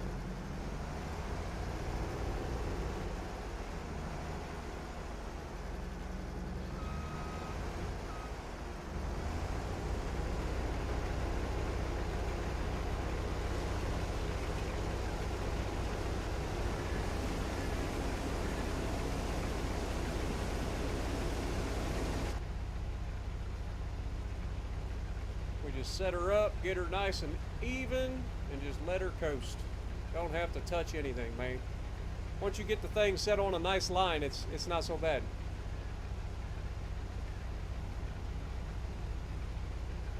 Lime, yes. Stone, no. I turned the stone off. Stone is annoying.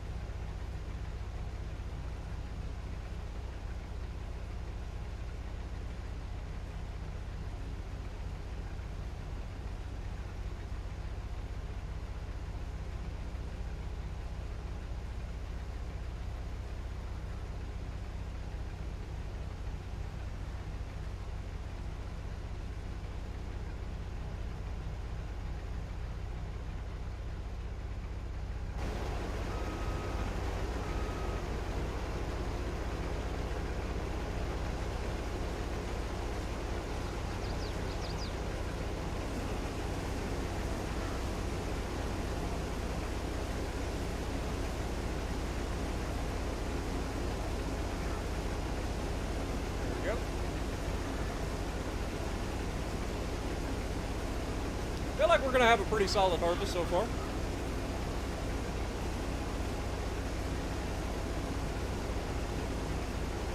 Alright, Brother Monroe, have a great day, my dude. Hope you enjoy your breakfast.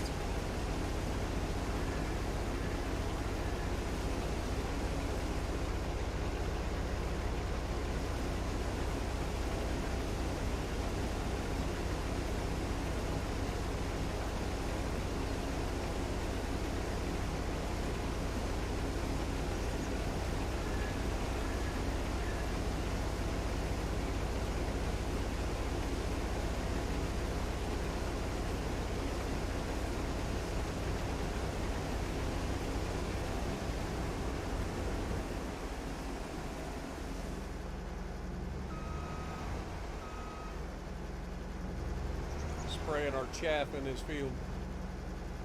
I think that's what it's called.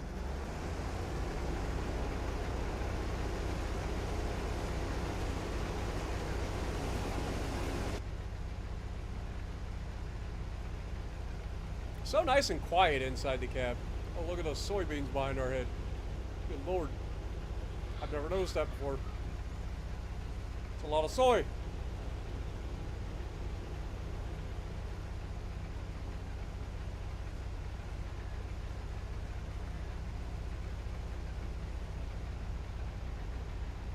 I don't know if I can put a bigger header on this, to be honest.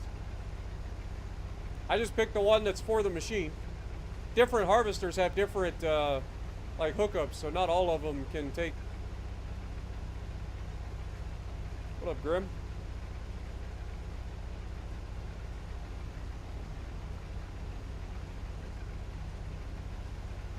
I'm doing good, man. Mr. Slurp, welcome back.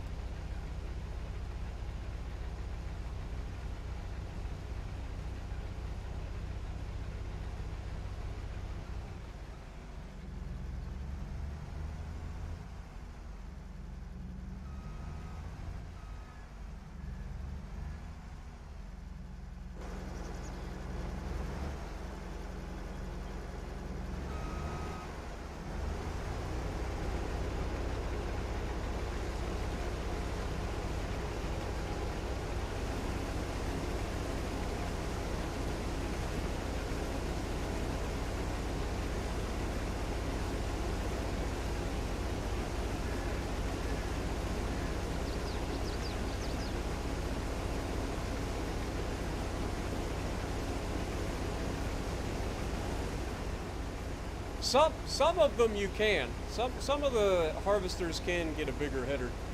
This one I don't think can. I think it's got its own proprietary header that it has to use.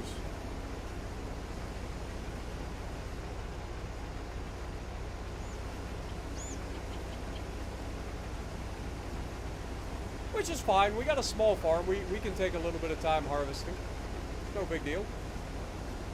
Lord knows we've taken a lot of time getting to this point, so it makes sense to take our time and enjoy the ride, you know?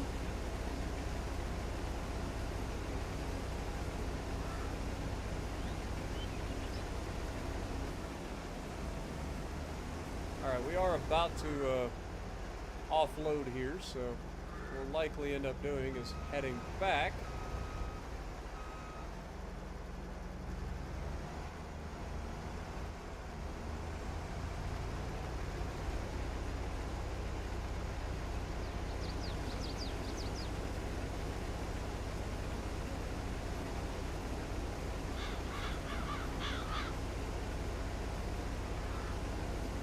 And when we hit close to 100, we'll take and stop and put the pipe out, and then we'll drive the trailer right up to it.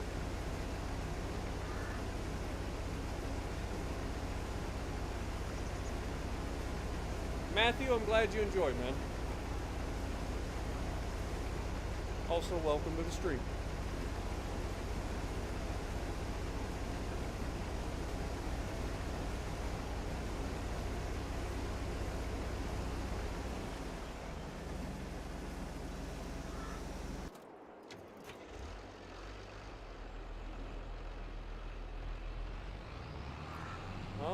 Let's go pick up our soybeans.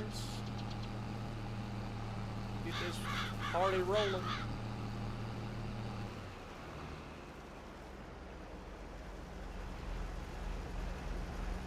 Put them in, sunshine.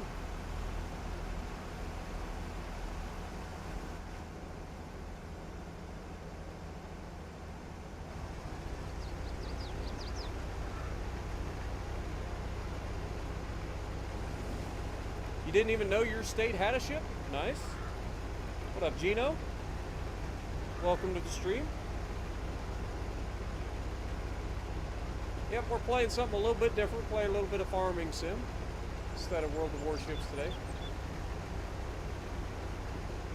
Just a nice chill game to relax and have fun.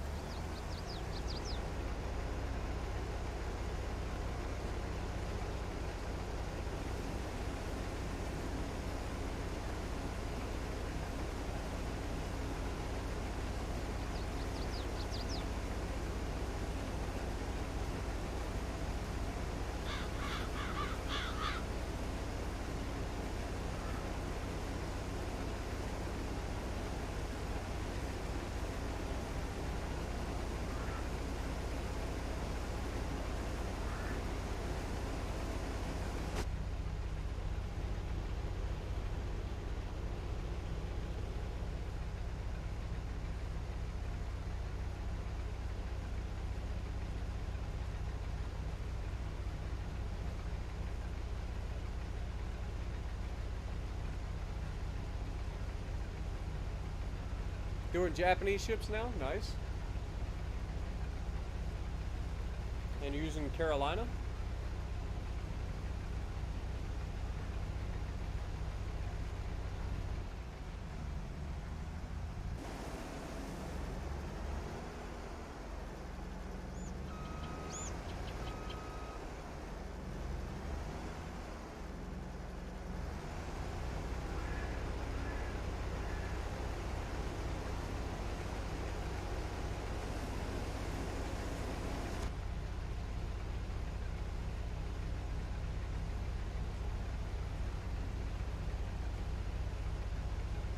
What up, Clyde? Welcome to the stream, my dude.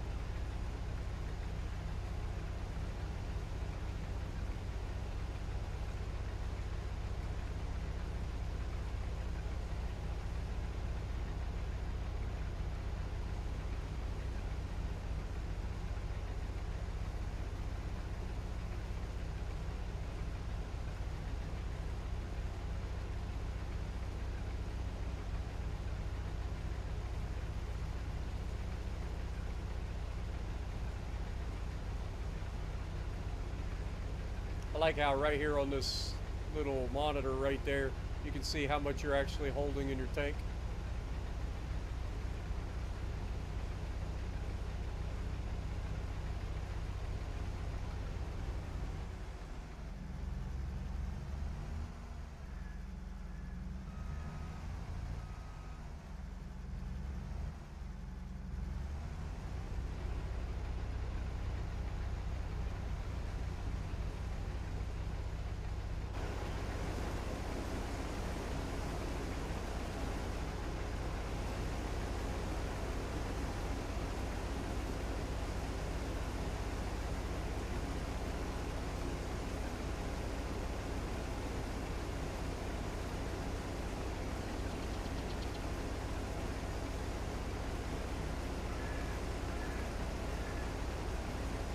I'm sure I'll get back into ATS at some point. I know they've added a lot since the last time I was playing it. There's a lot of new areas to explore.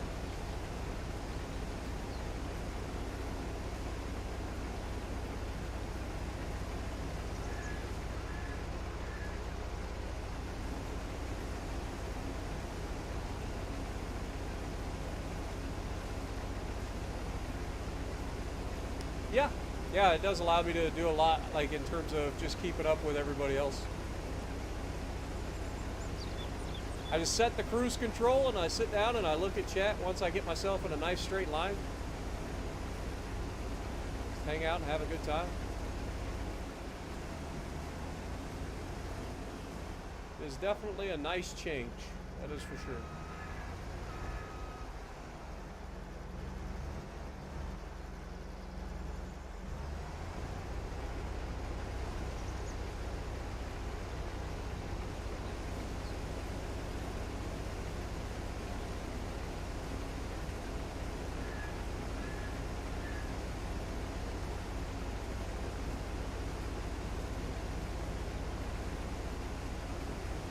You know it's a simulator because the son of a gun ain't broke down yet. I mean, you're not wrong there. But we are leasing brand new equipment, so there's that too. I'm sure if you lease brand new equipment in real life, it don't break down immediately.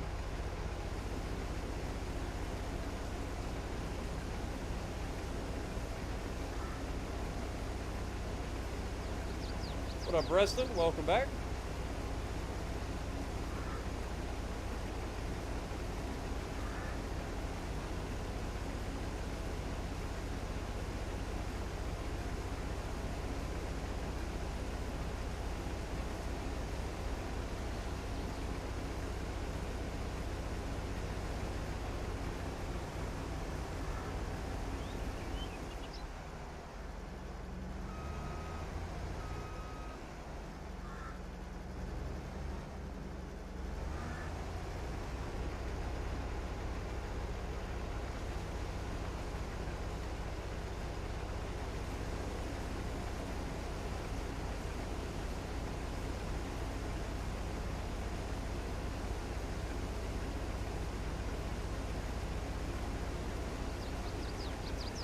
Had to change an alternator on brand new TYM 2 weeks after it showed up. Ouch.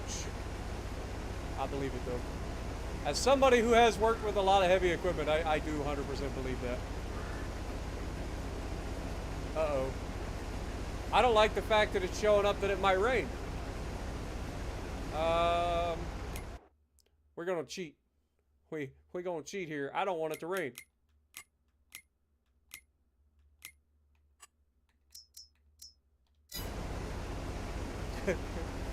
We gonna change the time scale, because if it starts raining, I gotta stop harvesting.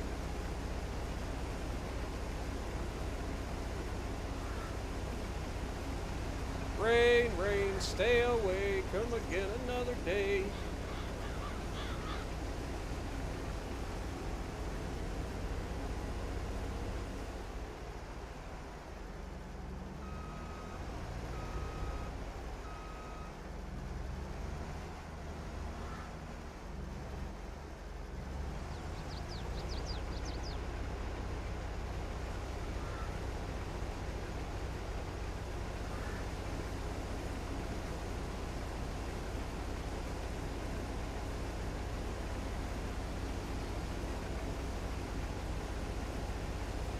So this thing holds, what, about 6,000 liters? So that means this will be about 12,000 liters going into the trailer.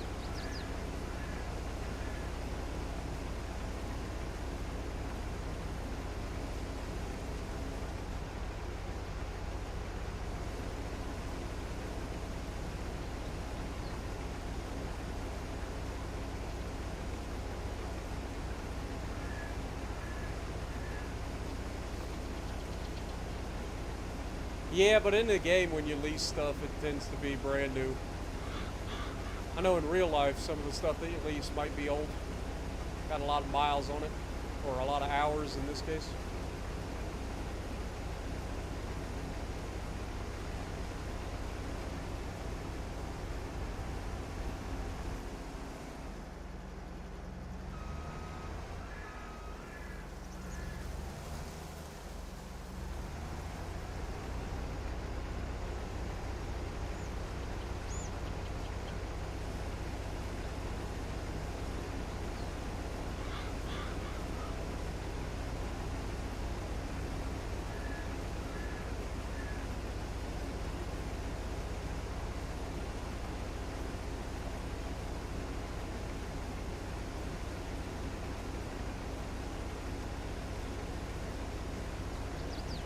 What's my favorite game?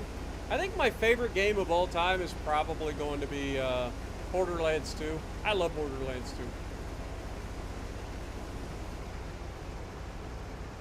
2. No! God dang it! I wasn't paying attention. I was reading chat. Oh, the sadness. We just lost so many beans. So many beans, man. Think of the beans. Oh, man. I looked down at chat for a second, it filled up and then screwed me over. Ain't that the way it goes? It's your fault, chat. It's your fault. I'm gonna need you guys to write me a check to compensate me for the loss of product. Dadgummit.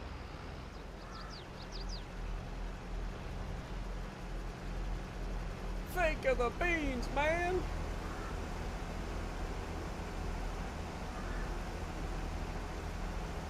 Most damage I've ever done in World of Warships, I believe, was 337,000 damage in Yamato. I also have a 315,000 damage in Conqueror. I have a game in Montana that was 287,000 damage. I have a Shimakaze game where it was 250 or 260,000 damage. And I have pretty much, I have a 200+ thousand damage game in about every battleship I own that's above tier 7.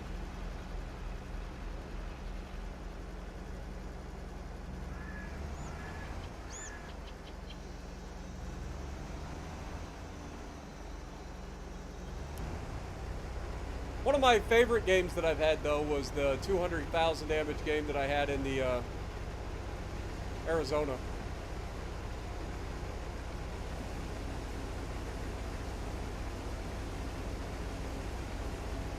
I had a 203,000 damage, I believe 6 kill game in the Arizona, which was kind of crazy.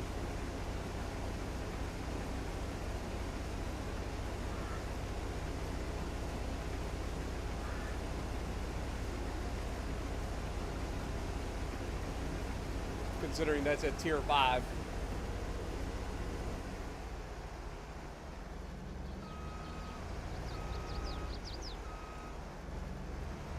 I think Georgia was one of the last ships that I've gotten at tier 7 to finally break the 200,000 damage mark.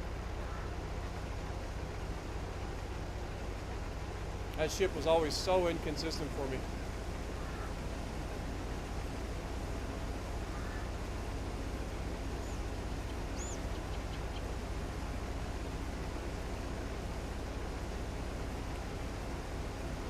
No, it wasn't during the live stream, or it was during the live stream, but I don't think I was actually streaming it. It was a game with Let 'em Peak, and he was in the Yamato. It was on Two Brothers, and I went out and spotted our side, and then caught 3 Yamatos sitting in their cap, and I yeeted all 3 of their full health Yamatos with the Shimakaze. Ended up with, I'm going to say it's 270,000 or 280,000 damage, something like that.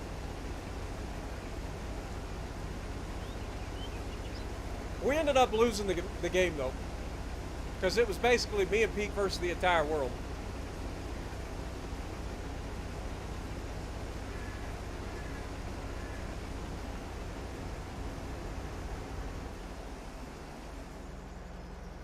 I forget how much damage he got in that game, but I know I got 270 or 280,000 damage in the Shima. Still my best game in the Shima ever in terms of just raw damage. I've had some stupid salvos of torpedoes in the Shima. I was with Aaron and Peak one day and ended up with a 150,000 damage torpedo strike. It was 2 GKs and an Alaska that ate torpedoes in one salvo. Right at the beginning of the match. It was on land of fire too. We spawned middle. I went forward, spotted, caught the two GKs and the Alaska with 1 salvo of torpedoes, did over 150,000 damage.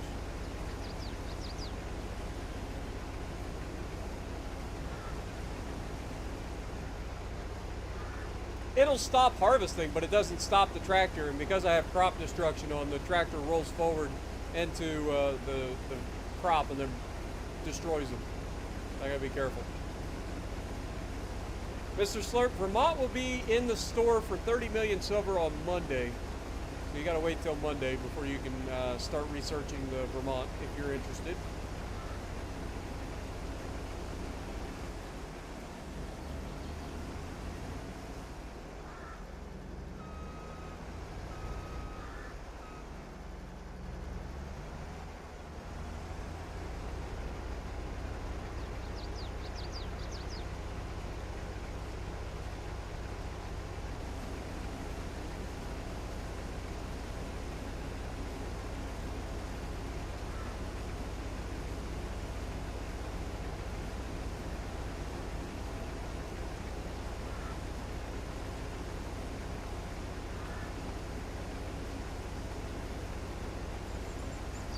The best game that I've ever, like, I had my right before I had the ridiculous game in the Yamato where I put up 337,000 damage. I had a game where I was streaming for 12 hours with Harsh, and right in the last game of the stream, I had started blacking out the screen because of stream snipers. And I ended up blacking out the screen and forgetting about it, and I ended up putting up 297,000 damage in my Yamato, which was at the time my best game in Yamato ever, and nobody got to see it. All they got to do was hear it, yell at me in chat. Fortunately, shortly thereafter, a few weeks later, we ended up having the most ridiculous game I will probably ever have in World of Warships Legends. And it got topped off with the most ridiculous, like, dev strike, last possible moment you could ever ask for.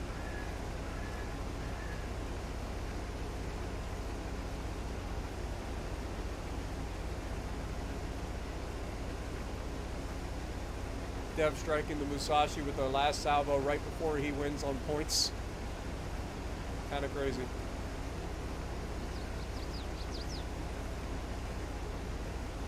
Dude, I don't even have enough money to get the Vermont when it comes into the store, to be perfectly honest.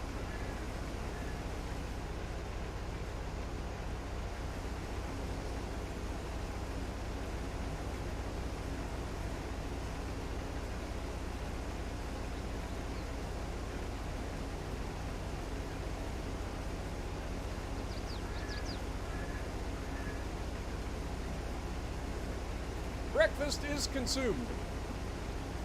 Was it a traditional British breakfast with beans and toast and some blood sausage? Or black pudding, whatever you want to call it. I can't remember which one it is. I think it's black pudding.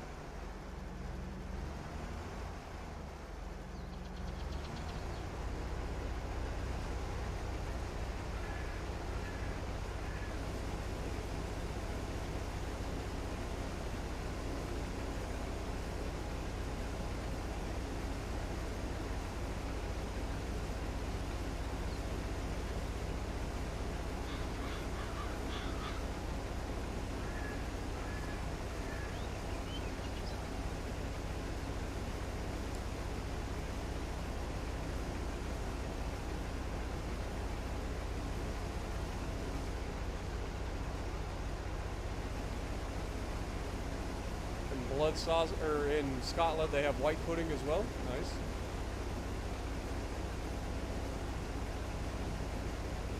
I think the game's starting to make fun of me with these achievements, I ain't gonna lie.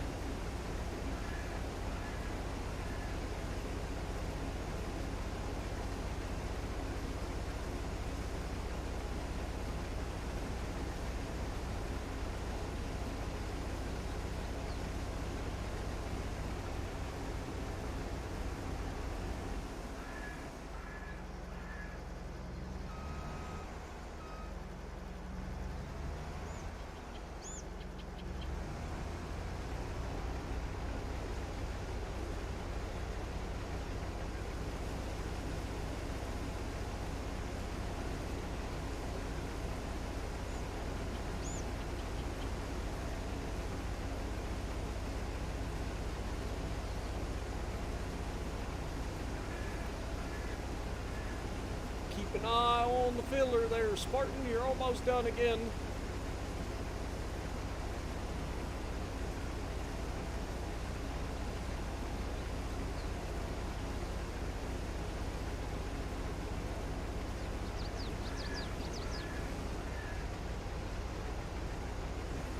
Yeah, the Z-52 is definitely the better ship. Especially if you like playing destroyers, especially gunboat destroyers. Like, the Z-52 is legitimately nasty. It's very good. Or as y'all call it across the pond, the Z-52. Because Z is a word to you guys for some reason. I don't know why. Like, I thought about doing the British alphabet someday. Be like, aid, bed, said, dead, ed, fed, ged, just to piss everybody off. Because I don't understand why H is a thing. Like, it's not an H, it's a H. And then Z.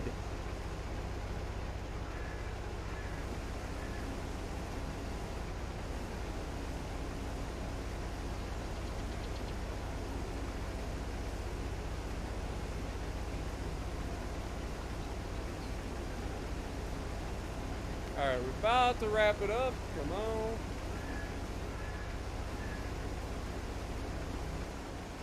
There we go. Stick the pipe out. Jump back in the tractor.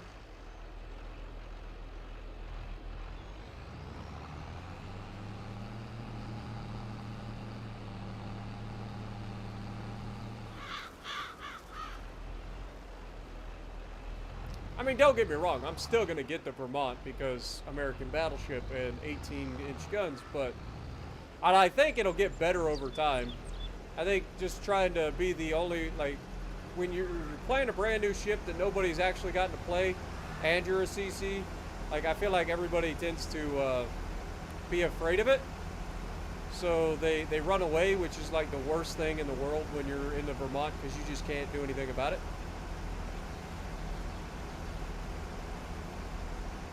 Like, once people get used to seeing Vermonts and they start, like, forgetting about it, that's when the Vermont's going to start being nasty.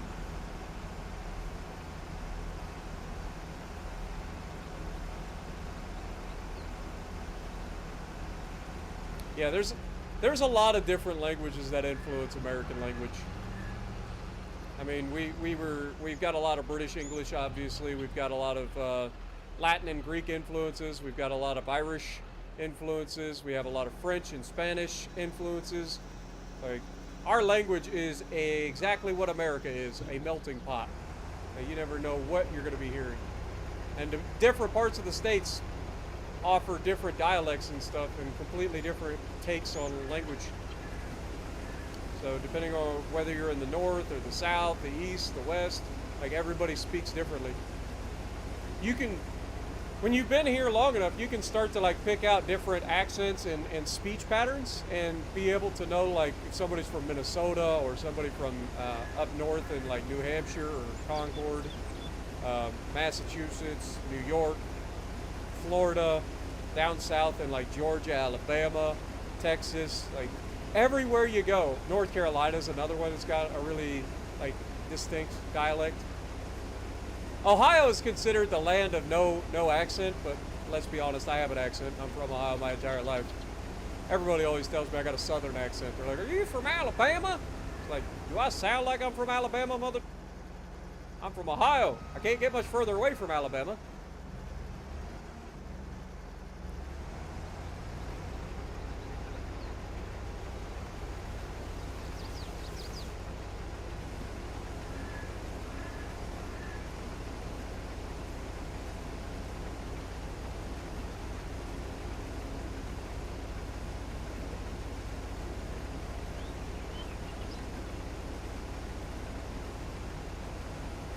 You hate light cruisers because of their torpedoes? Eh. What up, Darkman? Yeah, it's actually almost 5 a.m. here, Darkman. It's literally coming up on 5 a.m. now.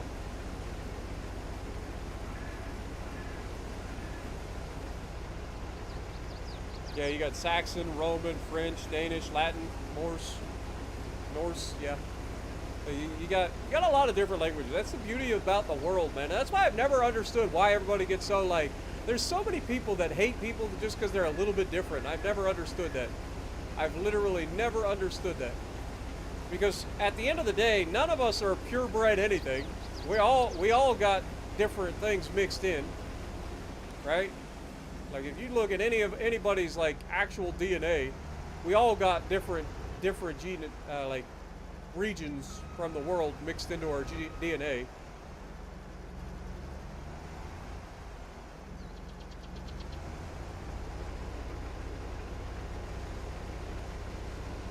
So I've never understood the whole, like, racism thing that people tend to do.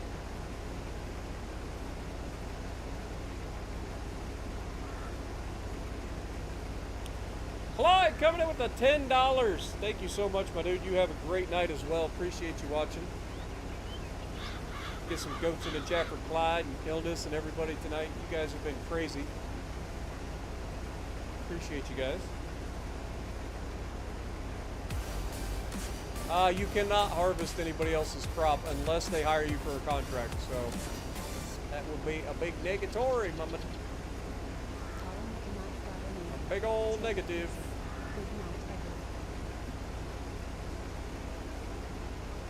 And when you do contracts, a lot of times the contract isn't for the full field. So sometimes you can do the contract, finish the contract, and then take whatever's left over for yourself. Plus get what you get paid for doing the contract.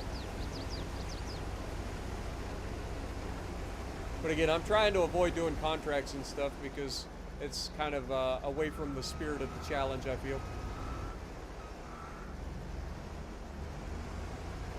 Like, I am trying to keep up with the spirit of the challenge as best I can.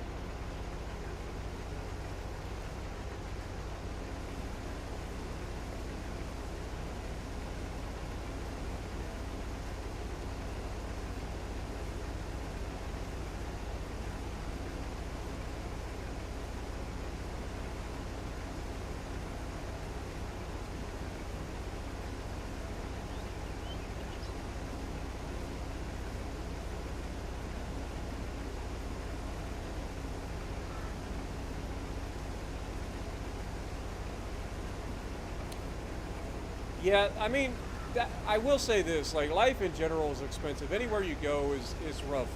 Like no matter where you grow up, like everybody has their own challenges, and life is just expensive no matter where you go.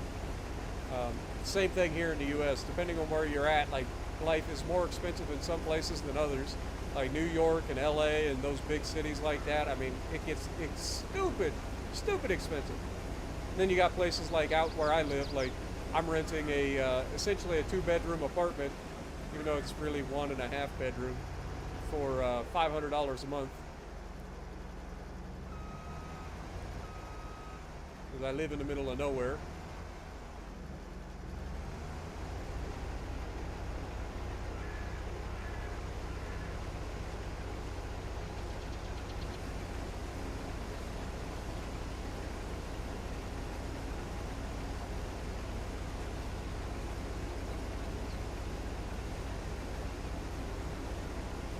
But there's definitely a lot of beautiful places in the world to visit. I would love to go visit some places at some point during my life, but I mean honestly, I'm just now starting to visit places in the U.S.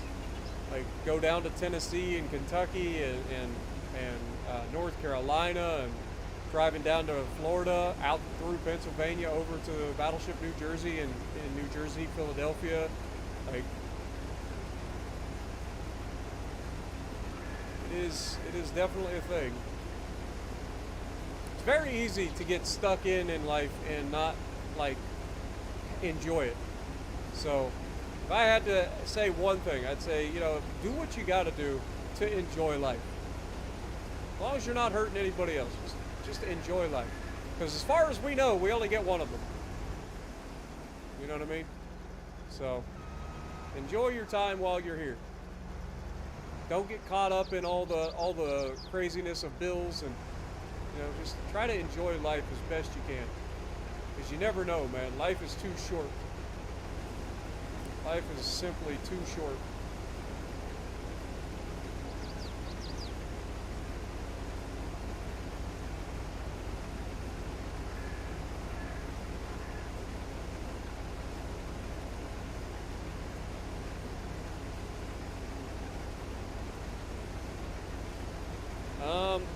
I have a playlist, Skywalker. I don't know if you've seen the playlist of me visiting Battleship New Jersey. It's a full playlist with Ryan Szymanski as our tour guide. Highly recommend it. It's a POV like shot video of me walking around with you guys on my head, essentially. So you basically get to walk through the entirety of the Iowa class battleship, Battleship New Jersey, as a 6'1" person.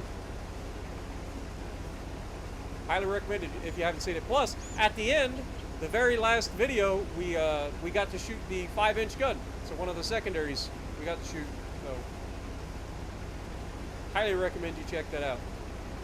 One of my favorite things I've ever gotten to do, and it's all because of my YouTube channel. So all of y'all helped make it possible, man. Plus, we donated a pretty hefty sum to the museum as a group. I think it was a total of $1,100, or it was either $1,100 or it was $1,000 that as a group on our YouTube channel we were able to donate to help with Battleship New Jersey. It's not a lot in the end of the day for the museum itself, but for a small YouTube channel like mine, it was a big deal.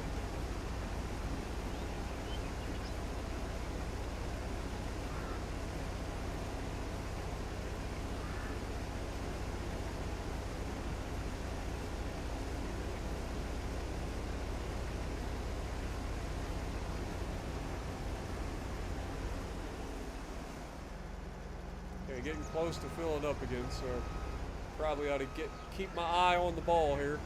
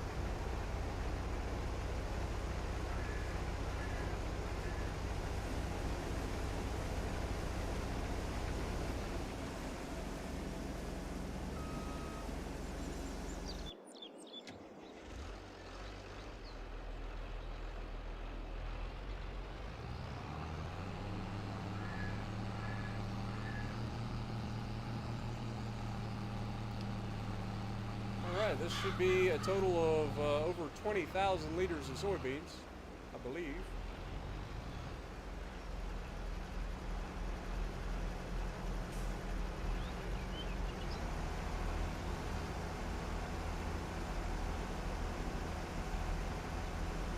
Thank you, D-Gen.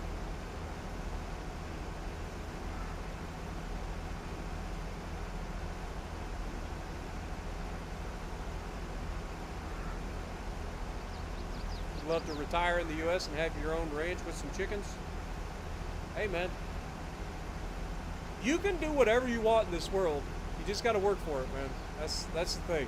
Like, you can set your mind to whatever you want to accomplish in this world, and then just go out and do it. A lot of people say they want to do something, and then they never follow through. So you just gotta put your mind to it and actually set out to accomplish your goals. You can do whatever you want to do in this world. We are uniquely blessed to be alive at the time that we are, to be able to go out and do pretty much whatever we want to do and make ourselves, you know, a living.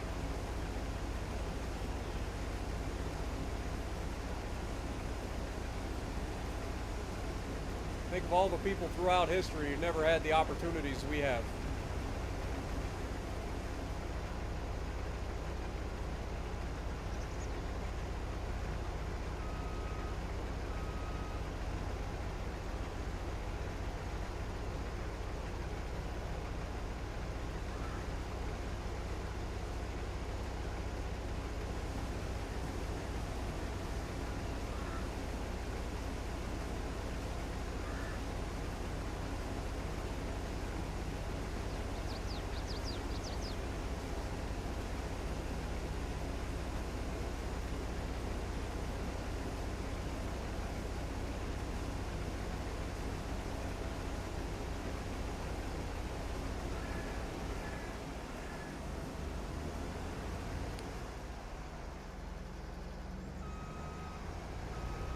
Really gives you a perspective on what your family members, your relatives, your ancestors went through to try to make it to where you get to enjoy life the way you do today.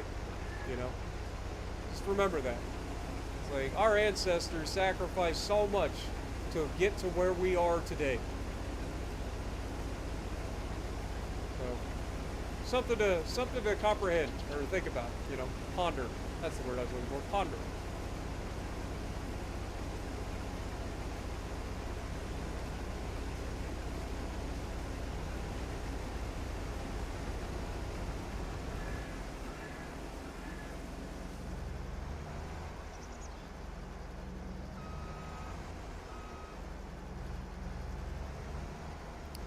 There's beauty no matter where you go in the world.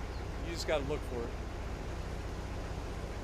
A lot of people miss out on the day-to-day beauty of where they're from, just due to the fact that everybody's been there their entire life, so everything's just normal to you. You go somewhere else and you see all this new stuff, and then, I mean, at some point, it's going to be the same that when you get there. You're going to see the same stuff all the time, so it's just going to lose its appeal to you. But there is beauty to be had no matter where you are in the world. You just got to take the time to look for it.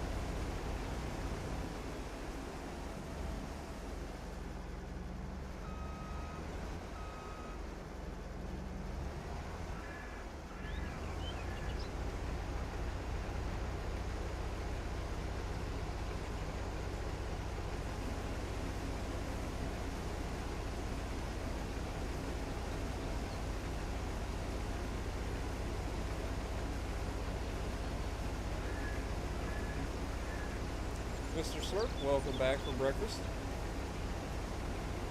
Also, Pussy, I don't think I said hello, but welcome, my dude.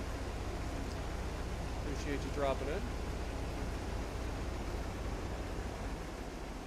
Almost done, fellas.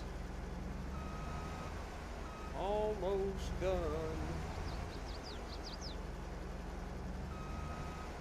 We out here doing the harvesting.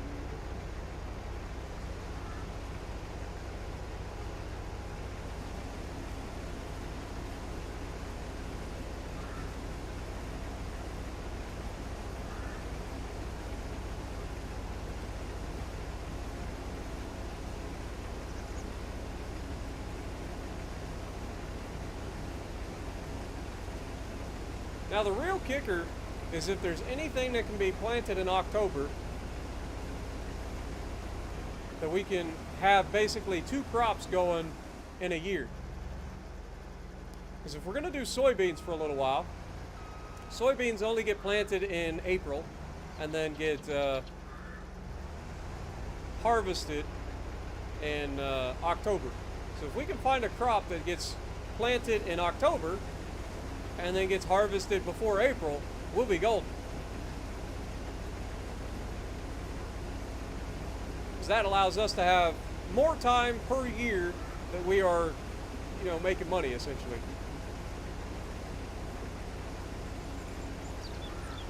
We'll have to check the calendar and see if that's a possibility. The cotton last year kind of messed our timing up in terms of what we were capable of doing, so it was only the cotton that we were able to do initially.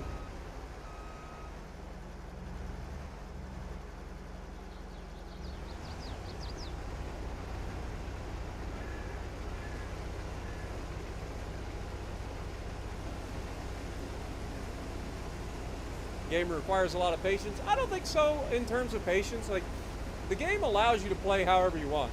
Like, there is nothing saying you got to come in here and play a bunch of hard mode playthroughs. Like, you can play easy mode and just have a good time. Go out, buy a bunch of big machines and just have a good time. We're just doing a challenge run. And there's nothing saying that you got to play this game the way we're playing it right now.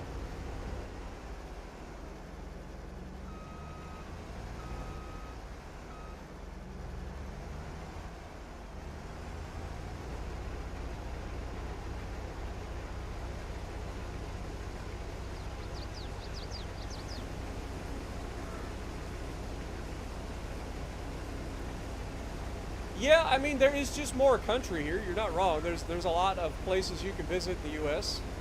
But, again, I mean, you guys have access to Europe as well. Like, you guys are right there. So there's plenty of places you can travel in Europe relatively close by. A lot of people think that the U.S. is like you can just overnight drive from one place to another. A lot of the places you're going to visit, like, or want to visit, especially if you're going west, I mean, the time it takes to get there is insane. It's hard for a lot of people to comprehend the distances of the U.S. Like, driving from Ohio to Florida, for instance. Like, I drove this couple of months back with Opie. I drove straight through from Ohio. She drove from Canada down to my place, which is about 6.5, 7 hours. So she drove like 7 hours to get to my place. And then we drove 15 and a half hours straight. 15 and a half hours straight at highway speeds to go all the way down to Florida. Down to Bradenton. And then a couple of days later, we drove the 15 and a half hours back.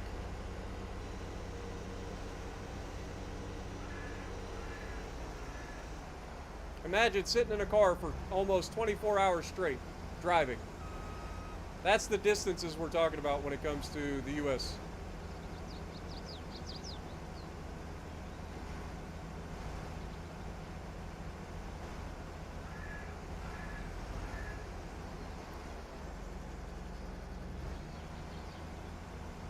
Just went a little too far forward. Oh, we're so short. Literally 156 liters. All right, surely we can put that on there. There's got to be, I think there's a thing that allows you to overload trailers. I'm putting an extra 156 liters in this trailer. I am not coming back for it.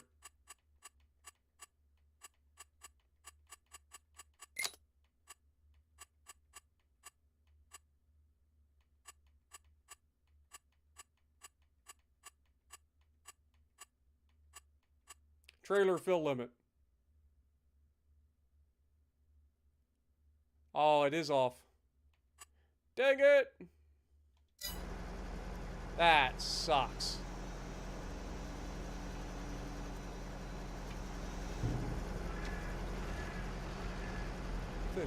We literally got 156 liters of soy left.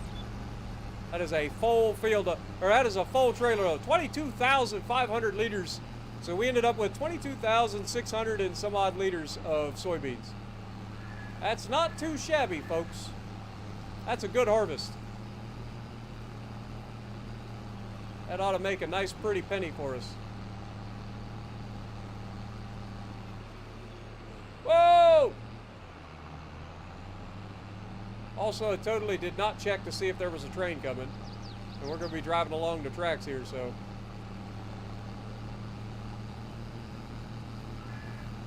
probably not my best idea. Cut up onto the track real quick. So we go down this...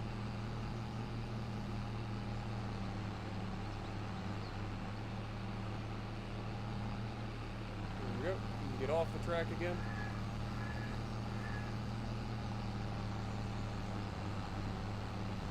Alright, we'll be taking it over here and storing it in the silo for now.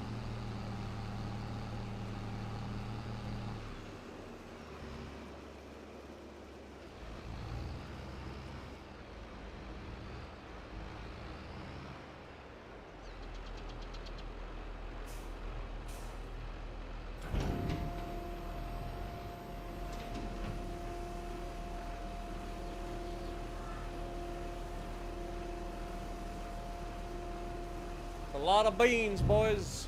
A lot of soybeans. What up, Pandorium? How's it going?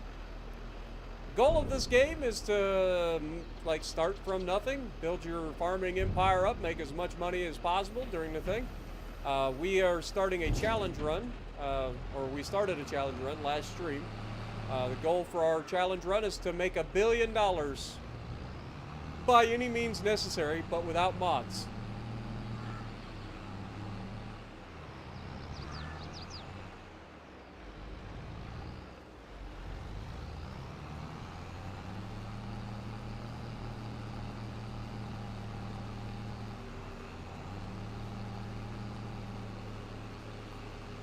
Hop up onto the track real quick. Go down the bridge. Oh dear Lord. Train!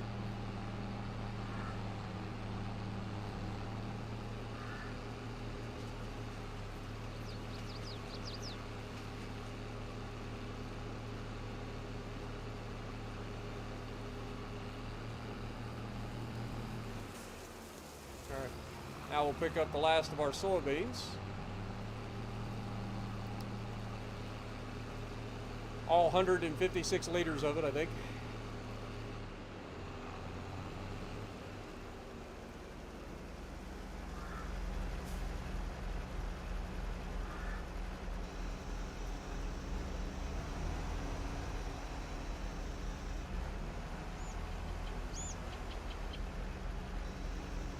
All right. Let's go ahead and jump out of that.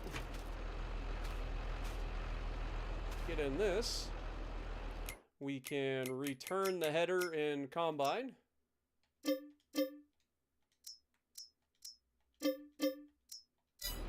then take this trailer and go dump it in the thing as well.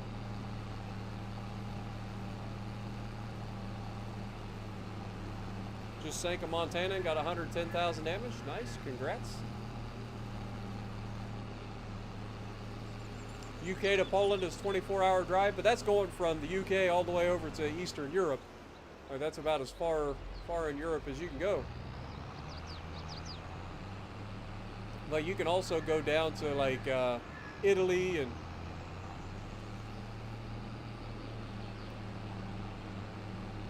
visit Greece, Germany, France, Spain. You guys got a lot of places you can visit too. You need a passport, but it's all within driving distance for the most part.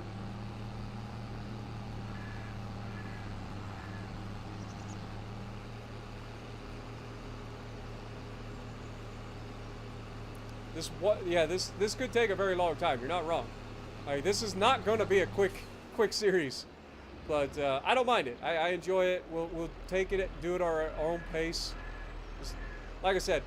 Initially, it's going to take a while to get going. Once it starts getting up there, though, like, I feel like it'll snowball pretty quickly.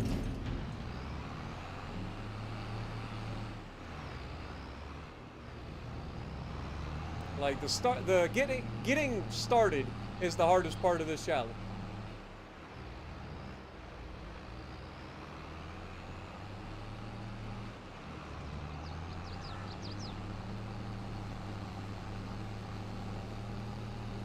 Have I been to the UK? I have not. I have not. I haven't been outside the US actually. I haven't even been to Canada. I was gonna go to Canada at one point, but that never ended up working out.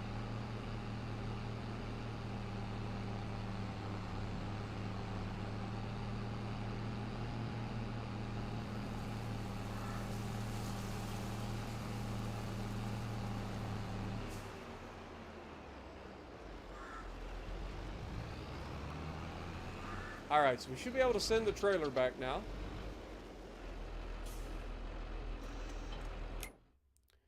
So, trailer, return you, please.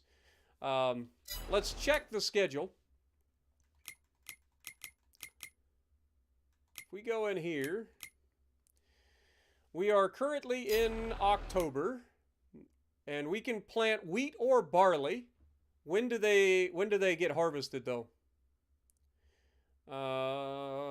So they wouldn't get harvested in time. That's the problem. That's the biggest problem. Yeah. So we could do wheat or barley, but unfortunately they would get harvested too late because the planting season for this would be in April. So if we did wheat, wheat would get harvested in July. So what would get canola could then be planted in August right afterwards. But then it takes a year to get harvested.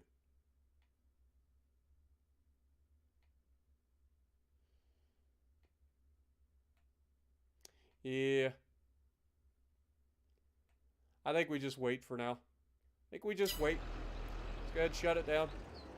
I'm not going to bother doing anything with the field just yet. I'm going to let it sit.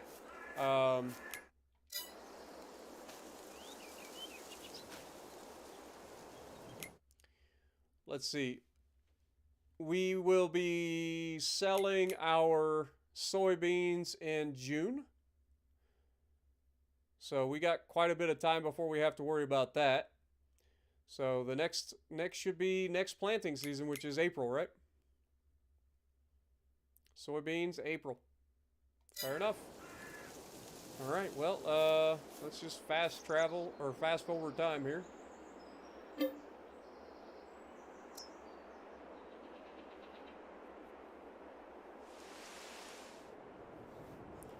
Favorite ship in World of Warships Legends? Probably going to be the Ohio. Like, I enjoyed Iowa. Iowa's always going to be, like, my favorite overall because I've actually been to 2 Iowa-class battleships. But, like, Ohio is just so good in the game. It just is.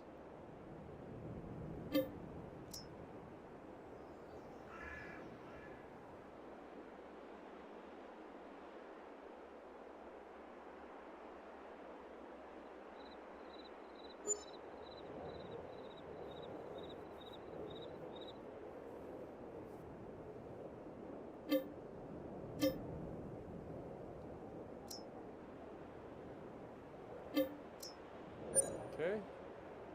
We'll just go make like a bear and hibernate through the winter.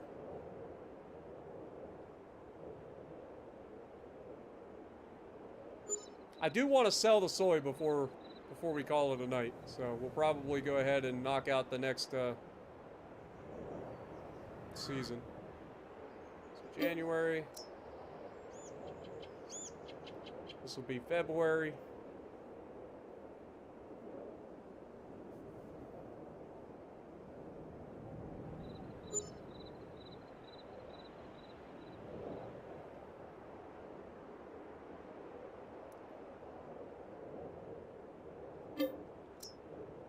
March.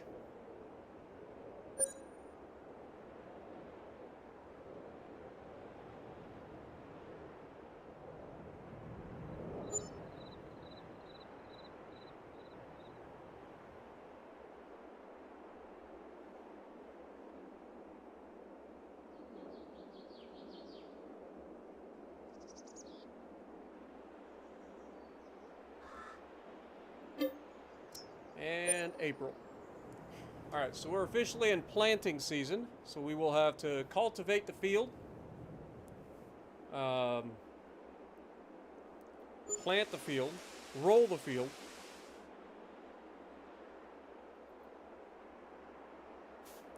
So our field looks like crap right now, but it's fine. We'll go ahead and turn all the soil down. Get this up and going. I will be honest with y'all. I think I do want to rent a much bigger cultivator this time. The other thing I want to check is it's currently April. What is the price of soy right now? Looks like it's pretty low, $9.49. So it'll go up in 2 months. The next 2 months, it should start jumping up in price. Alright, let's get us a rental. Actually, let's check this out. What do we got here? This is a cultivator, but it's only got a 3-meter working width. No, thank you. It's cheap, though. Like, we could definitely get that, but it's so gonna take forever. Alright, so let's get us a cultivator. This is the one that we've been using. It's 5 meters. I think I'm going to go for this one that's 8 meters. This is going to help us get a little bit quicker. So yeah, I think we'll go with this one. Actually, it needs 320 horsepower. I don't think I can pull that one.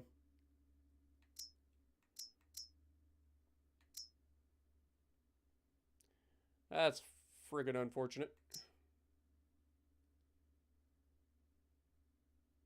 Because we only got, what, 187 horsepower? I think we have to use this one. Alright. Well, that's what we got to do. That's what we'll do. 5-meter working width it is.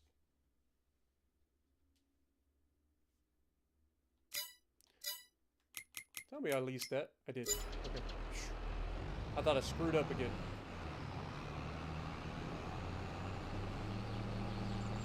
The field doesn't say that it needs lime, so we should be good in that sense. So it should just be simply cultivating, planting,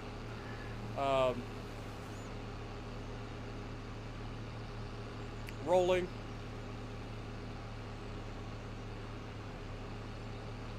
Yeah, it shouldn't be too bad. Hopefully.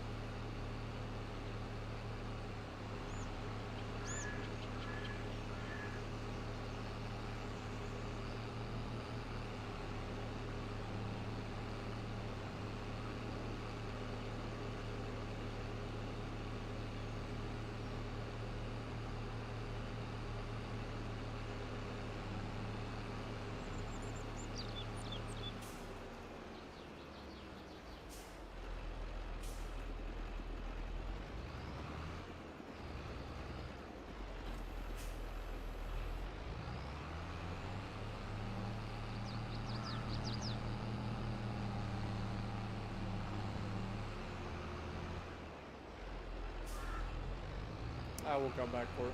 I was gonna say I might go ahead and rent the planter and stuff now, but that would save me a couple of trips. But it's fine. It's not that far of a drive.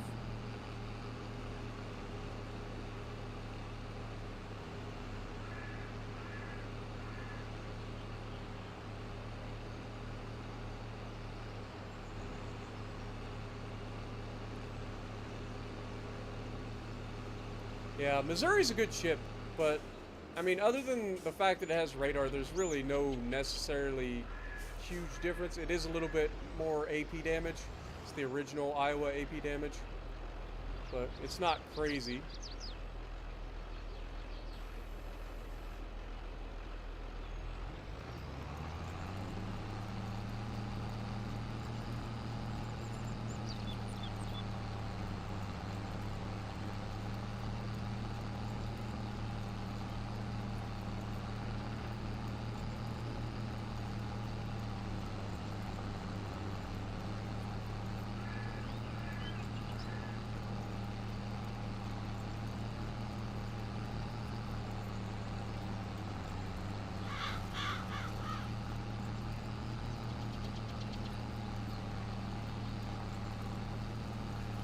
I gotta try not to miss any spots, guys.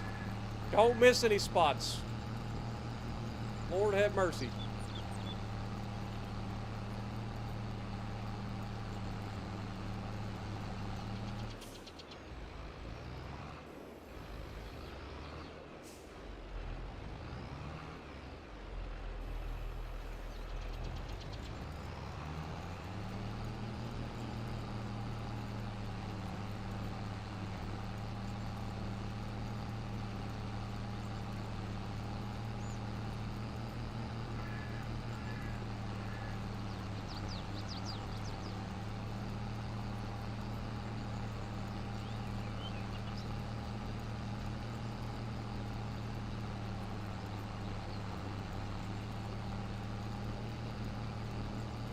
Probably going to do this field or these fields this time with a little bit extra overlap. It's going to take a little bit longer, probably 1 or 2 more extra passes by the time we finish the field. But I don't want to leave any gaps this time. None.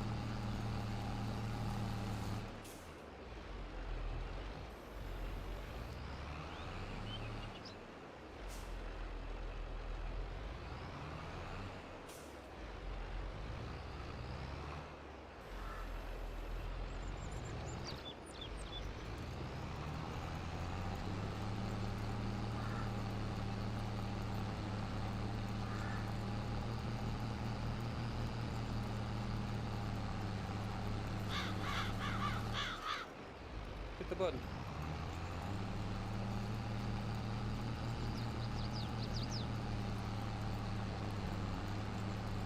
Yeah, I don't want to miss any spots this time. That's why we had so many like little lines in our field last time, because I ended up missing like little tiny pieces.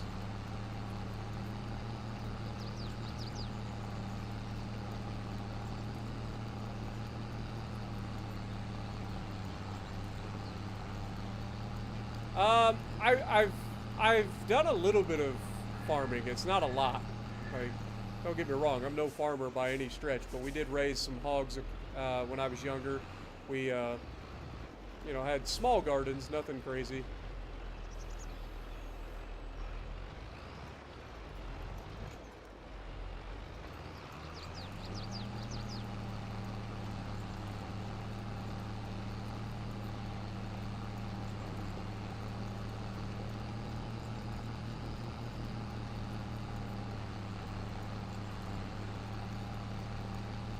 Can I sing 9 to 5 again?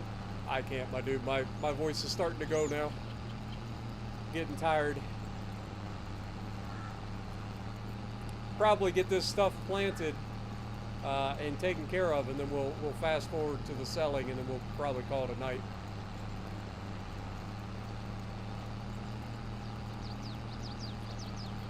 Is Ohio in the Twister Belt? We're right at the edge of Tornado Alley. I'm assuming that's what you're talking about.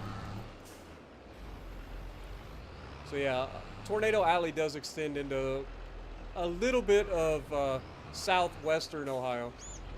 We do get tornadoes here, don't get me wrong, but in terms of like the actual Tornado Alley and where it is, Tornado Alley actually changes depending on the season and like the year. Like this year, Tornado Alley is going to be a bit further north than it usually is because of the El Nino pattern. So we're going to have a lot more storms up here in Ohio, Illinois, Indiana, Missouri, Iowa, stuff like that.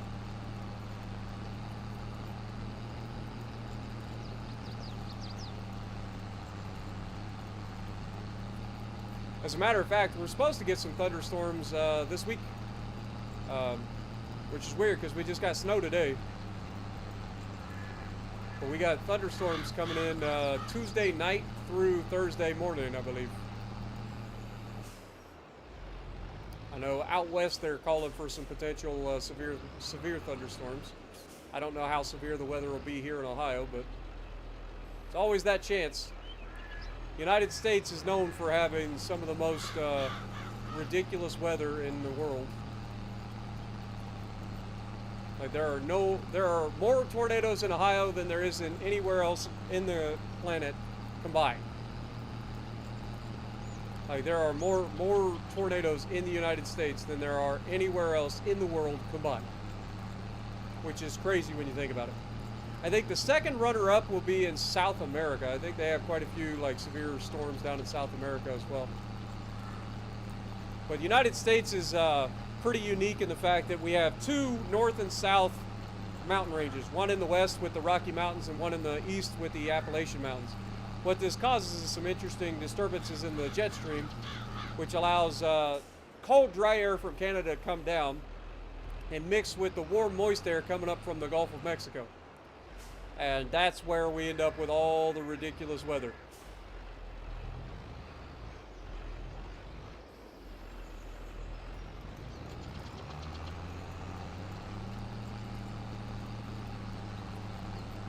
And depending on where the warm and cold air hits and mixes together, that's where you get your worst storms.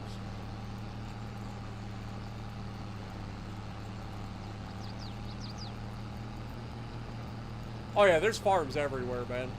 The United States is full of farms. We got farms all over the place. You can go anywhere in the United States pretty much and find farms. And we can farm pretty much anything in the United States as well.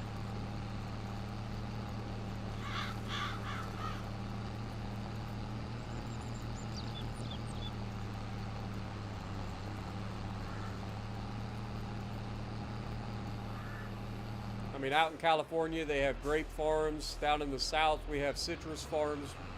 We have apple orchards everywhere. Pears, plums. I mean, you name it. There's farms everywhere.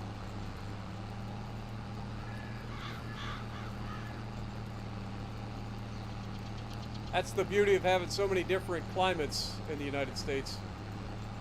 There's so many different places that can grow so many different things. My favorite state that I've been to? That's tough, man. That's tough because there's different reasons that I like different states. I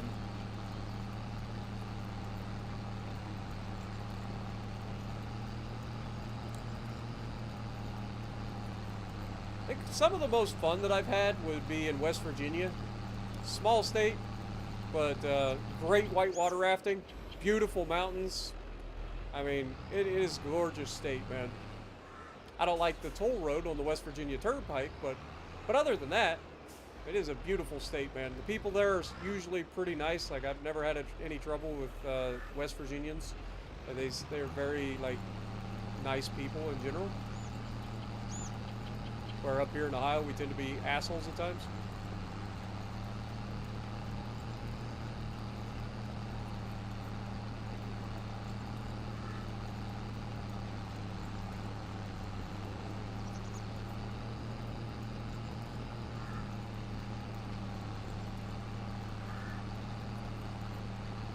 I think no matter where you go in the U.S., I think the consensus overall for people that visit the United States is that the United States is the people are a couple of things. One, we're very helpful apparently.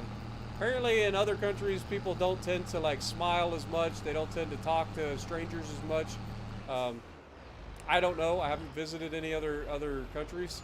So I can't say yes or no, but from videos I've seen on YouTube, people talking about the differences of their expectations versus reality when they get to the U.S. Apparently we're loud as well, which I can see that. A lot of Americans are very, very loud and vocal. So that is definitely a thing. We're also pretty heavy. I mean, everywhere in the world's got obese people, but there are a lot of ridiculously obese people here in the United States. Me being one of them, I've been overweight my entire life. But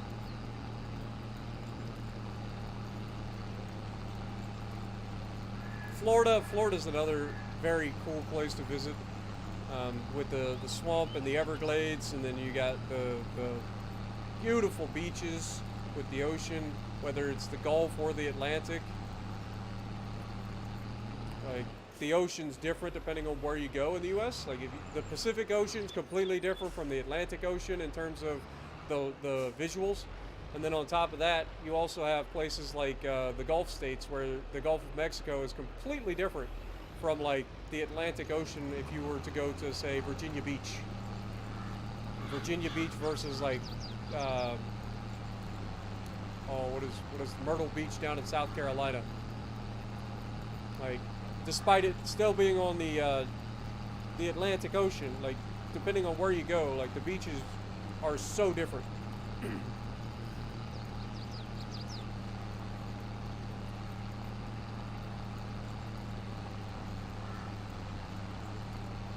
Almost heaven, West Virginia, Blue Ridge Mountain, Shenandoah River. Life is old there, older than the tree, younger than the mountain, growing like a breeze. Country road, take me home to the place I belong. West Virginia, Mountain Mama, take me home.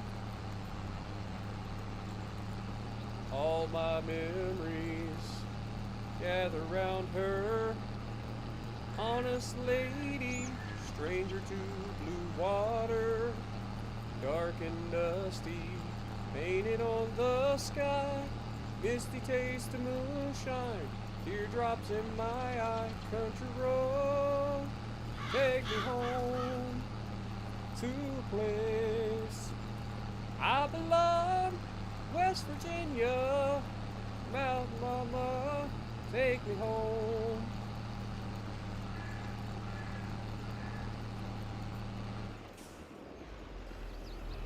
You bet people in Virginia hate that song? I don't know. The funny thing is, people think that it's all about West Virginia. It's not. It's actually about Western Virginia. It's not about the state of West Virginia at all.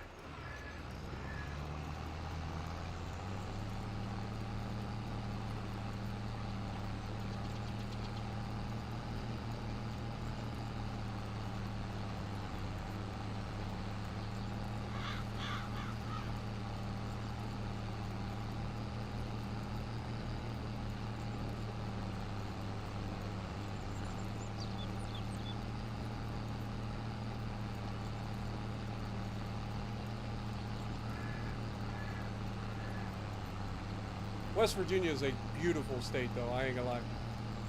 Especially in late spring. Like when you've got the dogwood trees blooming, you've got all the wildflowers, green forests covering the mountains. I mean, it is a absolutely gorgeous state. It truly is. But I've gone whitewater rafting down the New River Gorge, which is the river that, you know, if you've ever seen like Fallout 76, you got that gigantic bridge that goes over the top of that river. Well, that river is the New River Gorge, and that's the New River Gorge Bridge.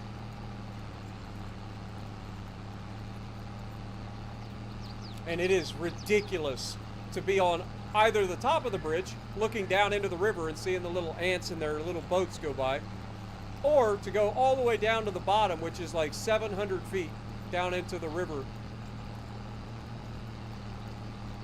Something like that. It's like 600 or 700 feet down to the river.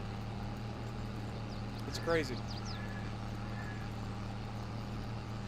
Sing your favorite song unless you've sung it already. I don't really have favorite songs. I just sing everything because I enjoy singing. Not very good at singing. I just enjoy it.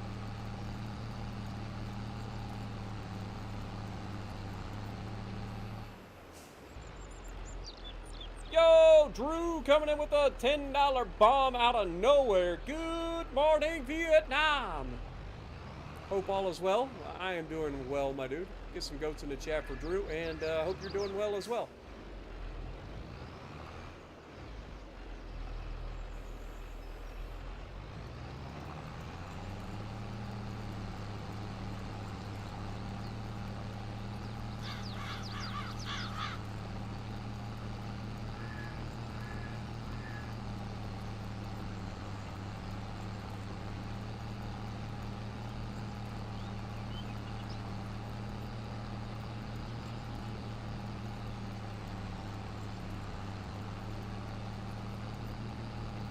When will my next World of Warship stream be? Probably Wednesday. I may stream during the week.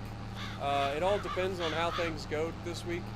But I have been streaming an absolute ton lately, so I may end up just taking a little bit of time this week and kind of recharging. Because I don't know if you guys have noticed, like today, Saturday, was the first time in probably 2-3 months that I've actually missed an upload. And that was simply because I've just been exhausted, man. I've been streaming my butt off. Go eat woman. Hope all is well, my friend.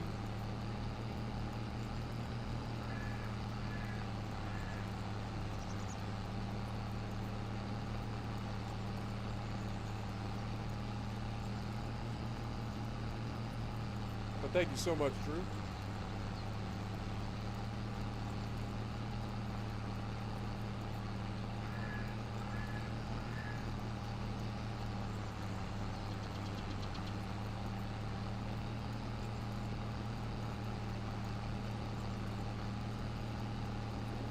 Honestly, the videos that I do for World of Warships are relatively not edited all that much, so it really doesn't take that much time.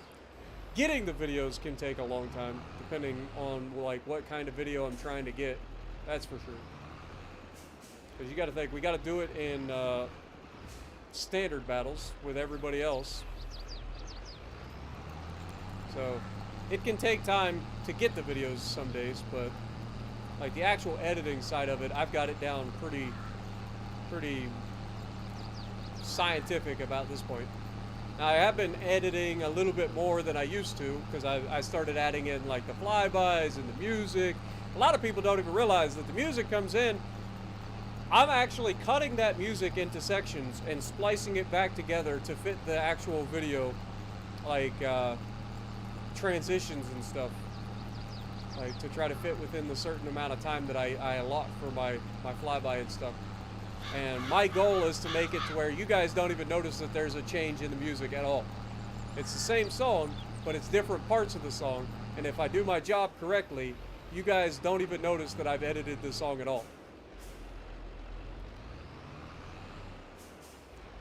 But I have run into a few issues here and there with copyright claims recently because of the songs.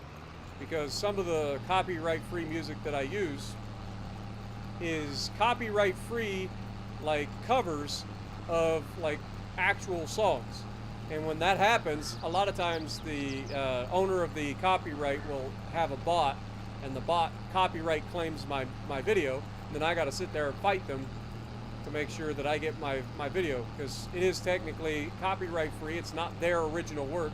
It's a cover, which is protected under parodies or, you know, freedom of use sort of stuff.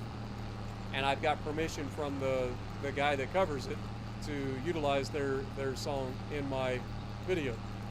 So I'm currently working on that over the video that I posted Friday of the Vermont. I have a guy that copyright claimed me, so I gotta wait on his response, and I'm sure he'll go over the two songs, because I posted the link and everything to it.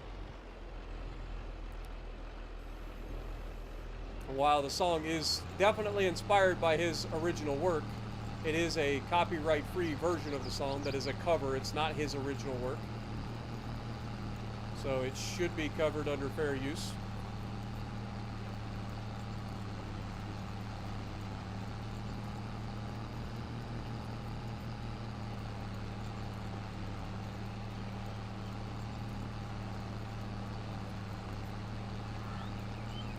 Yeah, it gets sketchy at times, Brother Monroe, but also the music in the library is a bit sketchy.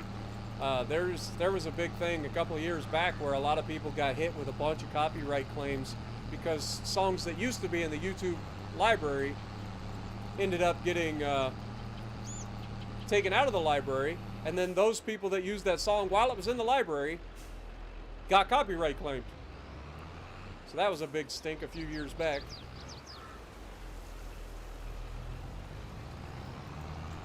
But music and video games are two things that like have literally saved my life. So anytime I get a chance to like mix the two, I try it. Have a good night, Mr. Slurp. Appreciate you, my dude. I don't generally listen to music while I stream, no. I like to kind of focus on what I'm doing. Like in World of Warships, you can't really listen to music because you need to be able to hear all the cues for like torpedoes and stuff like that. And then in something like this, I probably could listen to music, but I get distracted and then my brain goes all haywire.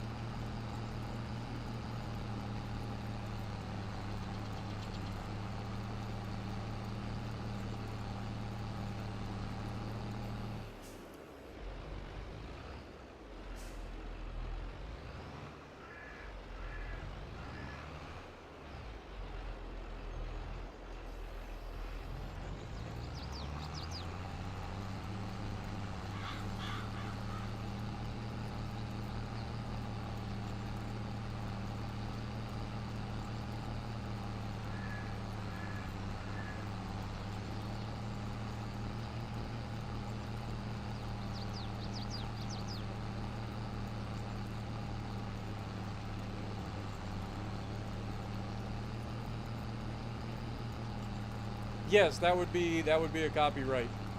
You cannot use copyrighted music like that. Now, as a small channel, you can usually get away from it or get away with it because you're not being monetized or anything like that. But yeah, if you use like any sort of like name brand stuff, like you're gonna hit with a copyright claim immediately, usually. Now, not all copyright claims are like vicious. Ah! Ah! Train! Dick! It's totally the train's fault. I didn't hear him blow at his horn. That's not my cultivator anyway.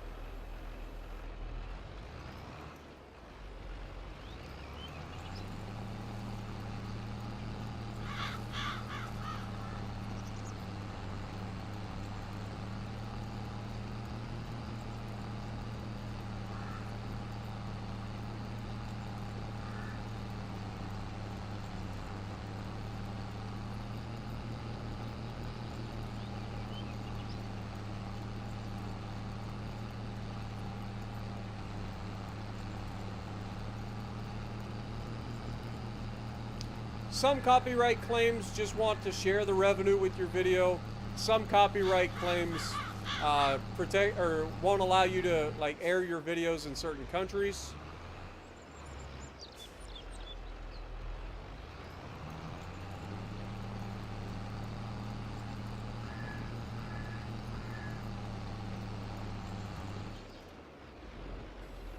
Some copyright claims won't allow you to use their music unless you give them all the revenue, which I think is absolute dog crap.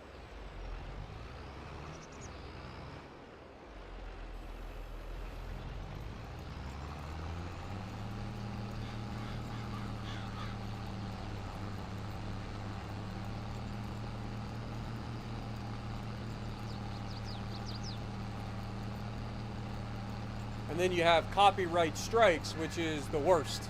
That copyright strike means that you are getting close to getting your channel taken down. And those are the worst thing you can get. Like one copyright strike, I think you get like warned and you're not allowed to live stream for a while. 2 copyright strikes, I think that you get a temporary ban from like streaming, not just streaming, but posting videos. And then of course 3 copyright strikes, your channel gets completely removed, which is terrifying. And people abuse the copyright strike system a lot, so you got to be real careful.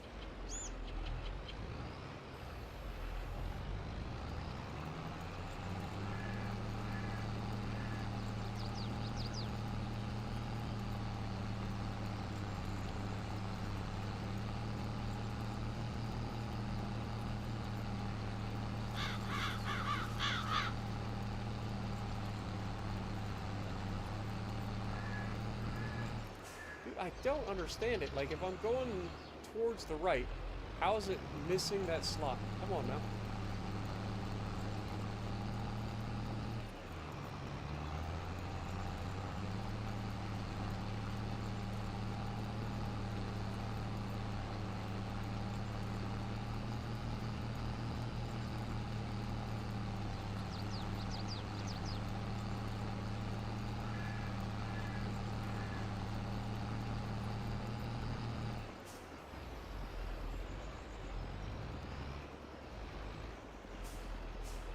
Trying to get through this field without missing any spots with this small working width.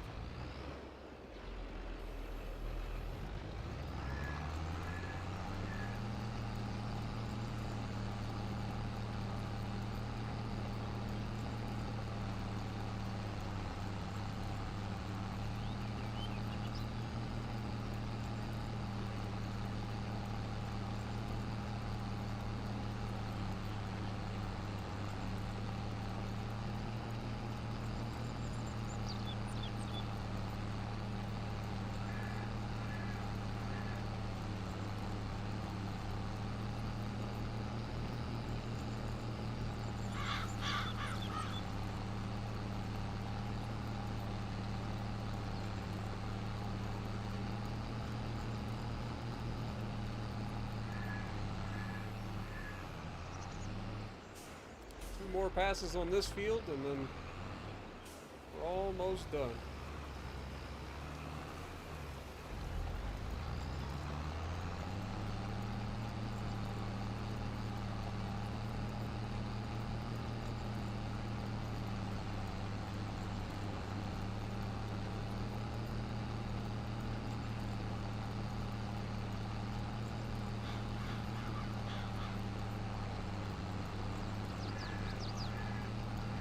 Do I have any stick drift?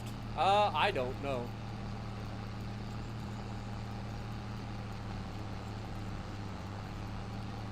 This controller's relatively new. I don't have any sort of issues with stick drift or anything like that.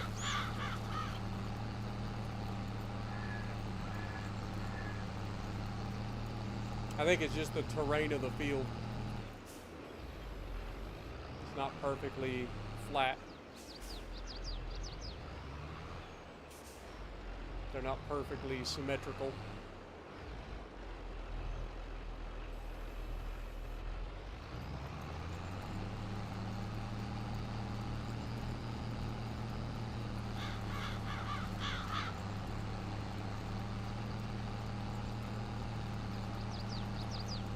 Could also be that I'm getting tired and I'm trying to rush through this and not getting set perfectly straight.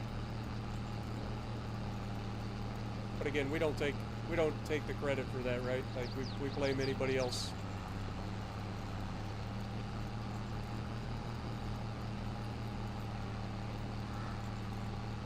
Alex got jokes in the chat.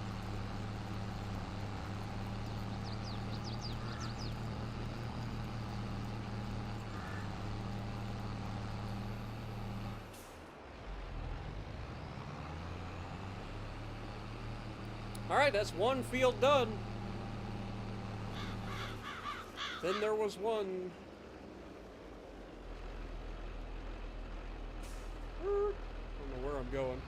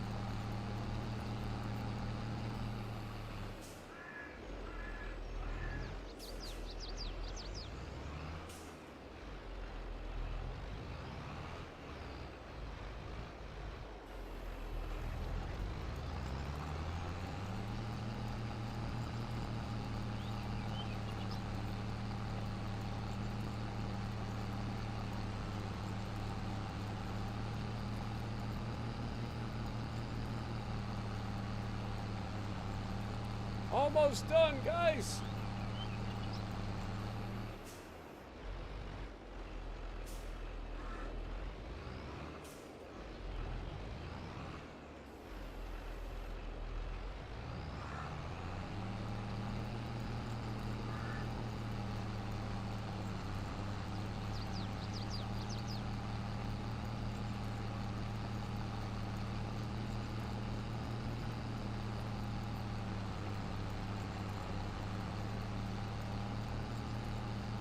And I definitely feel like we've done a better job in this particular cultivated, that we haven't left any gigantic gaps or strips that we haven't been able to immediately fix.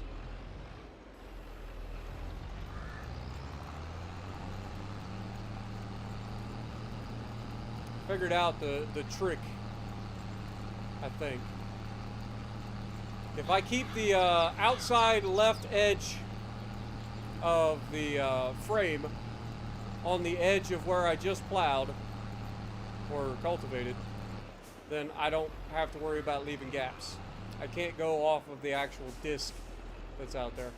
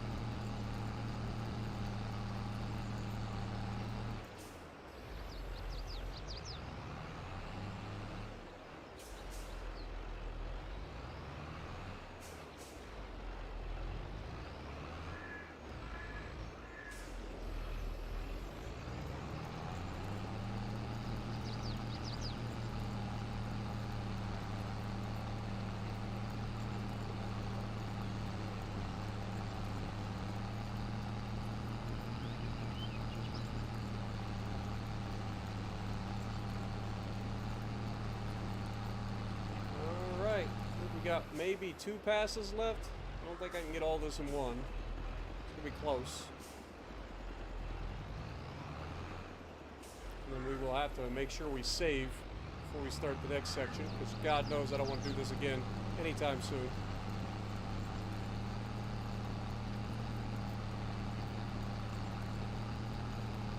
What up, DJ? Sam? Good morning.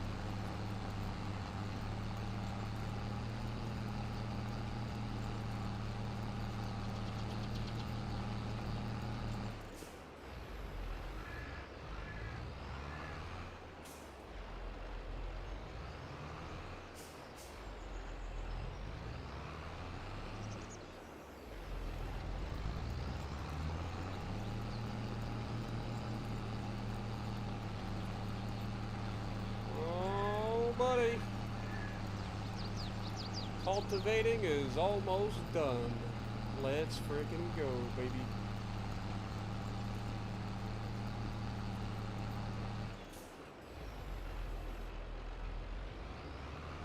Beautiful. Drop that. Let's go ahead and click to save it. Alright. Let's return the cultivator. The next thing we're going to need is a planter.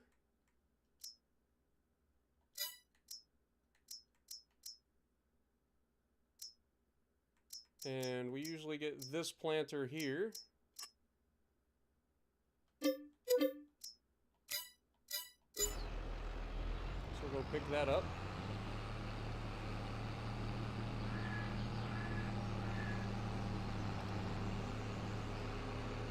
Definitely want to make sure we fill it up with seed and fertilizer before we come over.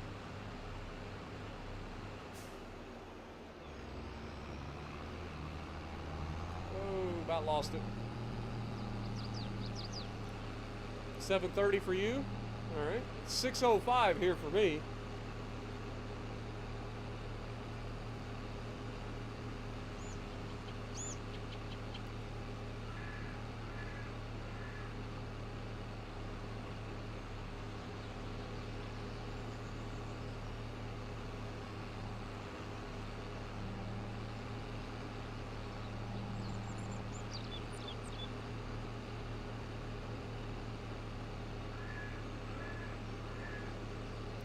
Alright, so we'll need solid fertilizer and seed. I think we got seed already here. So we'll just need some solid fertilizer, I believe.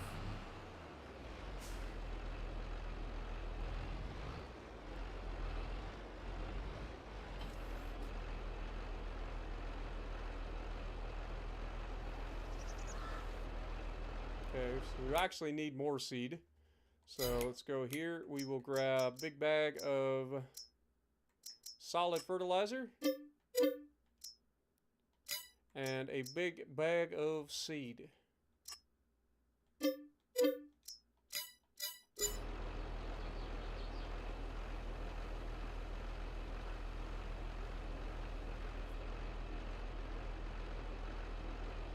get another thing of fertilizer.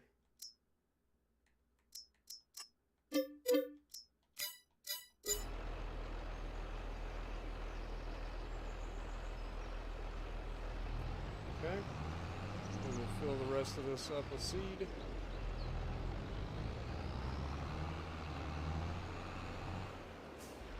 we go. Now we want to make sure that we set to soybeans.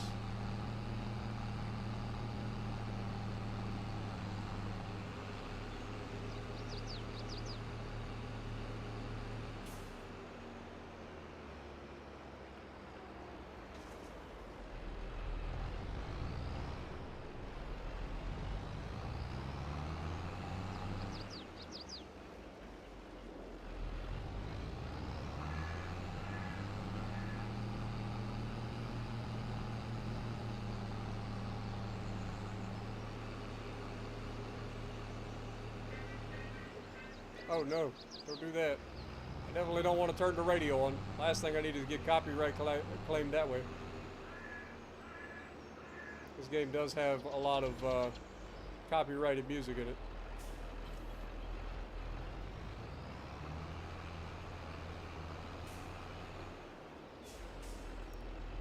All right.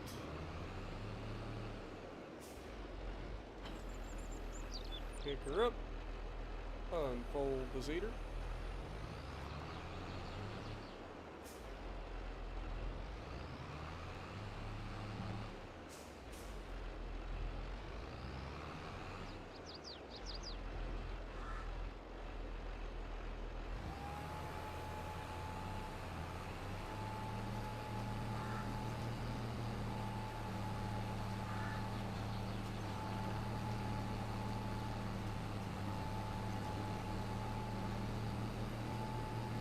The soybeans planted.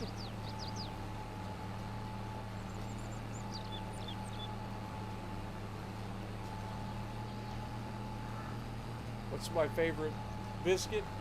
We don't have biscuits here. We have cookies. Our biscuits are completely different here.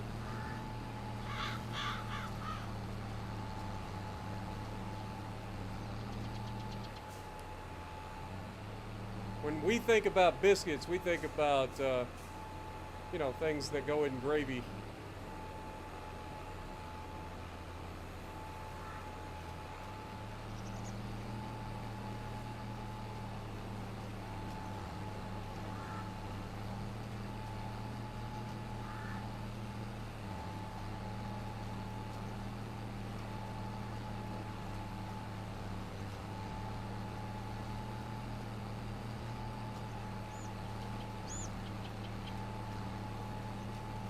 I'm pretty confident this game does have copyright-free music as well, but I don't take the chance.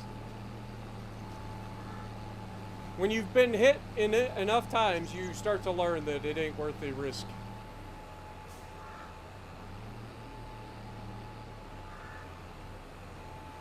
Which is why a lot of streamers will set up a playlist of copyright-free music, and then that's what they'll play in the background of their streams.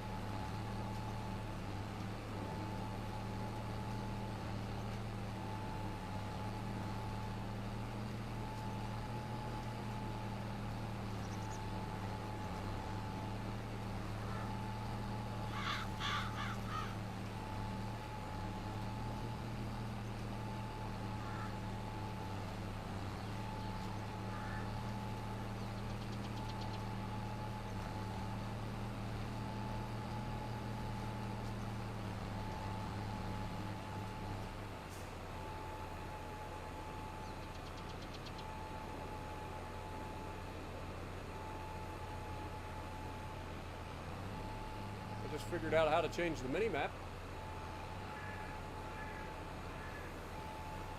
Now if I can figure out how to like overlay it, that'd be nice. So that we'd be able to see like the fertilizer and stuff on there.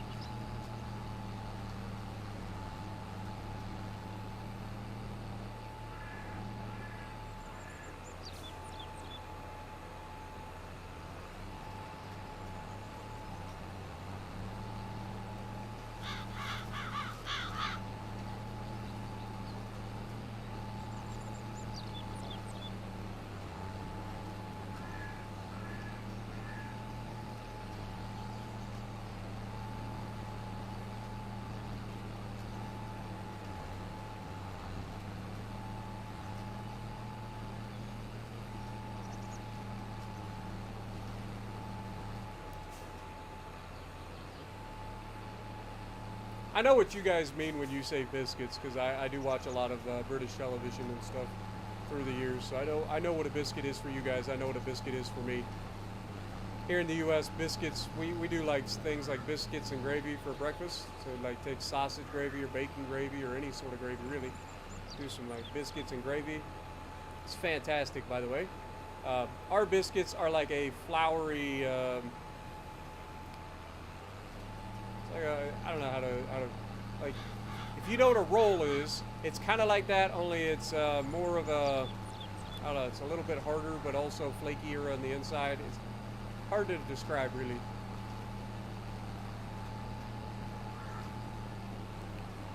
But what you guys call biscuits, we call like cookies.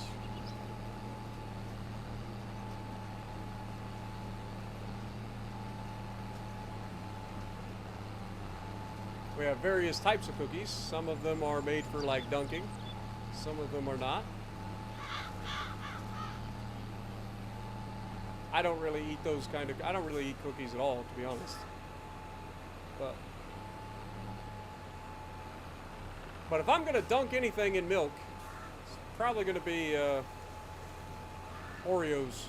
I love me some Oreos dunked into milk.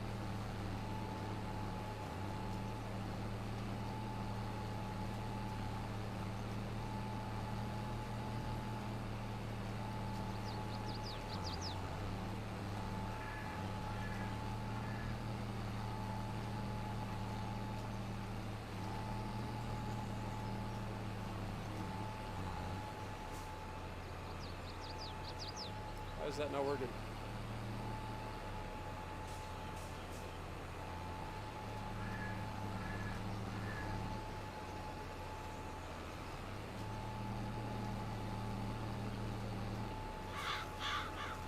Oh, game, why you troll me?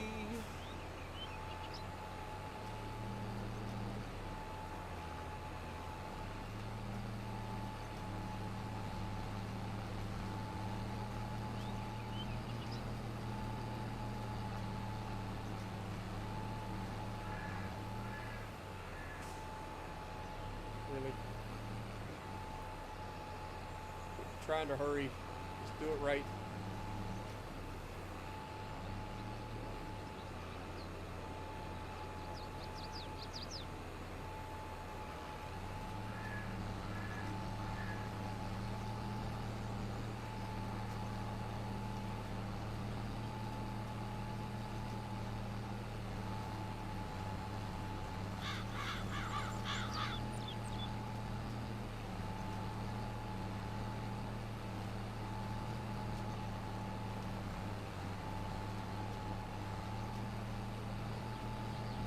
Like baguette and gravy? No, not quite. Like I said, the closest thing that you guys have to what we call a biscuit is probably a roll. Like a little soft sweet roll or something. Well, then again, I don't know what you call a sweet roll. It's so hard to describe.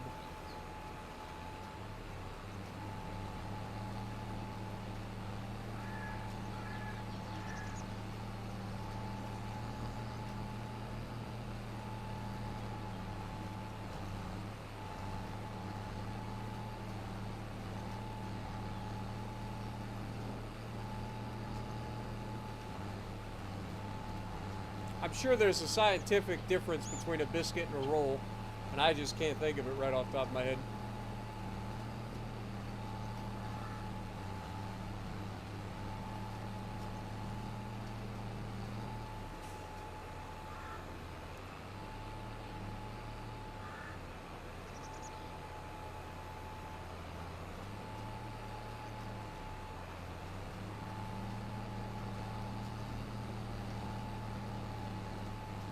Starting to get low on seed again.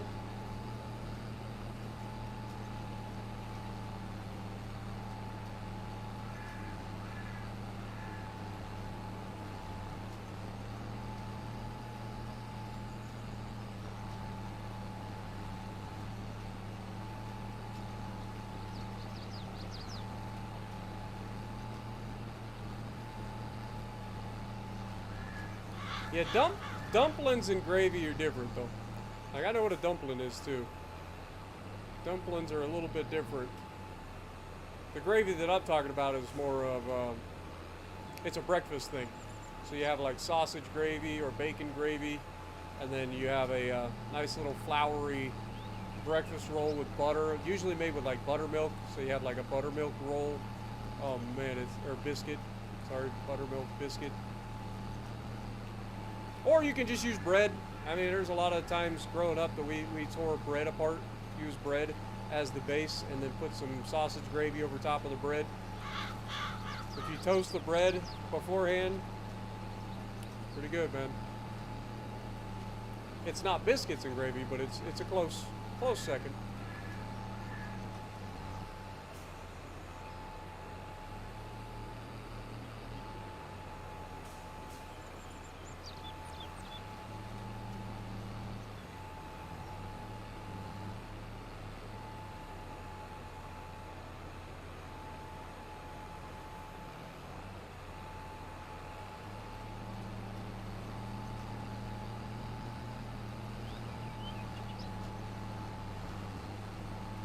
Y'all are definitely making me hungry, I'll give you that.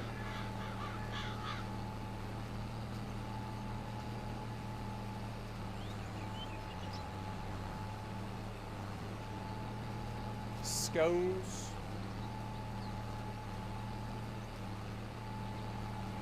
I'll be honest, I don't think I've ever had a scone. Ever.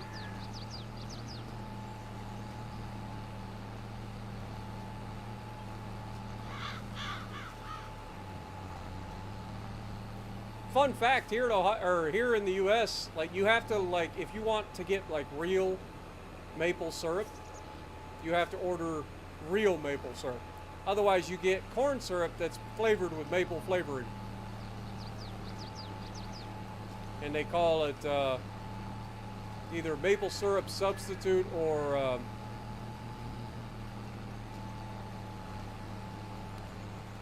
forget what else they call it.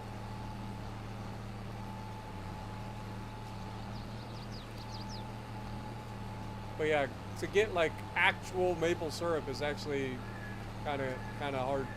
Even though there's a lot of places in the U.S. that actually makes maple syrup, and Canada is right to our north, and that's kind of what they're known for.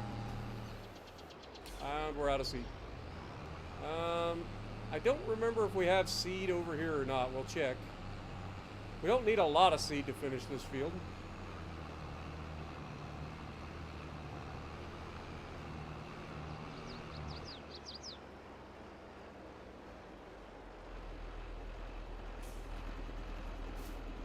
Okay, that's seed right there. And I think that's fertilizer.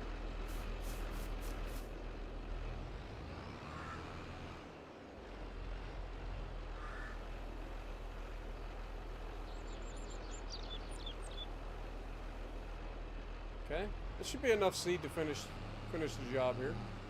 Hopefully. Hopefully.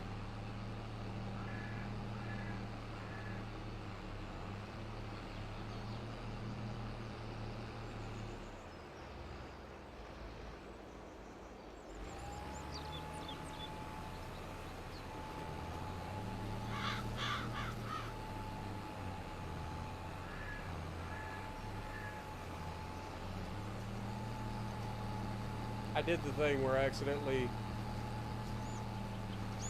cultivated that man's edge of his field. I bet he is not happy with me. It's like the second year in a row of doing that too.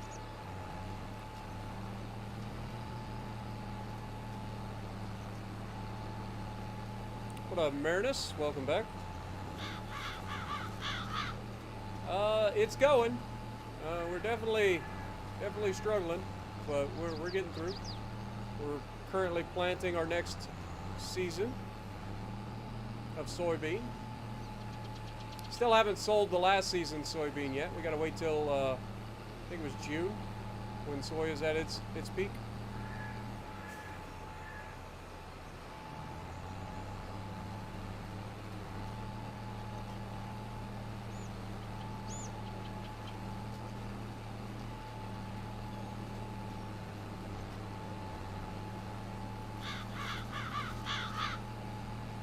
Can't remember if you got to roll every year or not.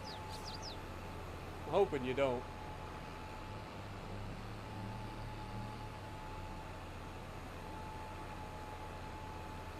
Not that it takes that long to roll it.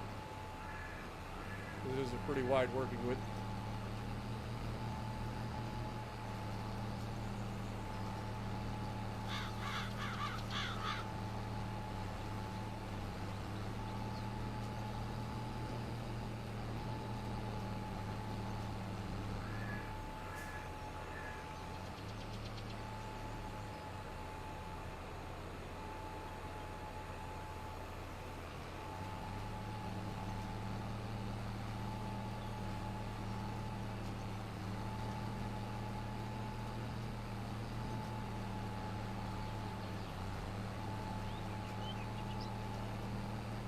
But we're getting close.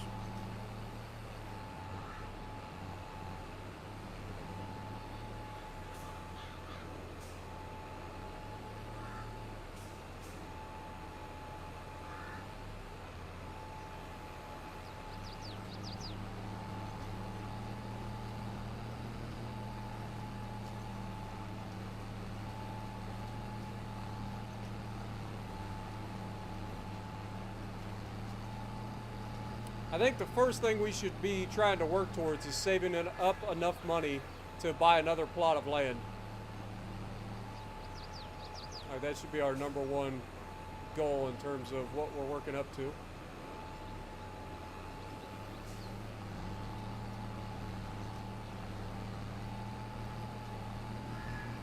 Because more land equals more money.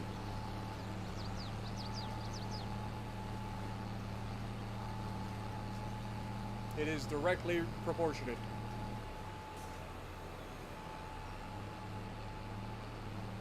So what I probably ought to do is look and see, like, roughly how much the next plot of land would cost me.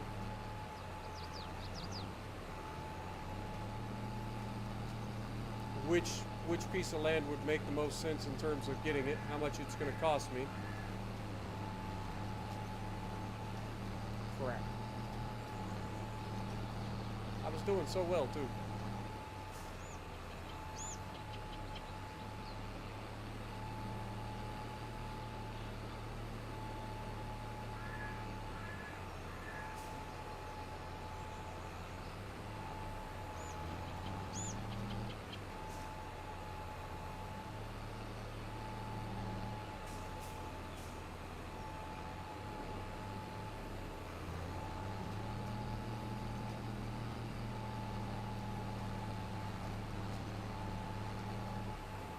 Alright, let's go unload this thing. We'll send back the planter.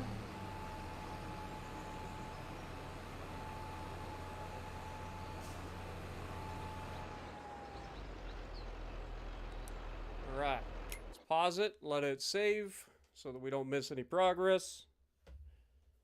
What up, Robert? Yeah, I think everybody loves food. I don't think there's ever been one person in history that's like, yeah, I don't like food. Alright, let's send that away. Okay, the next thing we need to look at, does it need rolling?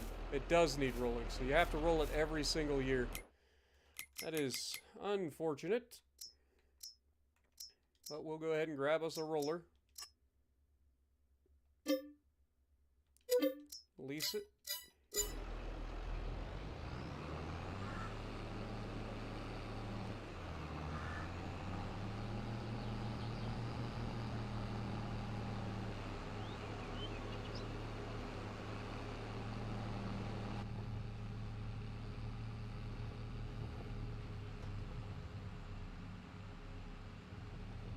Get a little bit of cab view for a moment.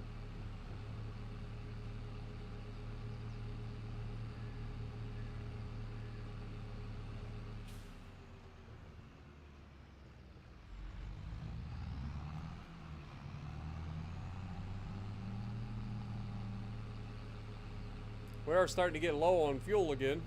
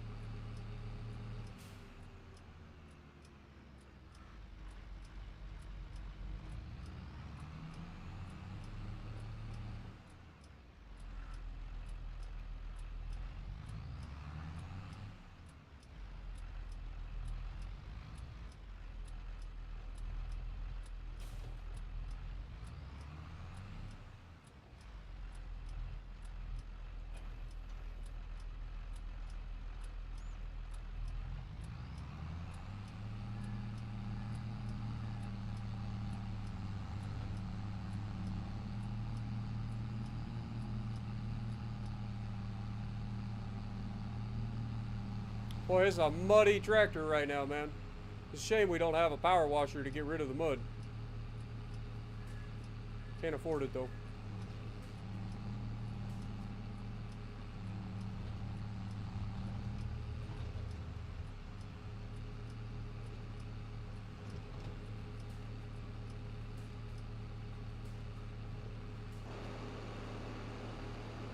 All right, let's go ahead and start the folding out process.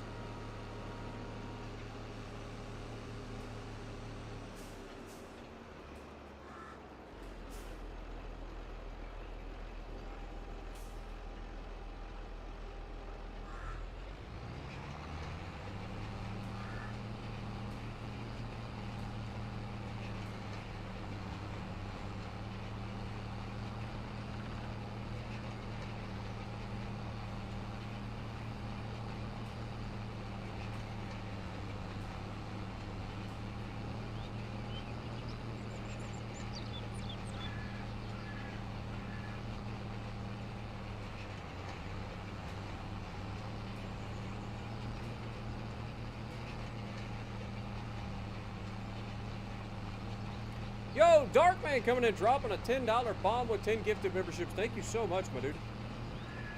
Get a goat in the chat for him as well. Fallen Mouse, good to see you.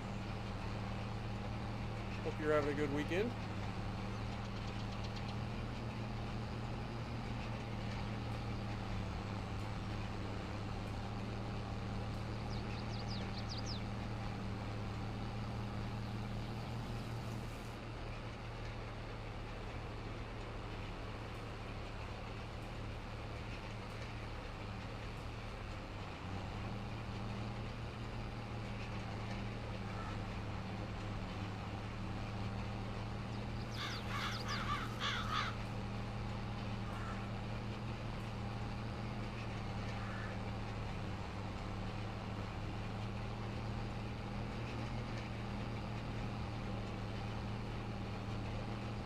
Also, Curve, good to see you this morning. Hopefully you're having a great weekend as well.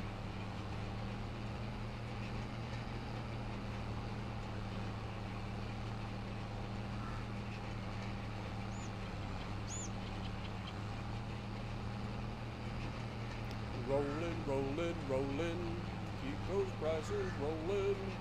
Rolling, rolling, rolling. Rawhide.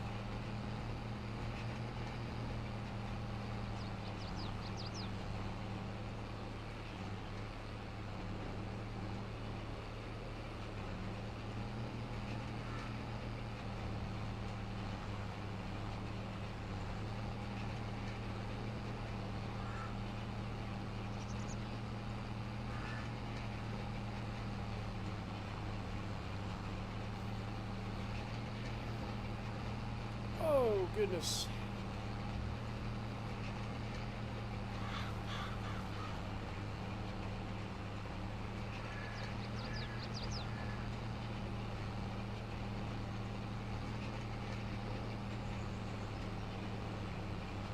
One thing is for certain, I will be glad to call it a night here in a little bit. Once we sell our soybeans.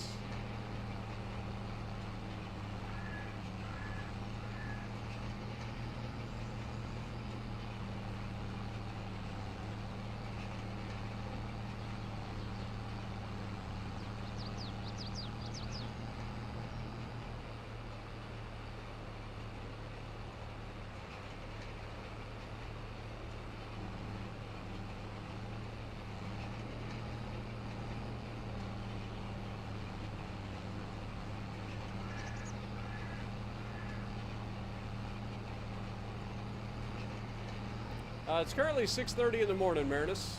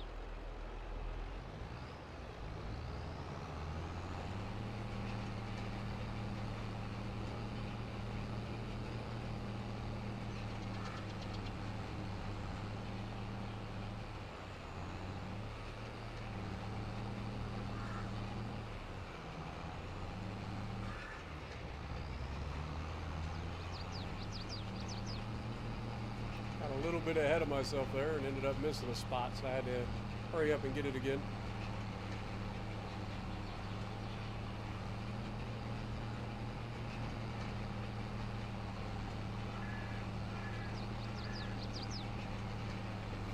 Have I thought about leasing a plow to connect the fields? I have. There is a little bit more room here.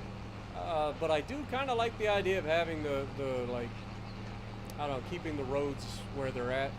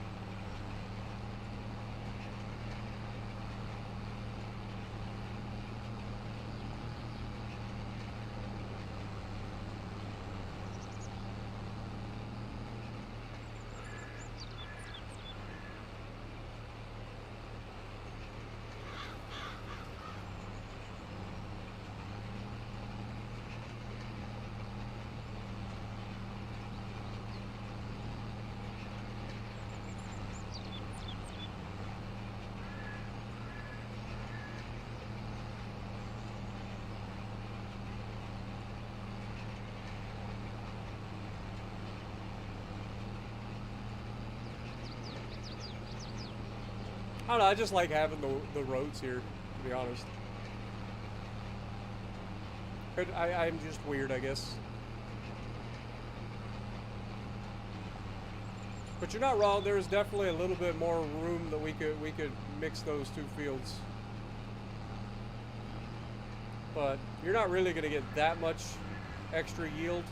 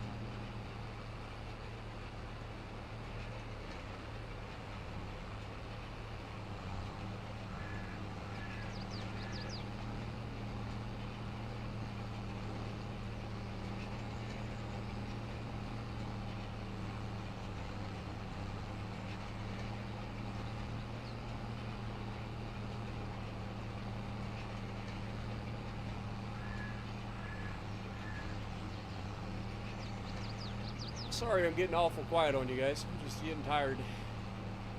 Just gonna try to get through this real quick, get this plant season done. Forward time to sell the soybeans, and then we'll see where we're at. Hoping it's a good amount of money, ain't gonna lie.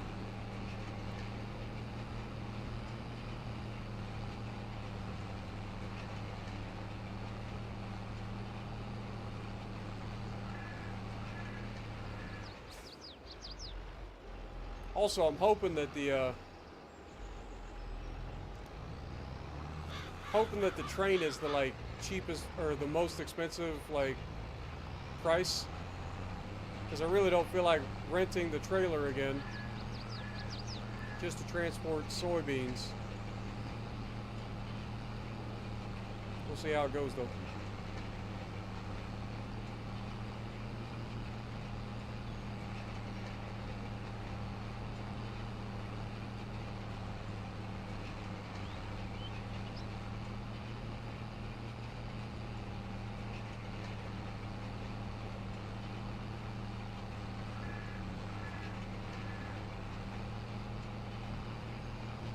I've lost a lot of money. It seems that way, but it's not as bad as you think. We've spent money on like fertilizer and seed and stuff like that, renting equipment to do the next plant season.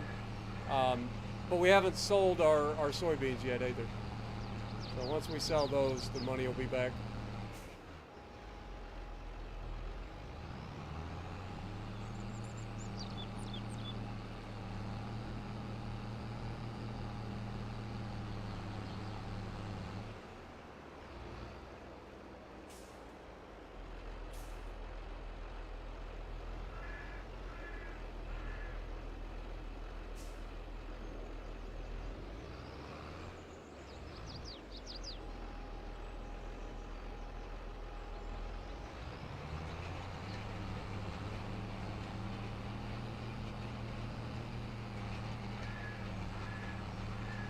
We're almost done rolling the field.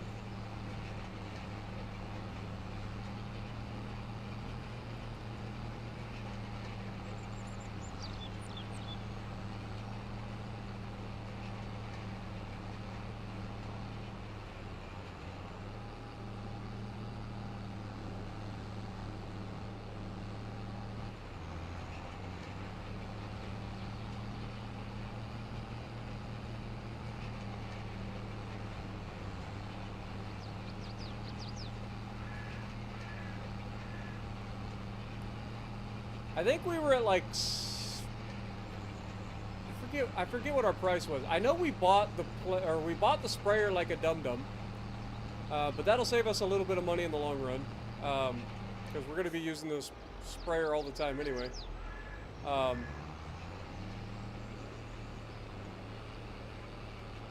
That was just a mistake by me to accidentally buy it.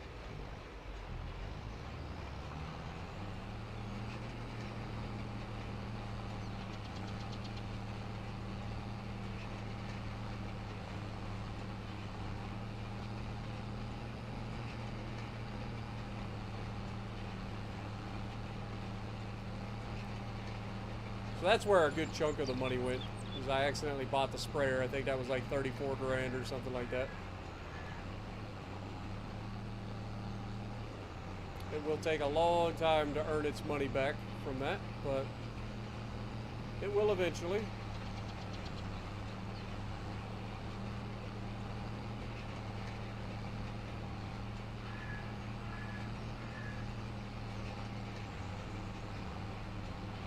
One more pass should do it here.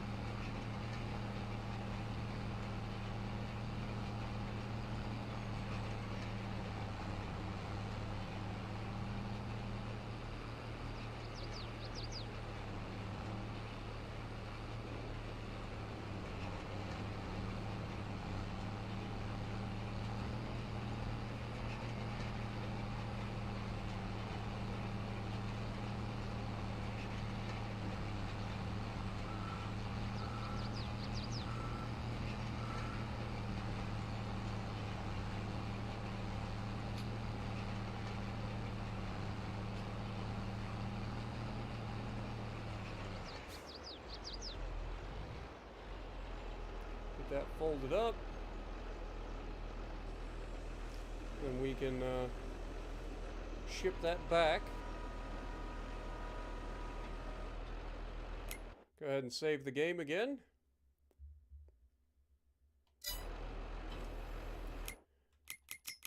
Ship the roller back.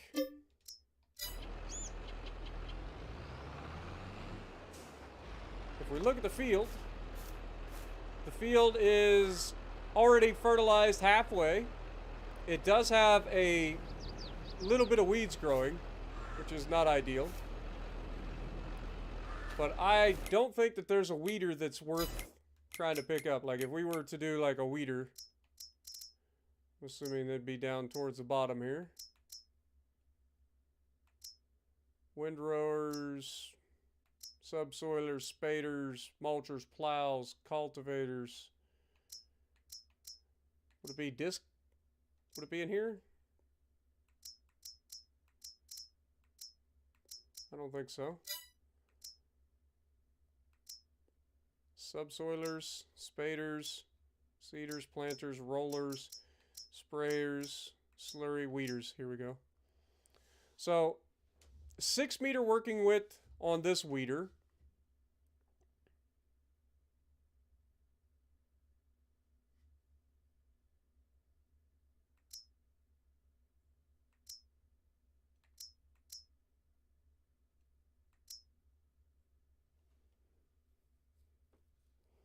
And this one has a 12 meter working width if we were to use it.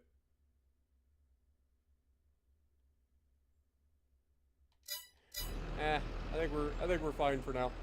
I've got a sprayer. I'll spray the fields when it's time.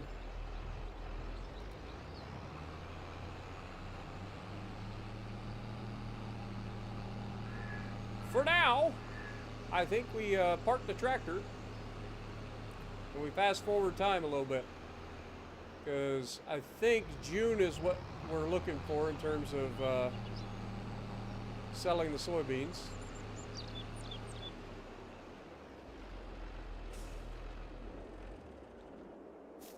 Let's take a look real quick. So soybeans sell in June at their highest. Okay. So we'll be looking forward to that. So we just go forward. Good morning, Latanta. Good to see you. Yeah, you can hire AI to work your fields for you, but they do charge you, which is why we haven't done it yet. It's a little expensive early on.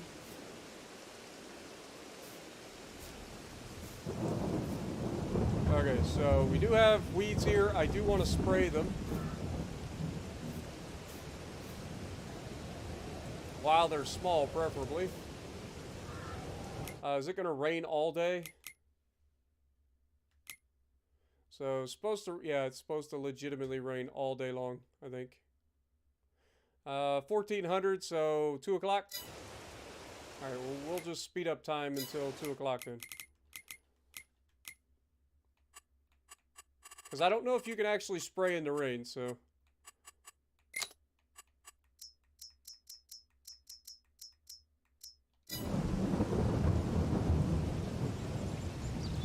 Just let the rain go by.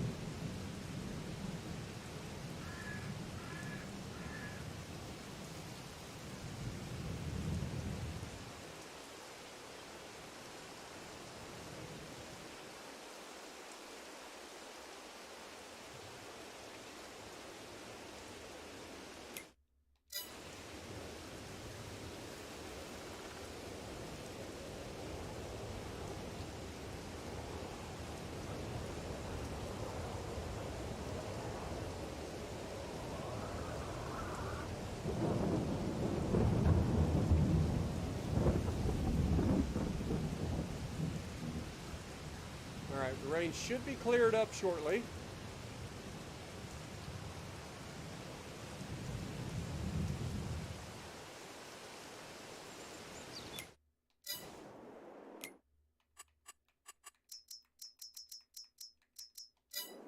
Alright, so rain has cleared up. Should be able to go ahead and spray the field now. Get rid of all the weeds. Then we can go ahead and fertilize it as well.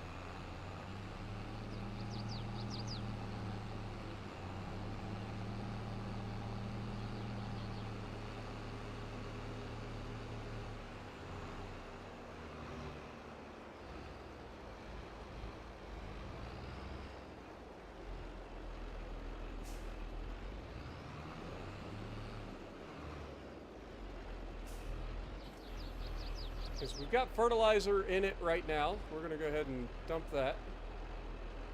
And we want herbicide.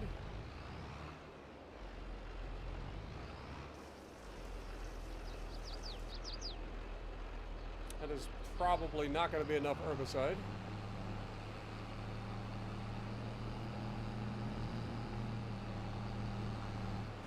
We'll go ahead and start unfolding it though.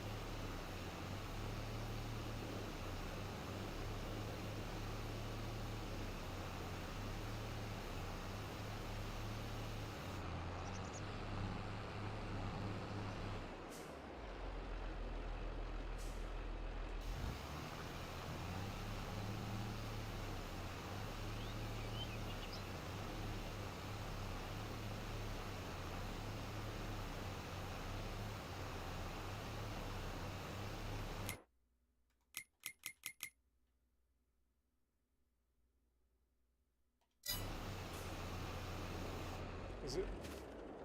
Oh wait, we're weeding. I forgot. I was freaking out. I forgot. We're weeding right now. We're not actually fertilizing. I was like, wait, it's not fertilizing.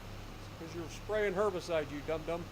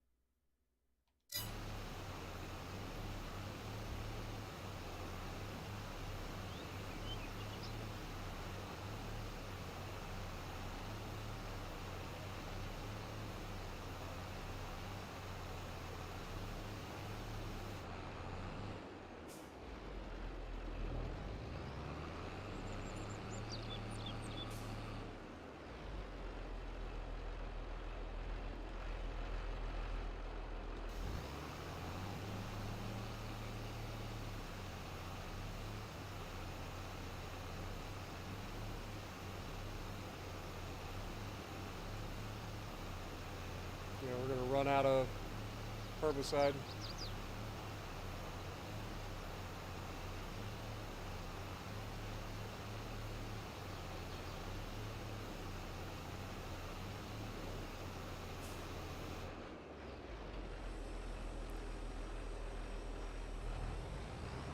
Let's go run and get some more. I know we got some at the store.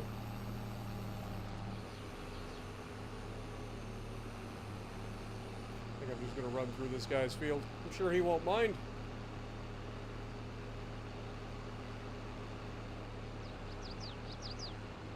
Sorry, neighbor.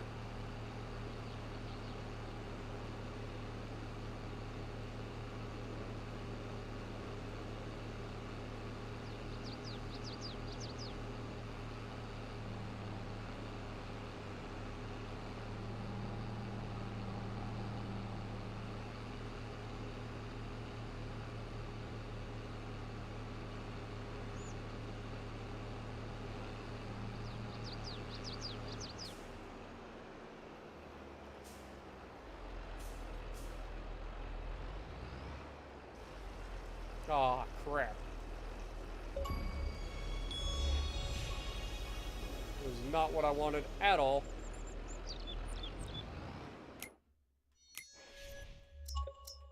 Pallets, herbicide.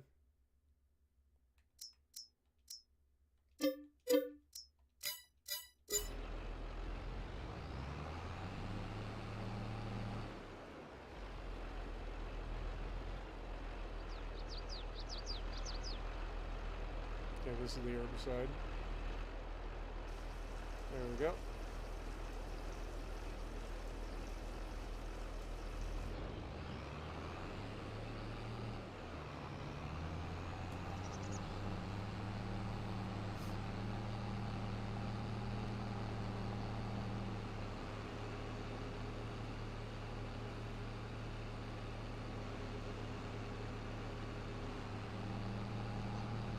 There's that stop sign again.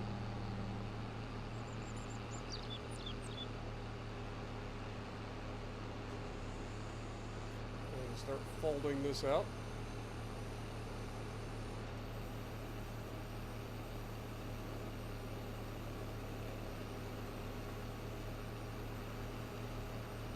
May have done that a little bit prematurely. but it'll be okay.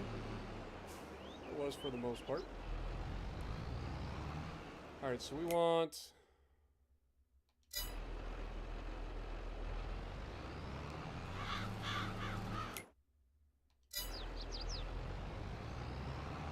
this area basically straight ahead of us.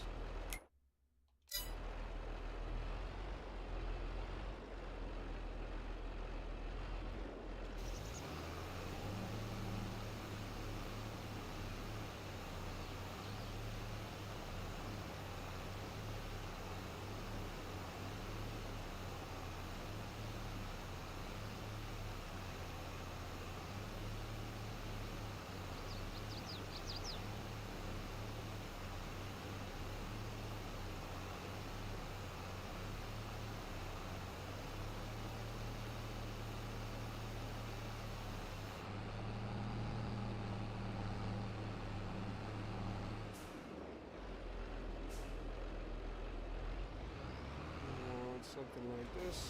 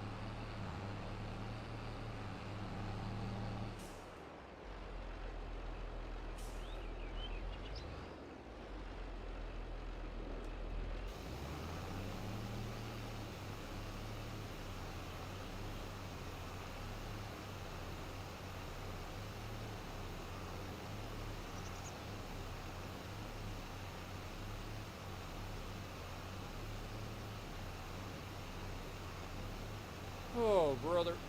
Come on, game. I'm ready to be done with this for the moment.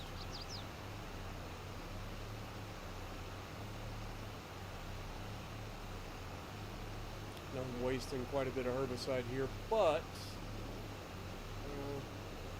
can't really be bothered to change it.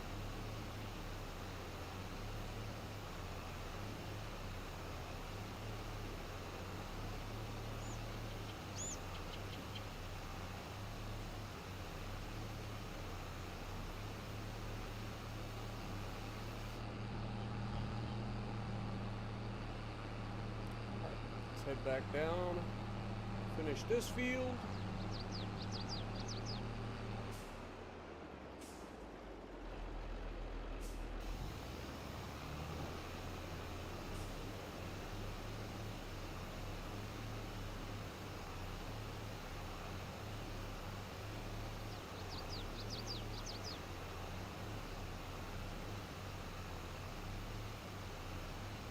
One more pass should do it, I think.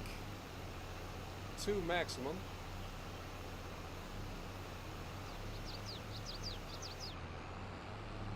Then we gotta fertilize it. Yeah, it's gonna take 2 passes. Unfortunate. What up, Zachary? Welcome to the stream. Appreciate you dropping in, my guy. Hope you're having a good weekend.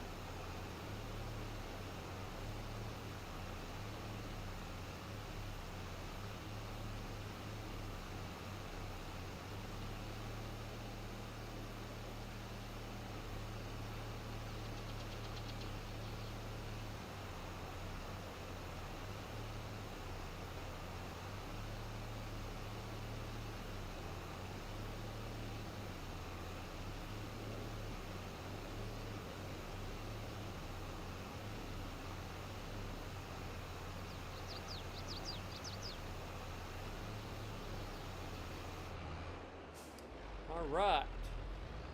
I think there's one little spot down here towards the end that I missed. Want to hit that real quick, and then should be good to go. Uh-oh. Autosave.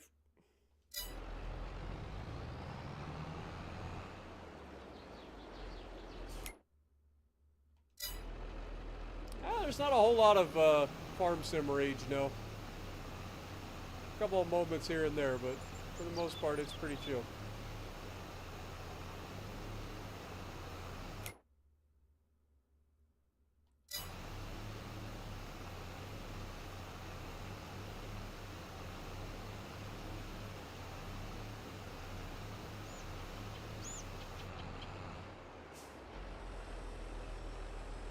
Alright, we're going to go unload this and pick up some fertilizer.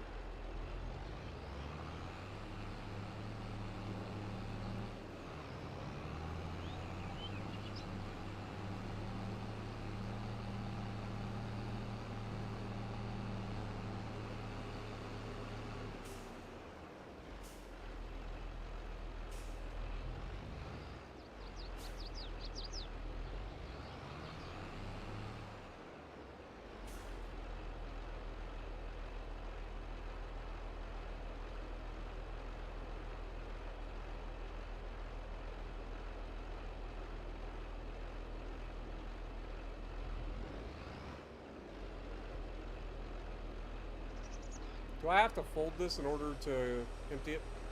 I might.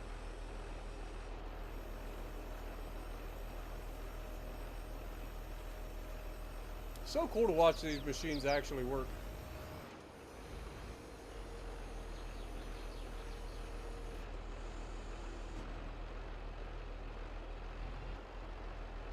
There we go.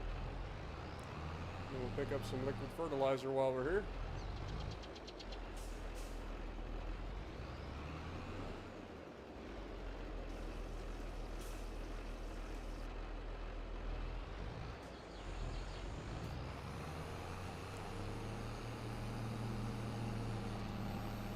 We gotta do it all over again.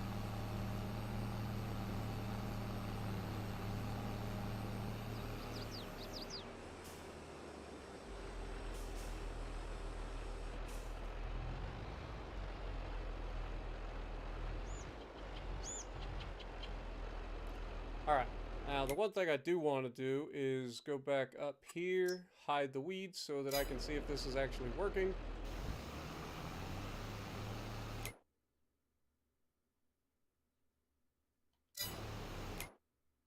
Okay, it is.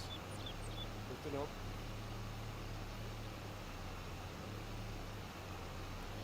Alright, so we'll fertilize the field real quick. And then we'll be off to the races.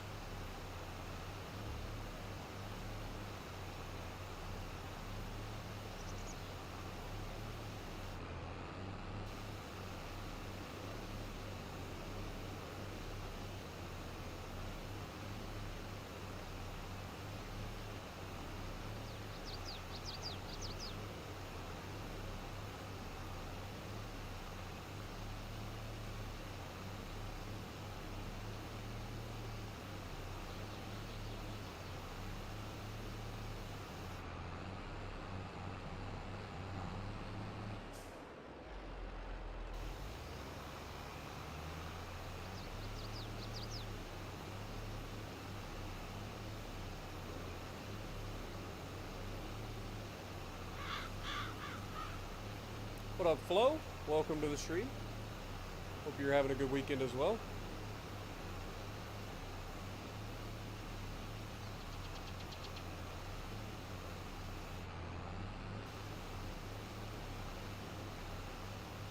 Kevin, good morning.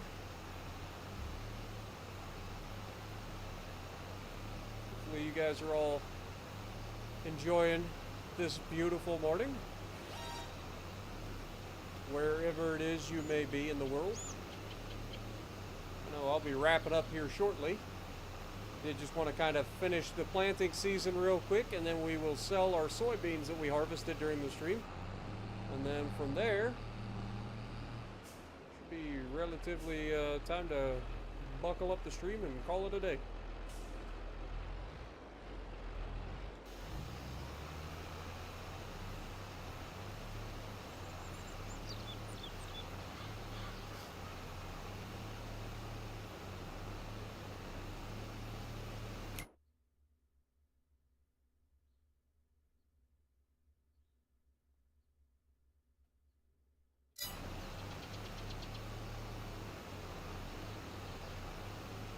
Martins, good to see you.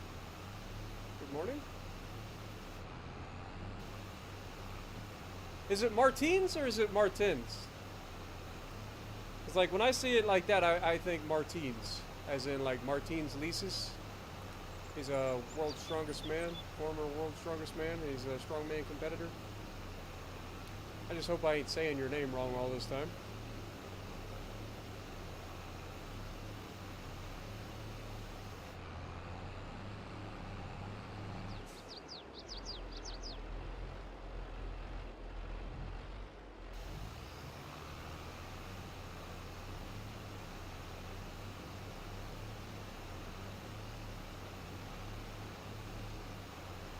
Martin? Okay.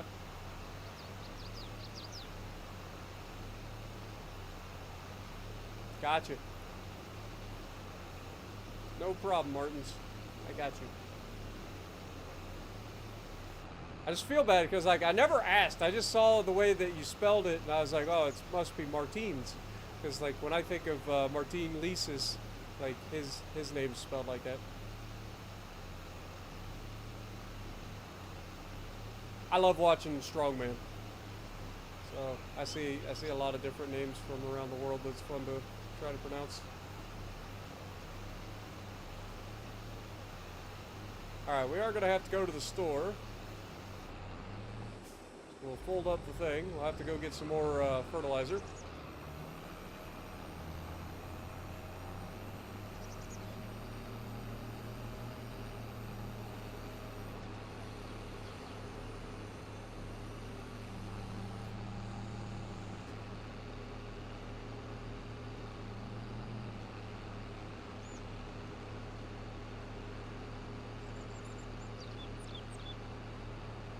Yeah, this tractor goes pretty well.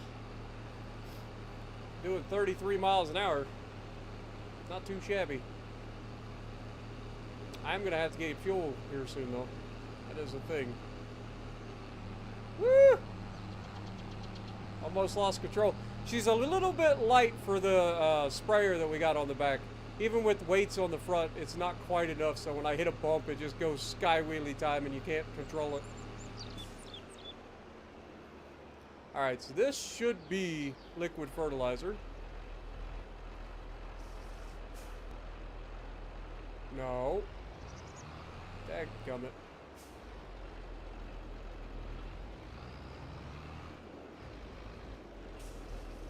There we go.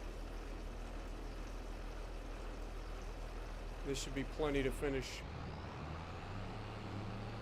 the fields with.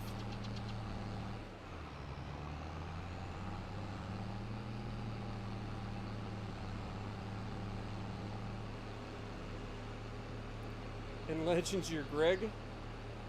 Nice.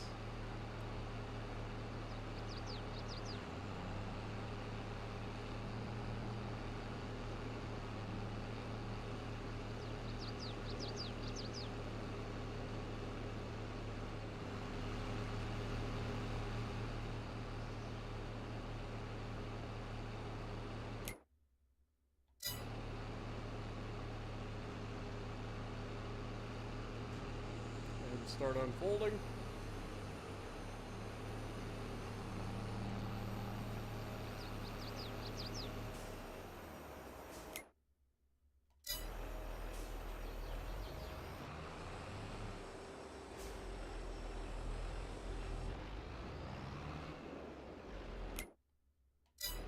We can go a little bit further over here.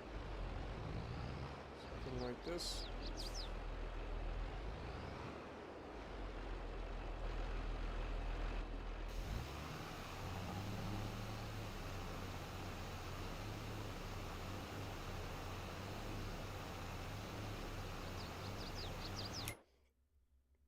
There we go. What up, Montana? Good morning.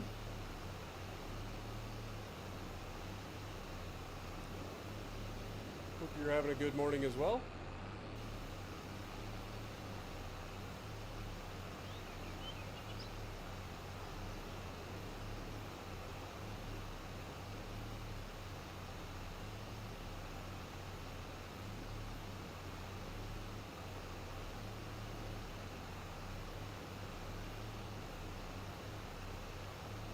Yeah, looking straight down.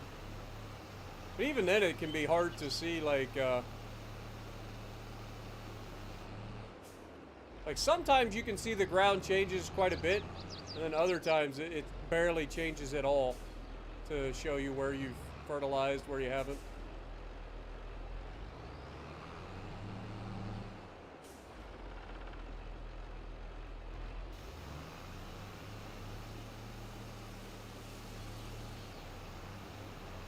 Like here you can see we do have a little bit of an overlap, so we've got enough to finish this field completely.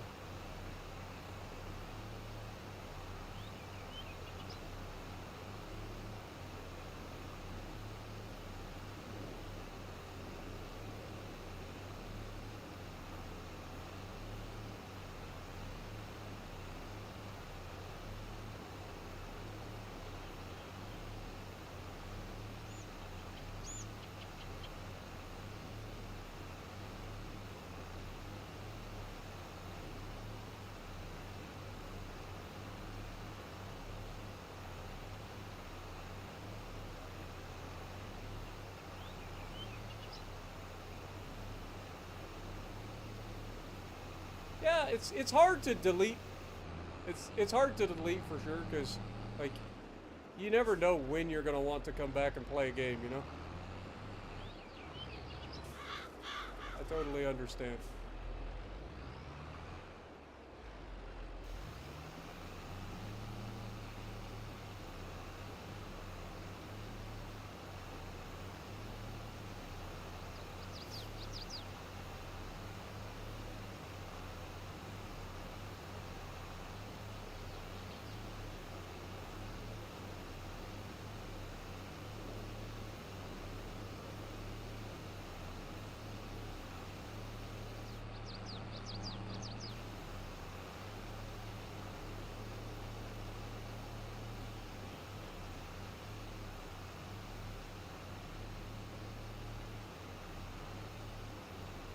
Should be able to get it one more pass here.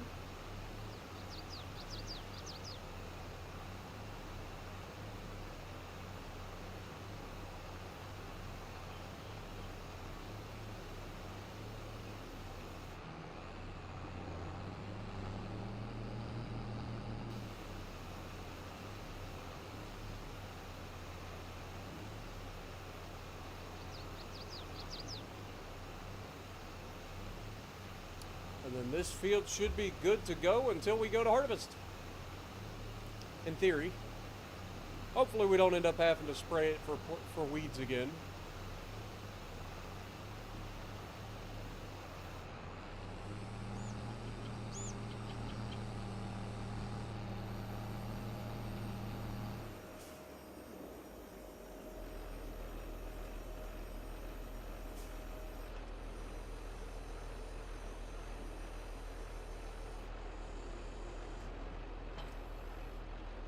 Alright.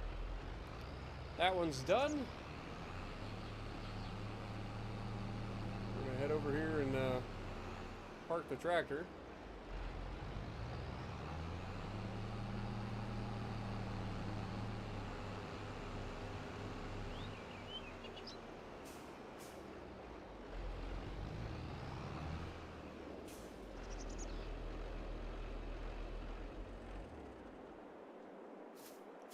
Alright, so let's check our calendar, or prices. Prices currently at Goldcrest Valley 1203 out of maximum of 1259. So we should be okay there. We'll just wait another month. Should finish out. So we'll go ahead and speed up one more month. See where we're at. It's currently at 1203, so it should be higher next month. What up, Sam? I don't really hate anybody. I just get tired of people stream sniping after a while. I don't really hate anybody. Alright, let's see. We'll go ahead and save the game, and then we should be at basically our highest point, in theory. Yep, $1,351. That's huge. Alright, so we are going to go sell to Honestly, I think I'm just gonna run over there. We can run straight across the fields here.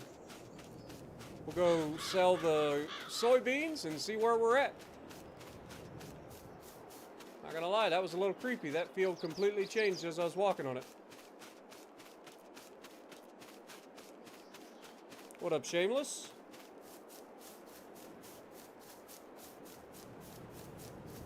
Is my voice and like game volume lower than usual? I turned the volume of the game down because everybody was saying they couldn't hear me. I don't want to turn my mic up any further because I tend to get upset when I play World of Warships Legends, and then that peaks the mic out. So it's kind of a hard thing to do.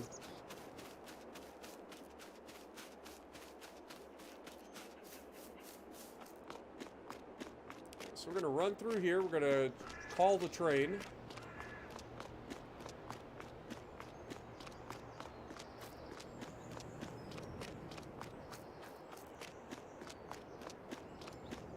Cost us $1,000 to rent the train. It's 3.3 kilometers away. I think that's about as far away as it could possibly get, to be honest.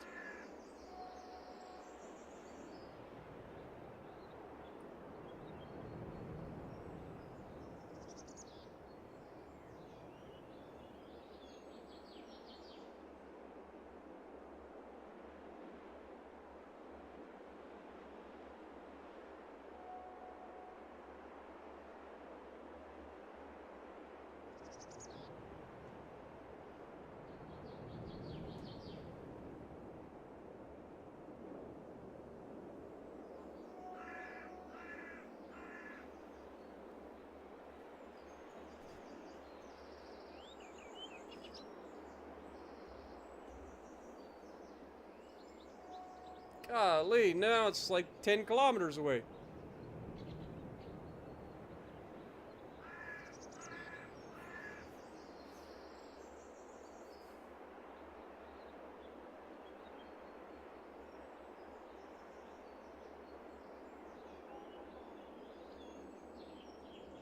Thought you were going deaf in your old age? It does change occasionally. Like the volume, I try to keep it adjusted based on what I hear from other people. Like I try to adjust the volumes according to feedback I receive. Dude, come on, train, get your butt in here, man.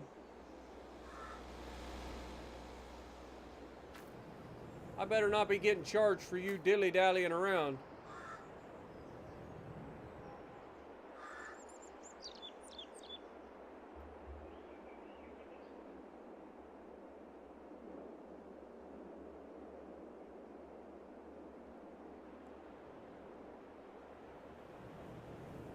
Yeah, the train, I think, is doing the T-Bull Shuffle somewhere. It's ridiculous.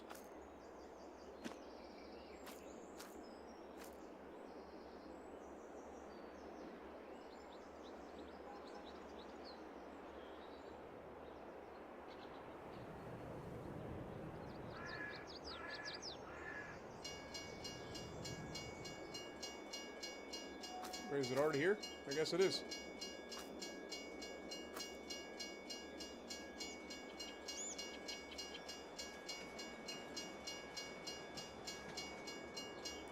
Howdy, sunshine. I think I'll take that. Let's go ahead and start the train. Open the cover.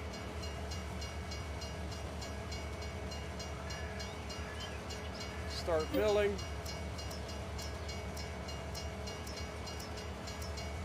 Soybeans. Should have a little over 22,650. Go ahead and put the cover back on. And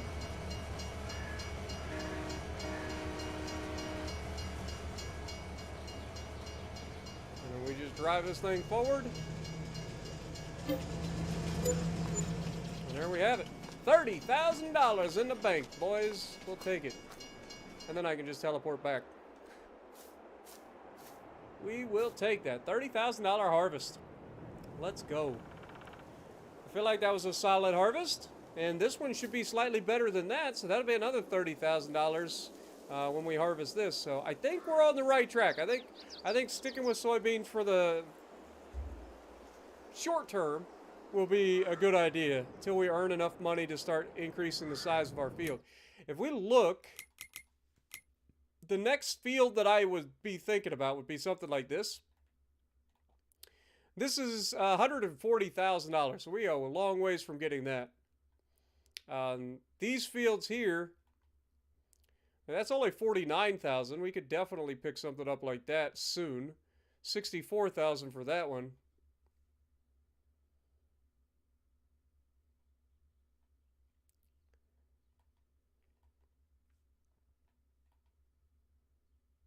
Yeah, this one might be our next goal here. Just due to the fact that it's right up against our current fields. It's only $49,000.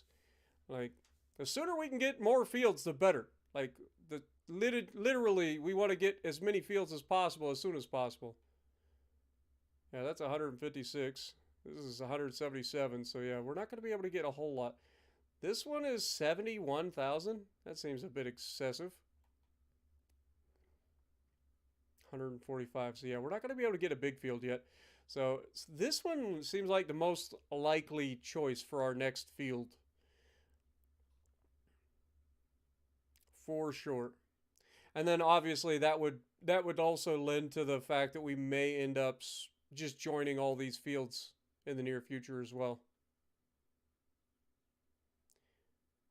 Might just go ahead and merge all these fields at some point in the near future. I know I said I like the roads, and I do, but extra money is extra money.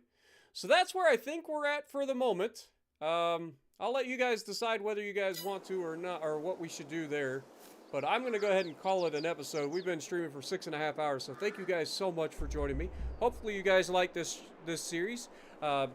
Again, shout out to the former pickle for the challenge. I'm hoping that, this is something we can pull off. I think we're on the right track finally.